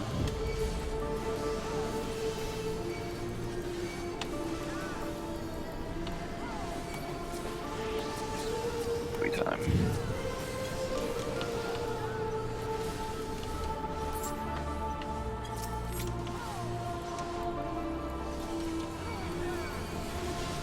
I think you need to actually heal now.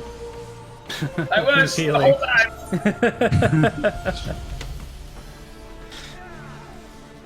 Oh god. Alright, well now we know to stop them from breaking the walls next time. I'll go ahead and start walking back. Oh, boom, boom. Du-du-du-du-du-du. Yeah, since you're forced to play multiplayer in this game as you do dungeons, wouldn't worry too much about your class choice. Like, I've been soloing fine as a tank for stuff that's not party focused. And I understand like Arcanist really isn't even a problem if you go that choice because you can play as a summoner. You're leveling the same class when you're leveling your healer, so you can be a summoner when you're soloing stuff for extra damage, and then switch back to scholar in dungeons.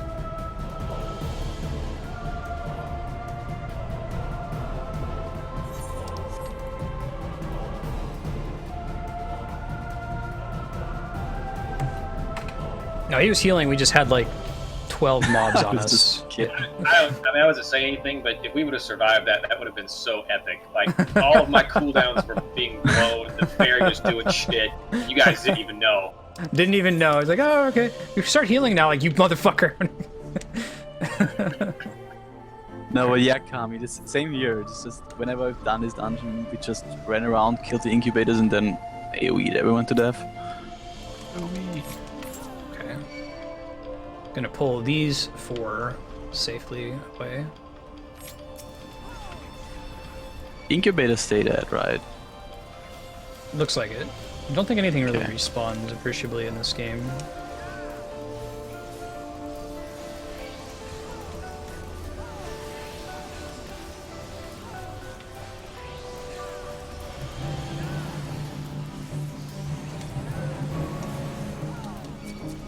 Doom Spike is pretty awkward to aim sometimes. Yeah, I was tapped out on cooldowns too.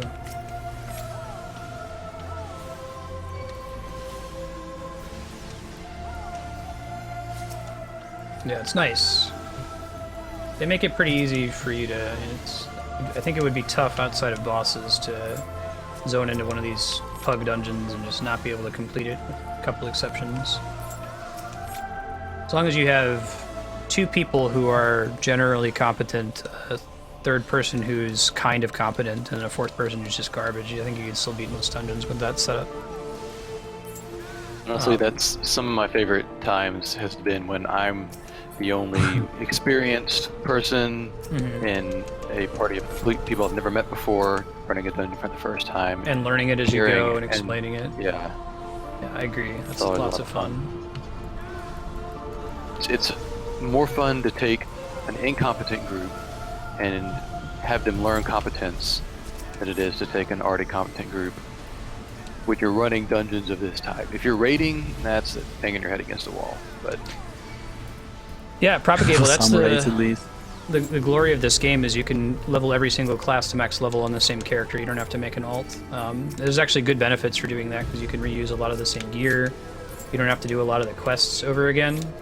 Like if you get your mount, you have your mount forever. You don't have to unlock it again on your white mage or what have you. Yeah.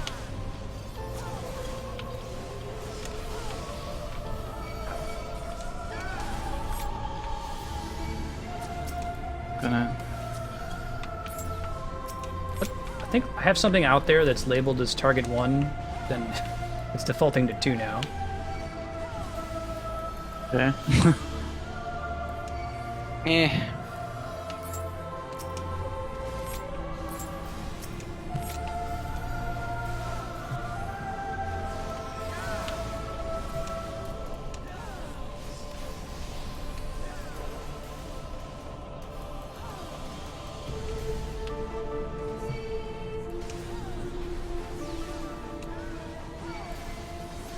Yeah, I suppose you could make an alt, but it really, since there's a lot of stuff you have to do to unlock things for your character, it makes the most sense to level everything up on one person, I think. It would actually take you extra time in a lot of cases to do it the other way. Oh, we got north, looks like. You guys are down that. I'm running south, everyone else is going north. Looks like we're supposed to go north, guys.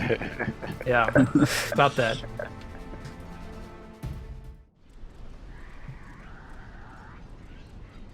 I like how different this is from the original with Siren as the boss. Yeah. Cool. What? Bamboo Man. It's Bomber Woman. Bomber Ursula. Slimer, but a bomb. Bomber? Yeah, that's pretty big nostalgia. Don't think it was called Progenitrix in 6 though. No, was it Mom Bomb? That might have been it, Mom Bomb. Where's that? Gotta have Shadow use your water skeins, water scrolls, whatever. Oh, and Rigo's house. Yeah. The mansion in Tomasa. Yeah, That looks bad. Neat. Gray bomb and lava bombs. All those things.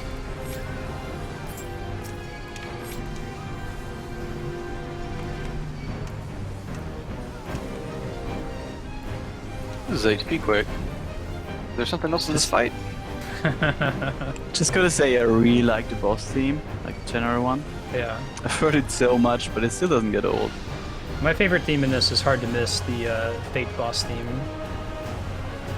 Oh, okay. It's in Final Yeah, it's Fantasy five. Theater. Then. 5 tier 9. Well, it's mostly the first 5 seconds when you come in and like go. I'm mad. Kill. Yeah, we're Maybe that wasn't it.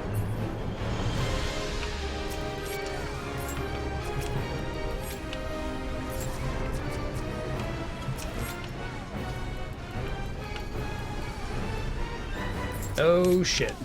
That's not good.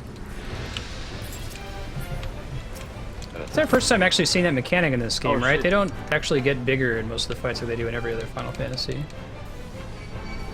I thought there were some that did. In this one. They definitely There's one did in in the lab. 11.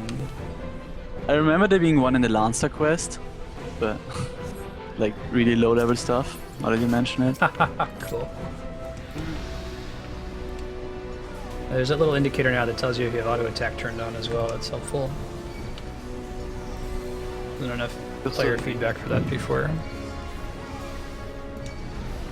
Usually don't do things for the first time on a non-tank class, so I see something I don't know what's coming, and I want to hit all my cooldowns for defensive, and I don't have any, and I panic.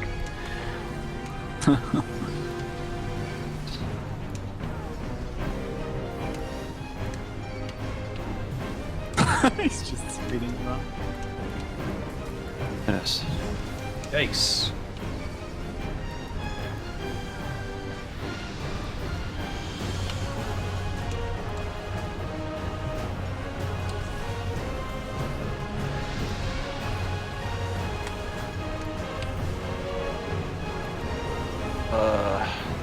I don't think there's anything we can do to stop that this time. Second wind. Bombs. Soon. There we go. Remedy bomb, I don't like that. Yeah, I'm also Remedy not a bomb. fan of a remedy bomb. No, thank you. What? Seems like something you eat when you have a debuff. Yeah. Oh, right. There is a little Their vulnerability debuff on us in there.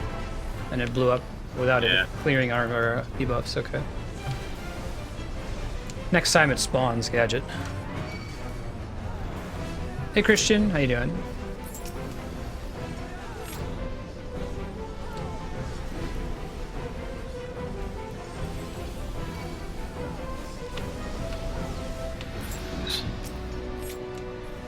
Yeah, I think I've seen it on the character before.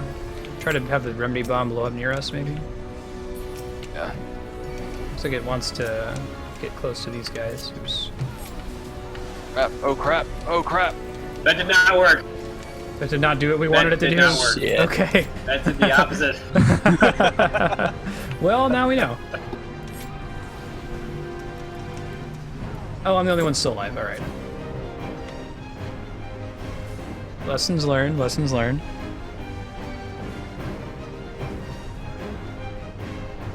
Cool fight. Oh,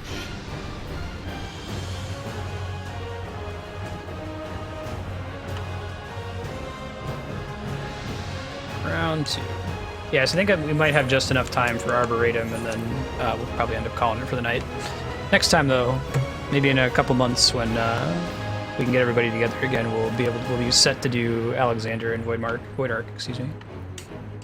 yeah. Dude, there was like 20% of its health left. I'm not gonna solo it. I'm like barely eye level 170.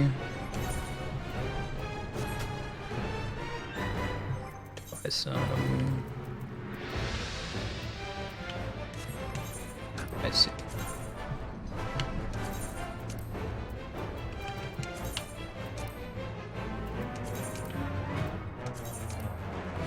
Buy some more, that's why.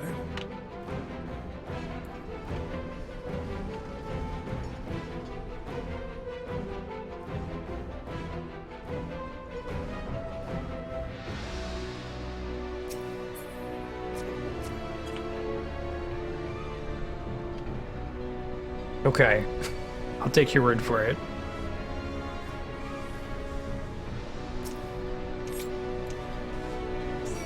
Alright, round 2. Don't stand next to the the remedy bomb. Generally a bad idea, it seems. Yeah, I think a bunch of them blew up at the same time. I'm not really sure. Oh, if we got Yeah. hit by one of the gray bombs, it was right next to it. Yeah. I mean, we did not lose the debuff stack, so the Remedy Bomb did not do that for sure.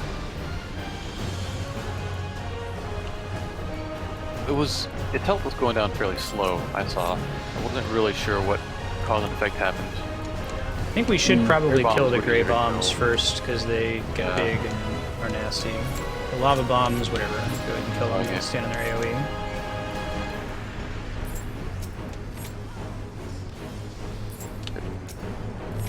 Dropped my stacks.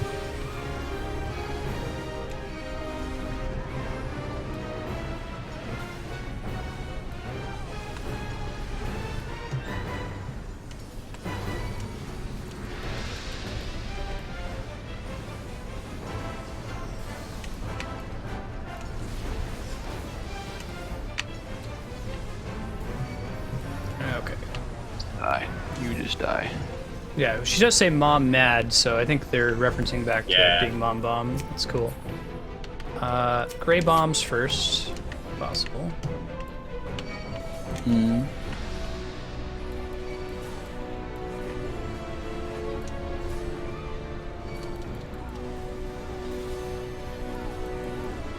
Whoa. Yeah, so great.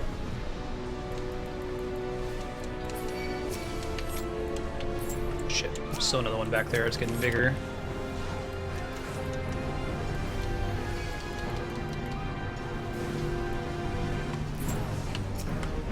It's casting. God. Thanks. Ouch. Good. Good. Is that what he says? It sounded like good. Good. Yeah, she looks like Slimer. I think that's Bomb Dad. Bomb Dad. So keep like focusing down the gray bombs when they spawn. I guess just stay away from the remedy bomb this time. I think it was healing the other bombs with its beam. Oh, I see. I saw some things I mean, we knocking can it zerg away. them down. Yeah. Yeah. Try to stun it and then move on. See if that helps. Okay. Stun is up. Yeah, I'll save my sun for them as well. For what it's worth, I think I can heal through these debuffs if we had like one more phase of after the bomb. Oh, sure. died. To not really worry about it. Yeah, I think like- that's doable. Okay. Get gray bombs. Try stunning the remedy bomb if you can.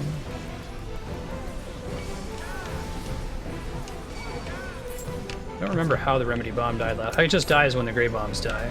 So, I think that's Alright. correct. Don't attack the remedy bomb. Stun it if anything.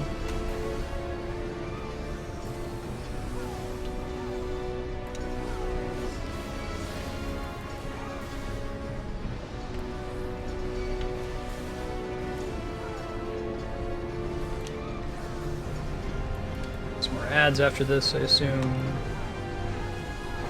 Kind of been the pattern so far. Yes. Several more ads, though.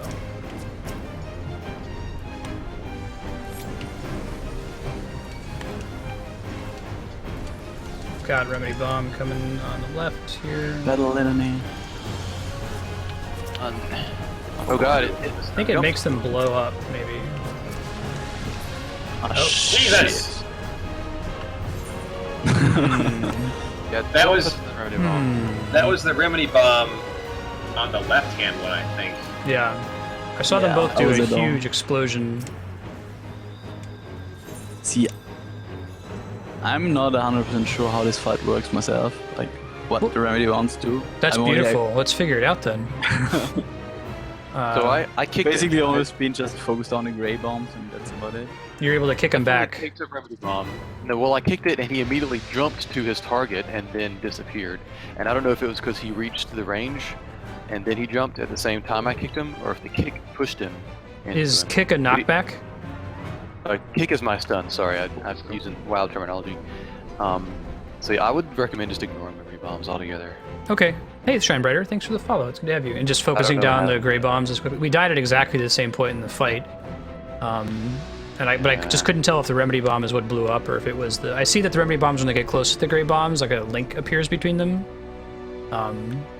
So when we just have the first gray bomb by itself and the one remedy bomb, we ended up killing the gray bomb before the remedy bomb can get close enough, and the remedy bomb just despawned. So I assume it's the same situation, that we have to kill the gray bombs as quickly as possible.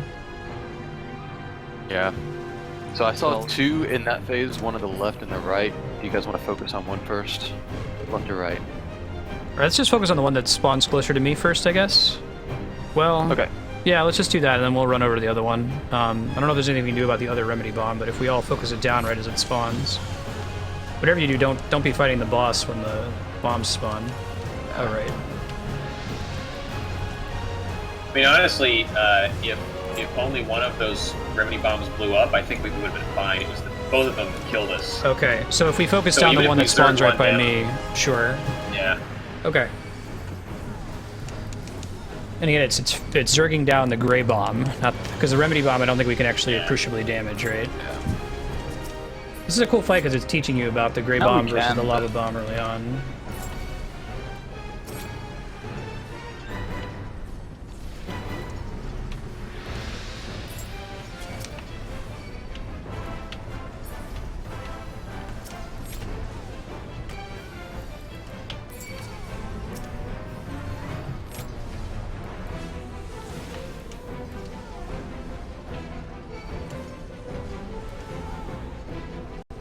Cool fight.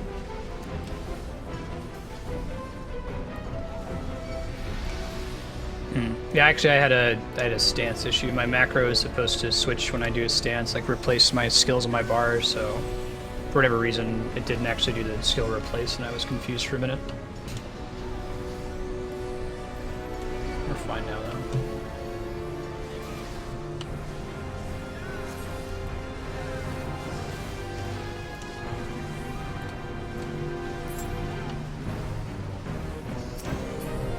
Graze.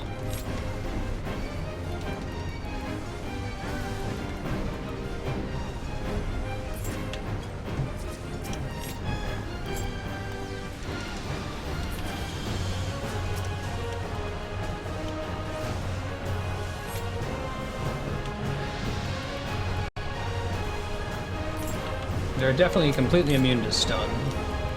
Not that that really matters.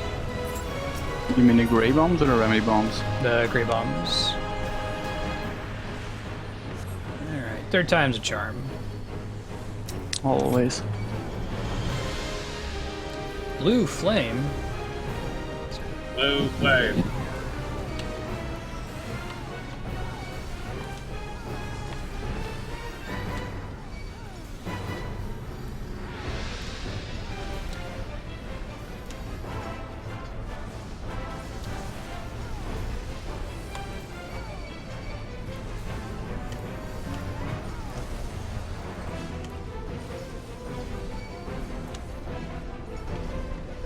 I guess you could also try using tank LB if it looks like one of those gray bombs is gonna explode. Oh god, that would require me having it on my bar. I'm a controller scrub, remember? Next mission, if we die. Try it.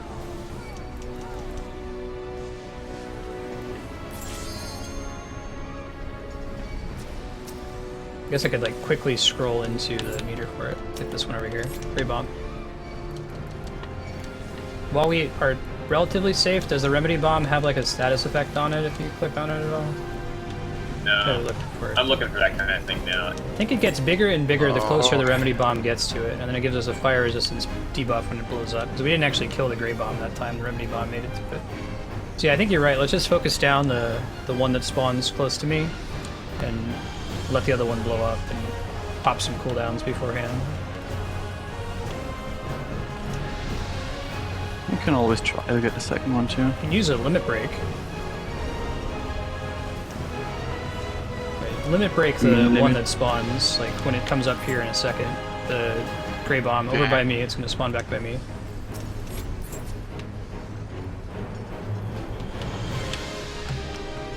This guy right here, Limit Break him. You guys focused on the other one.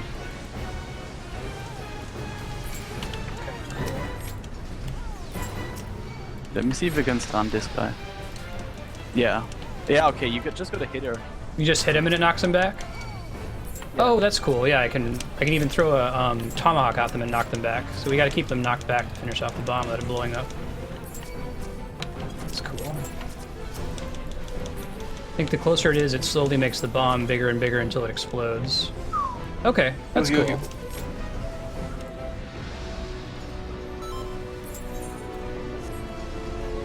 That is cleave range.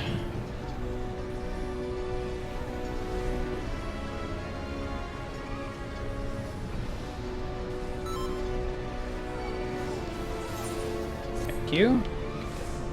Aggro back here in a second. Kill her before just before he spawns another set of gray bombs. If he does, we just focus him down. I think so. I'll try to throw some whatchamacallits. This. Tomahawks. Dead.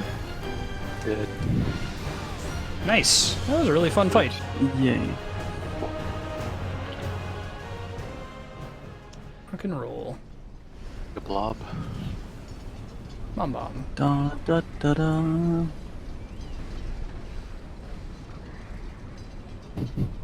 And more ninja gear. Who would have thunk?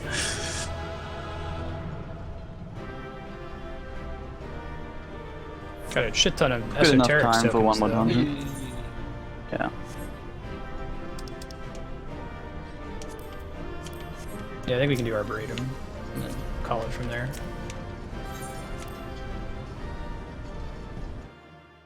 Gotta go repair some of them deaths off. Yeah, I saw people knocking the remedy bombs away in the first fight, but I wasn't sure if that was just like a result of attacking them at all, but that makes sense. Yeah, it was just trying to stun mine and it just knocked it back 20 feet. Really? The remedy bombs had like a little like line that was attached to the gray bombs, and then they despawned when the gray bombs were killed. I think you have to knock them away from you so that they don't get close enough to the gray bomb to make them explode. Like, as they get closer, the gray bomb increases in size. If they explode when the gray bombs and red bombs touch, then it's kind of semantics. If you argue which one of them does the exploding, Sure, that makes sense. killing us.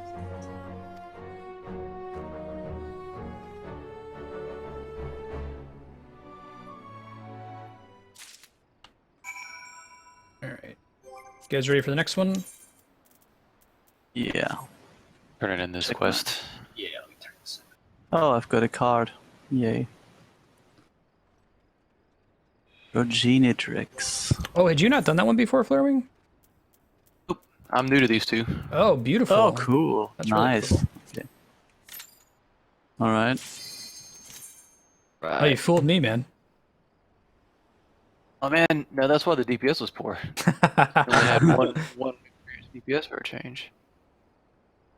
I wasn't actually sure if you were just pretending, like, oh my no. god, of course there's gonna be more to this fight. No, this came out right when my my schedule was getting into chaos, and I was like, Okay. well, I'll wait for the guys. They'll be doing this just around the corner, 4 or 5 months later. Great. But this is good. This is just the same as you guys. This will unlock my level 60 roulette when we finish this one, Awesome. which will be helpful for gearing. Yeah, we could do that together too. So if we need to gear more, we can queue into it. Music here is pretty.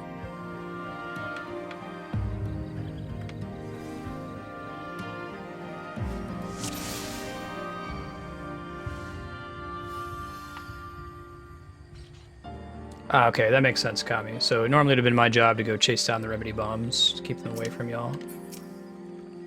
So I can't do as appreciable damage. Nope, not Serp 3. But...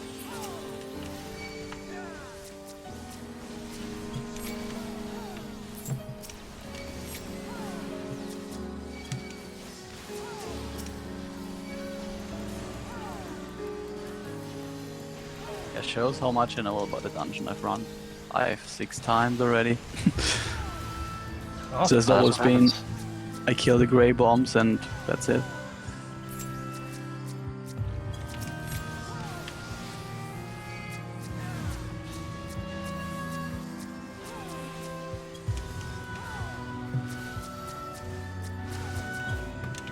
Oh, how far are you in Fire Emblem Conquest, Marstead? I have not been watching because I picked it up as well. Chapter 15, 16? Maybe someone in chat okay. knows better. Pretty fun. The most recent Just got mission I the did was a bunch 10 of today. boats. Okay. So I'm not as far as you just quite then. you're on a really bullshit level if you're on chapter 10 then. Got to the 10th turn and I had to wait till turn 11, I think. But I just found out that no, it's not that the entirety of that area explodes when someone uses it. It's the little thing that you choose within that area. Oh, right, yeah. Finding that out is all the difference in the world in Yeah. my strategies for the second try. Yeah, you can target what you want to hit with it and don't need to put your units in danger. Absolutely. Are you playing on normal or hard? I'm on classic regular. Okay, normal. that seems pretty reasonable. The more I've Yeah, been that- playing I it, had the more good it feels like experience with classic is just you're willing to soft reset every now and then. But it certainly makes the fights more interesting if you're like, okay, how do I maneuver my units so that nobody dies permanently? Yeah, I had a good time in Awakening with that, and not complete success either. Yeah. So my goal this time is to get through it without anybody having to pass away. I enjoyed that in Awakening. I'm doing casual on streams because of all the additional time it would take to reset, especially that late in a battle. Sometimes you can get yourself into not unwinnable game state, but a game state where you can't win without having somebody die and have it be like an hour and a half into a combat.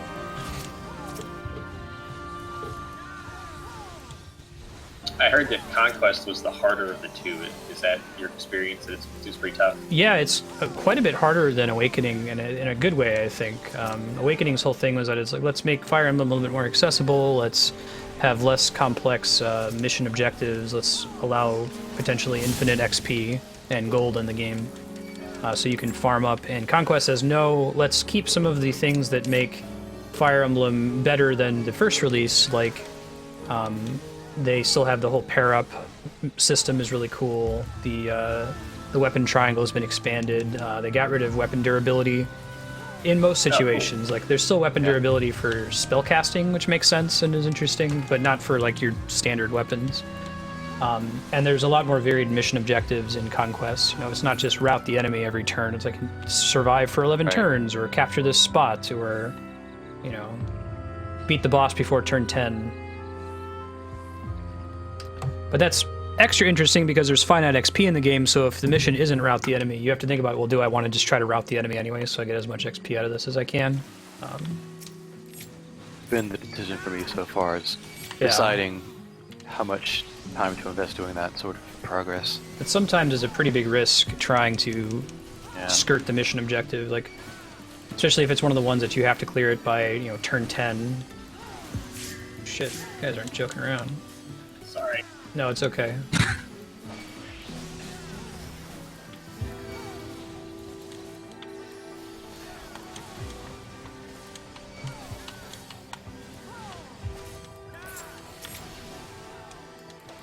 If I finish my full AoE rotation before I go to heal you, you get almost dead. I start topping It's really off. hard. It's really hard. It's so inefficient to stop the rotation in the middle. Right. No, you're fine. I gotta add my 10% of the DPS or whatever it is. Keep playing fast and loose. Oh, that's cool. It's a anti-load bearing lily pad. Not shitty gear. That's X potions. Oh, cool. Rose Garden. We're back to Marlborough bosses. I don't see any spawns though. The one's a lot more fun than the ones in Was it Ormvale? Ever that place. The really something ugly like that, zone? yeah. Everybody's favorite 0 to 50 dungeon. Jesus.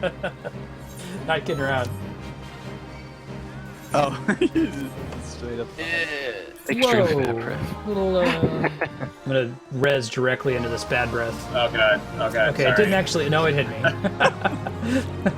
Hang on, I got you. Thank you. It's pretty cool, though. I like that. Oh, it's like the one fight you guys haven't done. Oh, is there a fight like this in, what was it, New England Coil or Overland. something? LeGrand, actually. Oh yeah. Rose hip. Jesus, what is she hitting me? I don't know, but it's really hard. I want to stand in front of it to kill the rose hip. I guess I did. Ooh, a Vine Oh, Probe. God. So this is my first time having to experience tank busters, I think. I'll, This thing hits like a truck. There's some responsibility on me to like watch him charge that and then use a cooldown.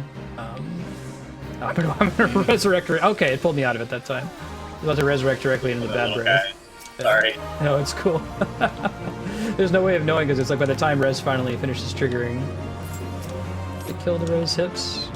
Oh god.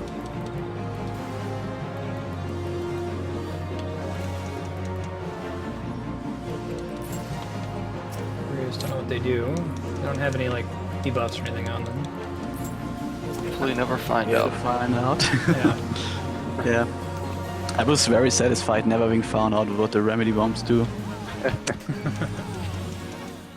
I like The more you know, that's the wanna. yeah, more bad times you've had. I like how they've modified the basic Marlboro sprite for this. Extremely bad breath.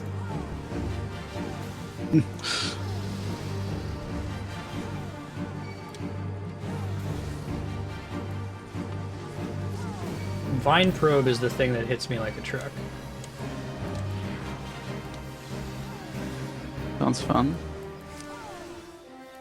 Trying to see if there's a cast bar for it. She just does it. I think we've reached a point where we can burn him down.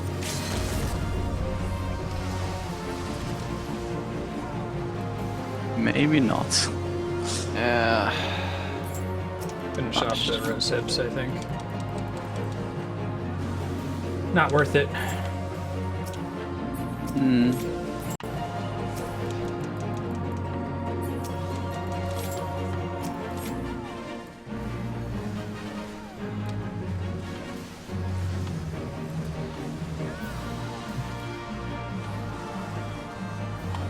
I guess the new change to tanks getting their damage from Vit is kind of a problem for having to heal a Dark Knight tank. Because like the Dark Knight's way of surviving death is they have a ability that says Living Dead. You survive death, but the healer has to heal you to full HP within like 10 seconds or something like that. So if you have a ton of hit points... Oh, these look kind of cool. Oh, congrats. Don't really need them, but they might be a cool glamour. I think I have most of the Daring Duelist set by now, apart from the chest. That was a really cool fight. What did the Rose Hips do if we let them live? They didn't even seem to be aggressive. Kami's gotta answer that one, if he knows.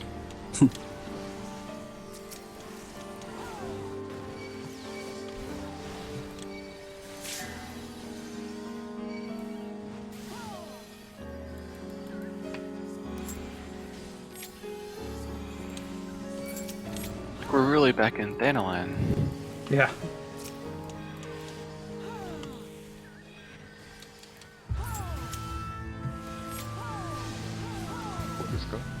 Hey, Marta Sweet. Thanks for the follow. Welcome. How's your Wednesday or Thursday treating you?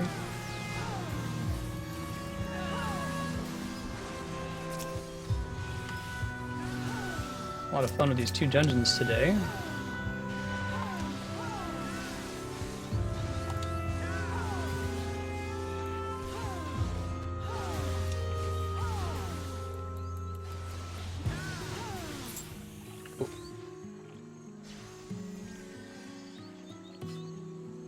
Velveteen ants. Velveteen is a crafting material from way later in the game. I know that word more well than I would like to. Isn't that like a children's book? The Velveteen Bear? Am I making that up? It's a rabbit, man. Velveteen Rabbit? That's what I'm it thinking is. of the Berenstain Bears, which is an entirely different, Yes. mind-blowing... yeah. My parents always pronounced it Berenstain, so I didn't get the experience people talk about. If you haven't heard of this thing, there's an entire subreddit devoted to it. It's called the Mandela Effect. Apparently there's all these people that have this false memory of Nelson Mandela dying in prison, but he didn't die in prison. That didn't really happen. But similarly, there's all these people, at least in the US, that remember this book series, children's book series called the Berenstain Bears. But if you look at the actual books, they're really titled Berenstain Bears with an A rather than an E. But all these people swear and insist, no, no, no, it was spelled Stein, I promise.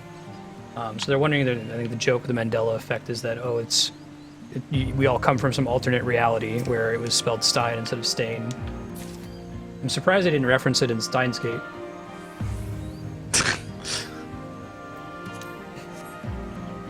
Was more of a Go Dog Go fan, and more of a Good Night Moon Good night, fan, Moon. I believe.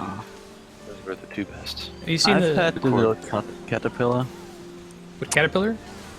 Yeah. And it's the No. rainbow fish, or whatever it's called in English.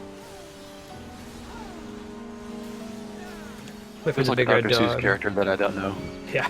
Nah. I've never actually read Dr. Seuss. Our Seuss sub books are pretty good. Wonder how that gets translated. A lot Yeah, of wordplay. Wordplay and very specific meter. Like, there's this like lilting style. When you hear it, you know that it's Dr. Seuss. So it's almost like a limerick.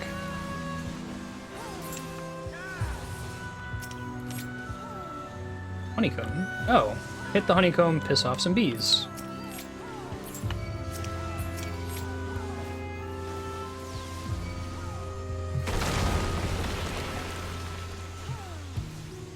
Whenever I hear Goodnight Moon flaring, there's a Simpsons episode where they have Christopher Walken reading Goodnight Moon to some children. They're like terrified. Good night, Moon. Good night, Spoon. Children, come closer, chop chop, or whatever he said. That's clever.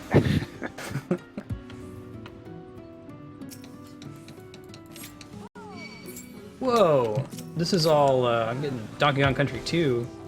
Yeah. I wasn't expecting to go in here, that's pretty cool. Take more than That's a kinda couple what of I like deadly, this deadly dungeon. bees. Yeah. It's not just one locale. A lot of variation in the interior design. Yeah, I wasn't super impressed with like Never Reap as far as just like the dungeon design. Some of the fights were pretty cool. Yeah.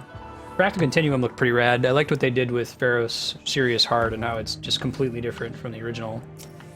This place is awesome though. Look how cool this shit is. Giant drooping things of honey.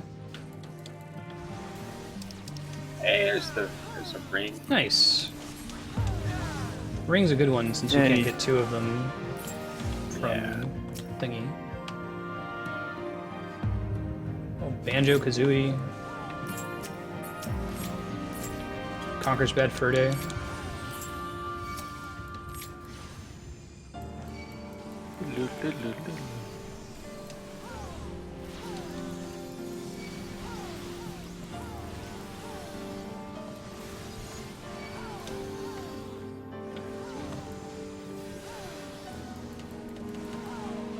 Uh-oh. Maybe the honeycomb needs to go down faster. Oh shit, I dropped. No, I got it.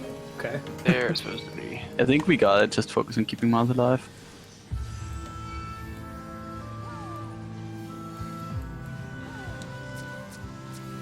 Deadly, deadly bees. And screw you guys, I'm out of here. Bye bye. We still have like 6 bees over here, man. Ah! Yeah, Oof. you can handle them. I take one with me. I don't have any aggro generating moves. Thank you. Get him off healer. That may bros. Yeah, Rare likes giant beehives, isn't they? See, the fun part is that you can actually just run to the boss and the bees despawn. Well, we didn't know that. Well, now you do. I killed one before it killed me.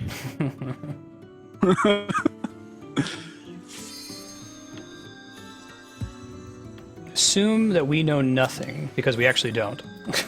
I know. Thought maybe you'd pick up the queue and run after me. No. I'm sorry. Just couldn't help it. Oh, you're good. Bees, bees, bees. Old school tactic. Remember the mobs to the boss. Unleash him. I mean, that's not actually possible in most of the dungeons in this game. Since they just follow Yeah. you.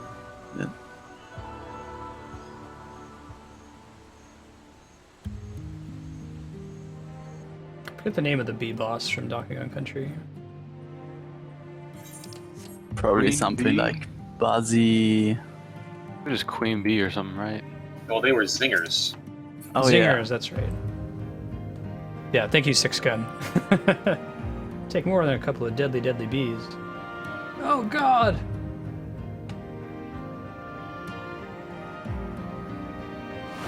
Oh, cool. yeah. Literally called Queen Bee. Like Ooh. capital B with a dot. Oh, sure. King Zing. Like, and other ones. sec- Sure. Alright.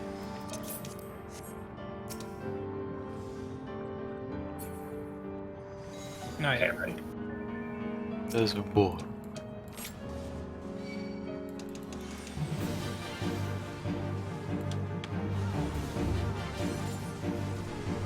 Ow. Yeah, this guy's got a pretty Speaking of nice tank hit, too. busters. Yeah, holy shit. Maybe spinning this guy. I'm in the middle of my damage rotation. Somebody always gets hit. What is this shit? There's an apitoxin in the center. There's some other bees that aren't actually targetable, but appear to do some bullshit? Question mark? I think they've got bullshit mechanics going on here. They're coming in now. I think they're just damage. Like, they might even be damage that's focused on the edges of the arena. Oh, there we go. Okay, they do moves. Users. That's kind of cool, actually. Oh boy. Pulling her out of her... Oh, she targets that, never mind. Whoever she is.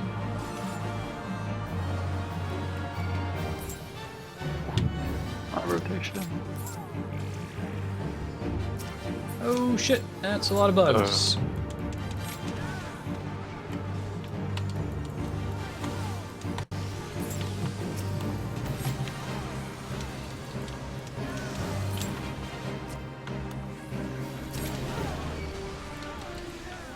Pheromone.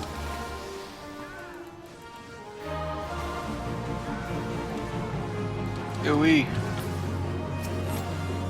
God, more bees. Okay, they're gonna start throwing shit at us here. I was designed to elicit This that is where the specific part 35 is fun. Holy Oh, crap. fuck. my god. Oh my lord. Okay, we can see the bees though, so maybe they take a predetermined pattern. That's a really cool attack. Stand right here. Ouch. Nope. He's gotta know what to do here, I think. Looks like they're Targeted. targeting us occasionally.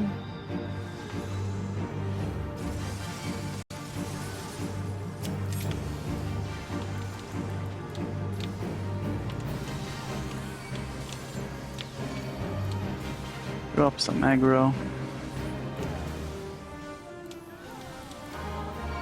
About my.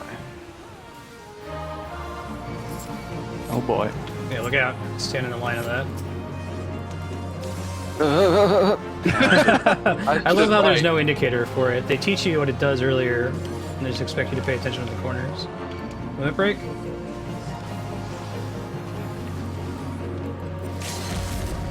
Sure.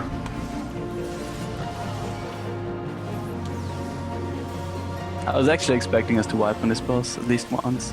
It could still happen. Yeah, 3%. There's bees all around us. Yeah. All right. Alright. Oh god. well done, Apex. Clutch mid-battle. That was heal. rough. Just a little bit. Hey, cool hat. Ooh. Is it even any better?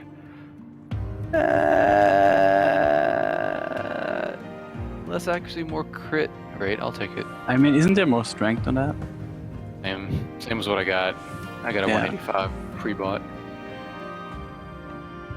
Right, No, so- I remember the set pieces, the 185 pieces you get here for chest and legs are better than Sky Pirate gear unless it's high quality.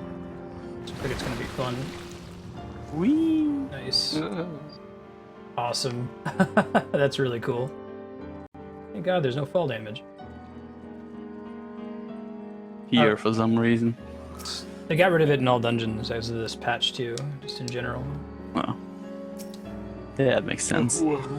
Right, so my understanding of the bee fight was he puts poison on the ground, so move them out of the way. The bees on the edges, they teach you that they're going to shoot you with their stingers by putting an indicator on the ground, but then in the second phase of the fight, they just all line up and you need to be paying attention to the ledges so you don't get hit by all of them. Is there anything else that we missed?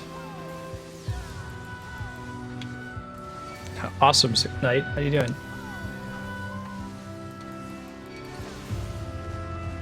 Oh, I guess protect is down? Did it get... That's because you died. Oh, Yeah, sure. that's the fact. Sure. Chill for a second. Thanks.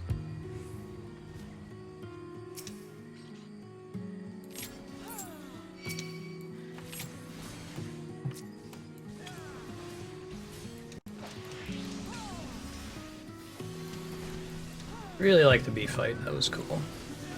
Mhm. Lots of Yeah, it's my favorite boss of those recent dungeons. lots of good fight design that you can conceivably figure it out on your own.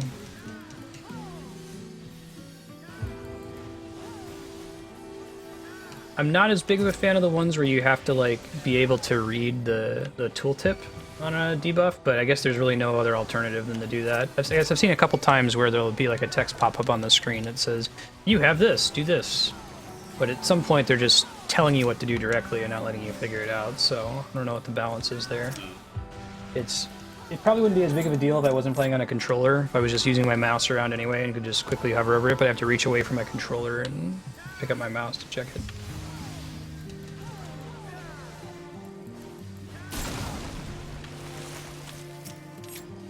Whoa. Guy's got a pretty cool design too. Guy's he's like one of the animals from Last of Us. Fungus face. Oh yeah, I need to get that for PS4. Now that I have one. I'm not on the voting was spreadsheet like yet. I look forward to playing it. I've never finished it, or really even played it at all. We have it. Apex has You been gotta holding play on it? to it. No. Oh my god, it's amazing. I know Marset hasn't. I thought Playwing had played it. I hadn't played it. It's amazing. I was leaving it as the other half of an excuse to get a PS4 because I didn't want just a Bloodborne machine. But we got the Bloodborne machine now, so it's time. to...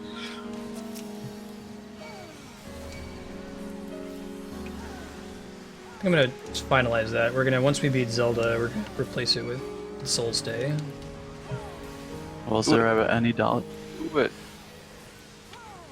All Souls all the time. Mm-hmm. It'll take a while for me to get to Bloodborne, Dark Souls 2, and Dark Souls 3, but Yeah. I don't know how long Demon Souls is by comparison. It's the shortest, I would say. I don't know. I mean, it's interesting playing them all with 4 games out. I had a weird relationship where I played Demon Souls, beat it, platinumed it, forgot everything about how to play the game before Dark Souls came out, and then had to relearn the mechanics all over again. Nice. So there's a boon to playing them so similar, Yeah. or so closely. I think that'll be. Oh, kinda absolutely. Like, coming through on my second playthrough of Dark Souls that I've been recording for when I'm out of town on Friday, it's just wild. Just knowing, like, not to spam buttons and the kind of general layout makes a huge difference, even if you have a character that's less effective. neat. Yeah. Sorcery is just a holy ball game too, but it's so much fun in its own right.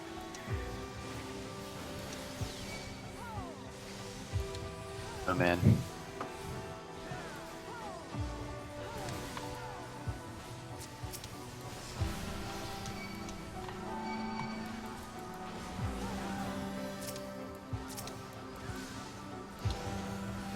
Sorry, I've been out of TP for this whole fight. Yeah, sorry, that treasure chest was trapped. I went to grab it, Oh, so I just see. guys. I see. So I can get some of it back. Helps a little. Lets you invigorate. I have an invigorate kind of skill now, but I have to be in my not tank stance for it, and less comfortable being in that when I'm still not keeping aggro on everything, so... Technically I can switch to it, get my TP, and then wait like 5 seconds and switch back to my tank stance. Hmm. Basically, I have to Fatal relearn the stance. game. I haven't really been playing it for 4 months, so...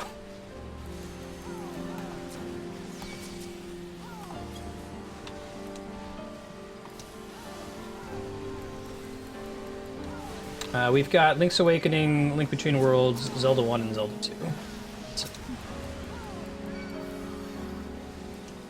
Yeah, I just did that comment I was talking about.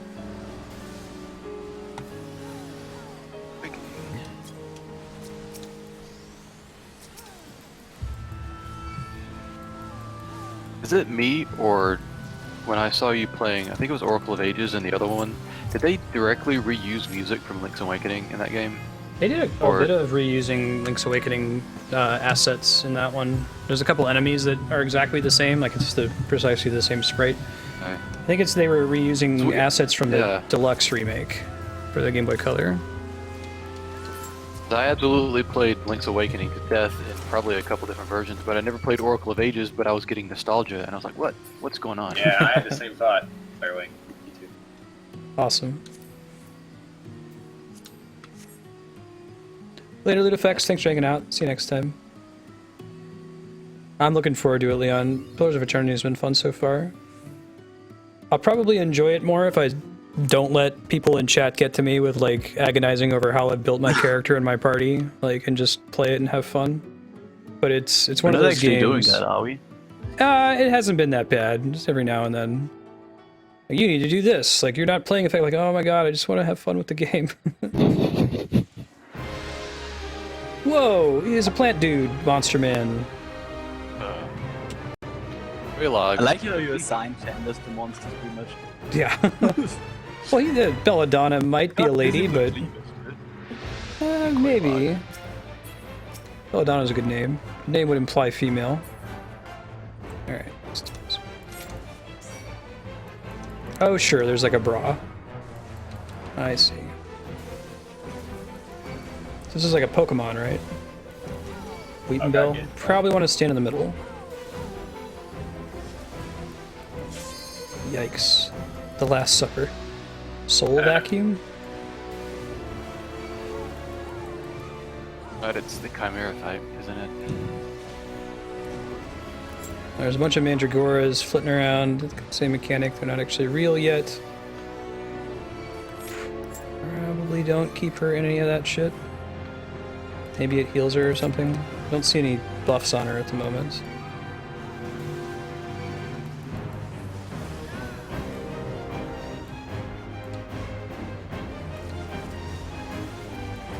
What the hell is that? Seduced, enthralled by yours, unable to act of your own volition. Out of there. That's not fun at all. You're not supposed to look at it? Yeah. Get out. Yeah, it's a charm effect.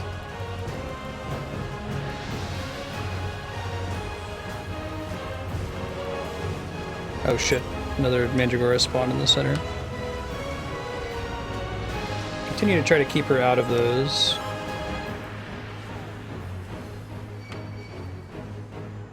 It's like magic vulnerability up. Okay, I think that's you get that from being near a Mandragora. I think. Generally want to keep her away from those.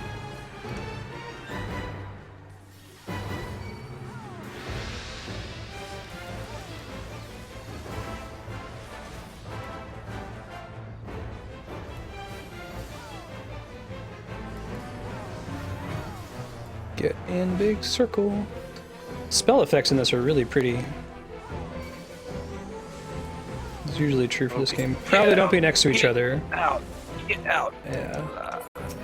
Oh shit. That one was centered on all of us. I'm guessing that it does a big AoE, so we need to separate from each other. I got seduced. Hold up.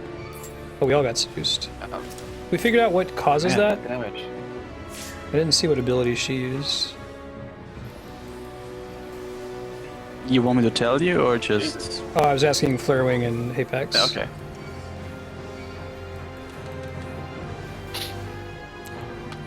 Yeah, that.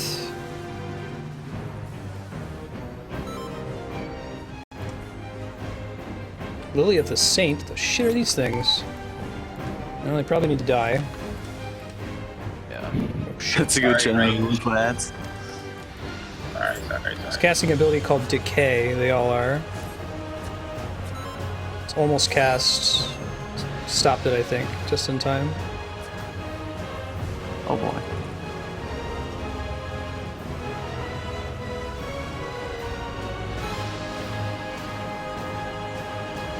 Okay. We did.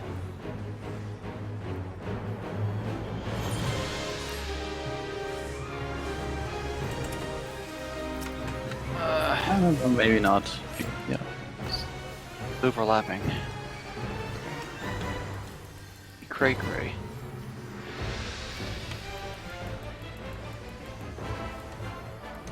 Are we regaining control? I think we're regaining a little bit of control. A little bit. Might be okay. I need to get her out of these circles here in a second, though. Wait till my raw intuition thing wears off. TP. Okay, well, that's not the best time to pull her out of here. Come here. Came in. Get away from each other. Oh, Fron Fatale. I dodged it that time. I was facing away from her. Of course. Why am I not doing that? I know. Yeah.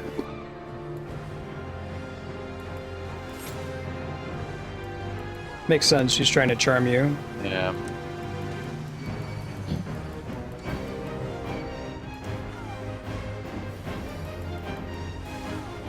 Ow, ow, ow, ow. There we go.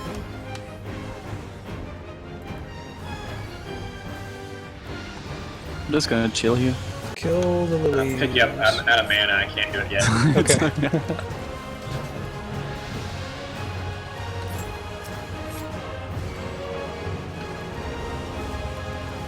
I think one of them's gonna get a decay off. Oh, I was facing her. Shit.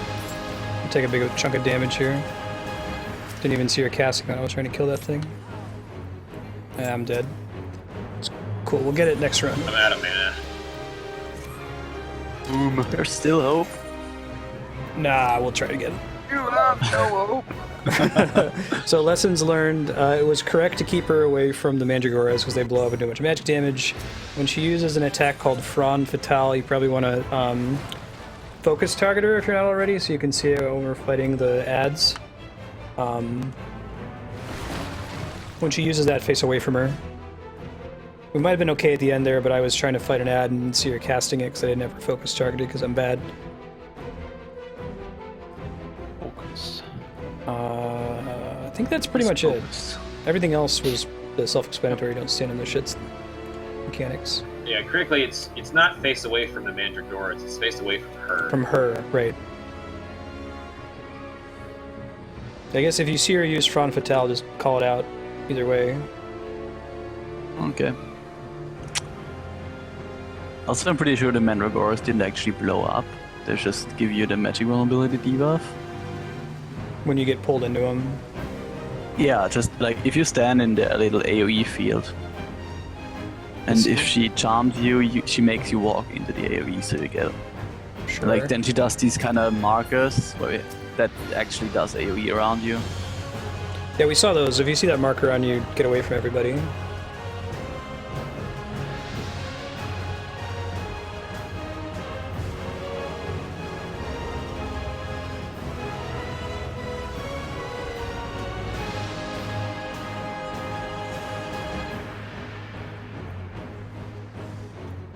Ready for protect. Dun, dun. Round 2. I'll still keep her away from the Mandragoras. Try to pull them far away as possible so you're not accidentally standing in them. Yeah. I really like this effect. Yeah.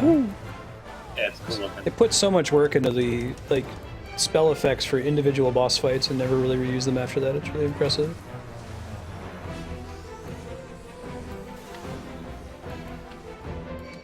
A lot of players are gonna see them like 20, 30 times, so they better look good.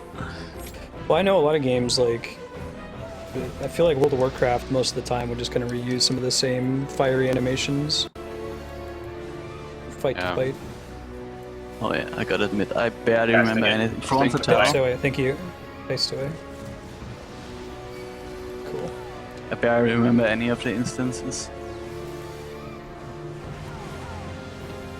Get out, don't stand next to each other. Very shoulda. Thanks, Apex.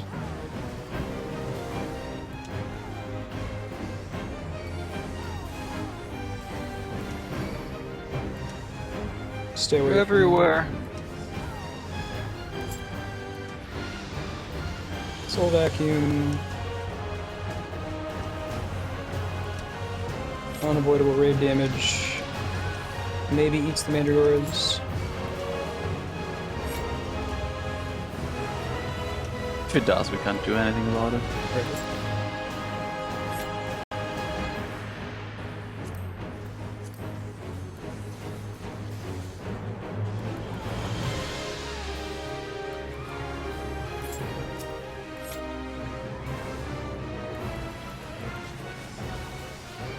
Hasn't used it in a while. Probably. Worry about it soon.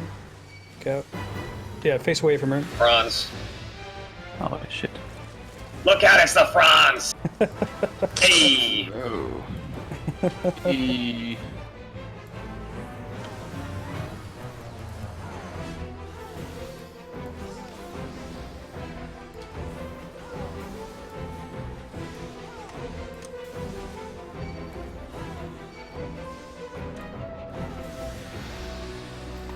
Oops.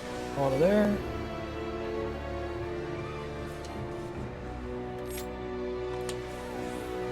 Kill the Saints.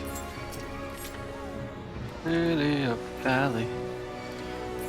Oh, when the Saints go marching. Oh god, I left one alive with a sliver of health. I got it. I threw an axe at it. Thank you. Worries. And my axe. Oh, and she used Front Fatale during that, and I completely missed it. I think we were all happened to not be facing it. Mm. Yeah.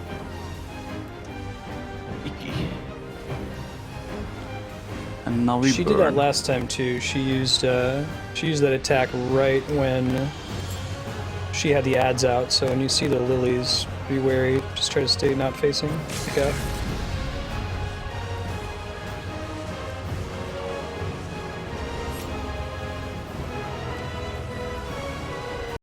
Real tired of your shit.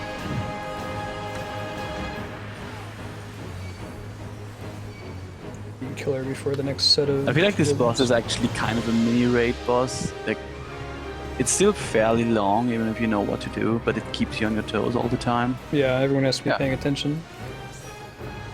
Cool. Or loot.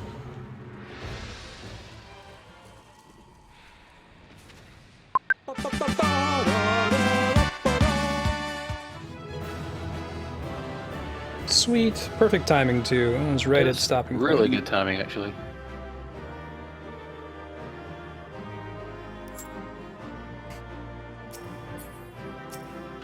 Some pants. Hey, Too. that'll do.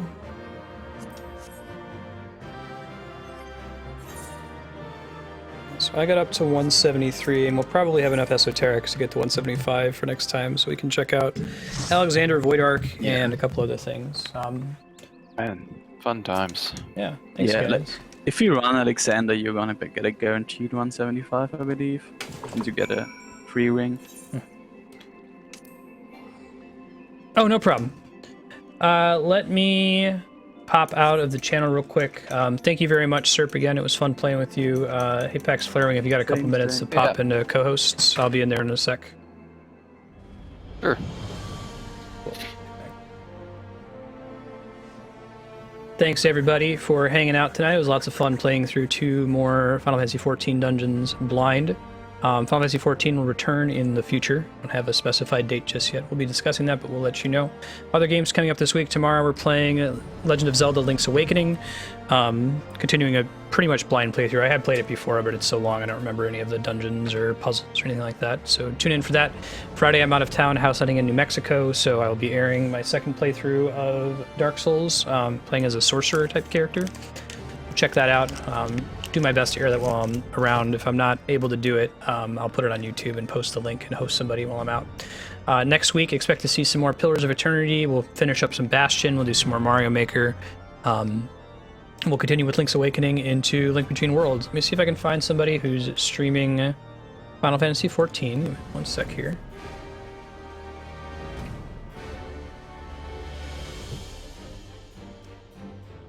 Yeah, sound effects still work. Big folks. And MC Flamingo.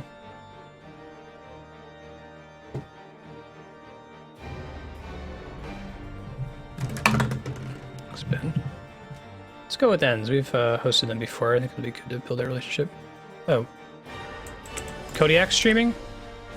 I don't see him. He's not showing live in my list.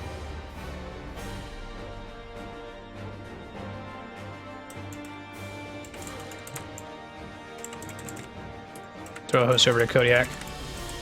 Check him out. Boost his numbers a bit. Say hello if you haven't followed him already. You're committing a crime against reality. Catch you next time, everybody.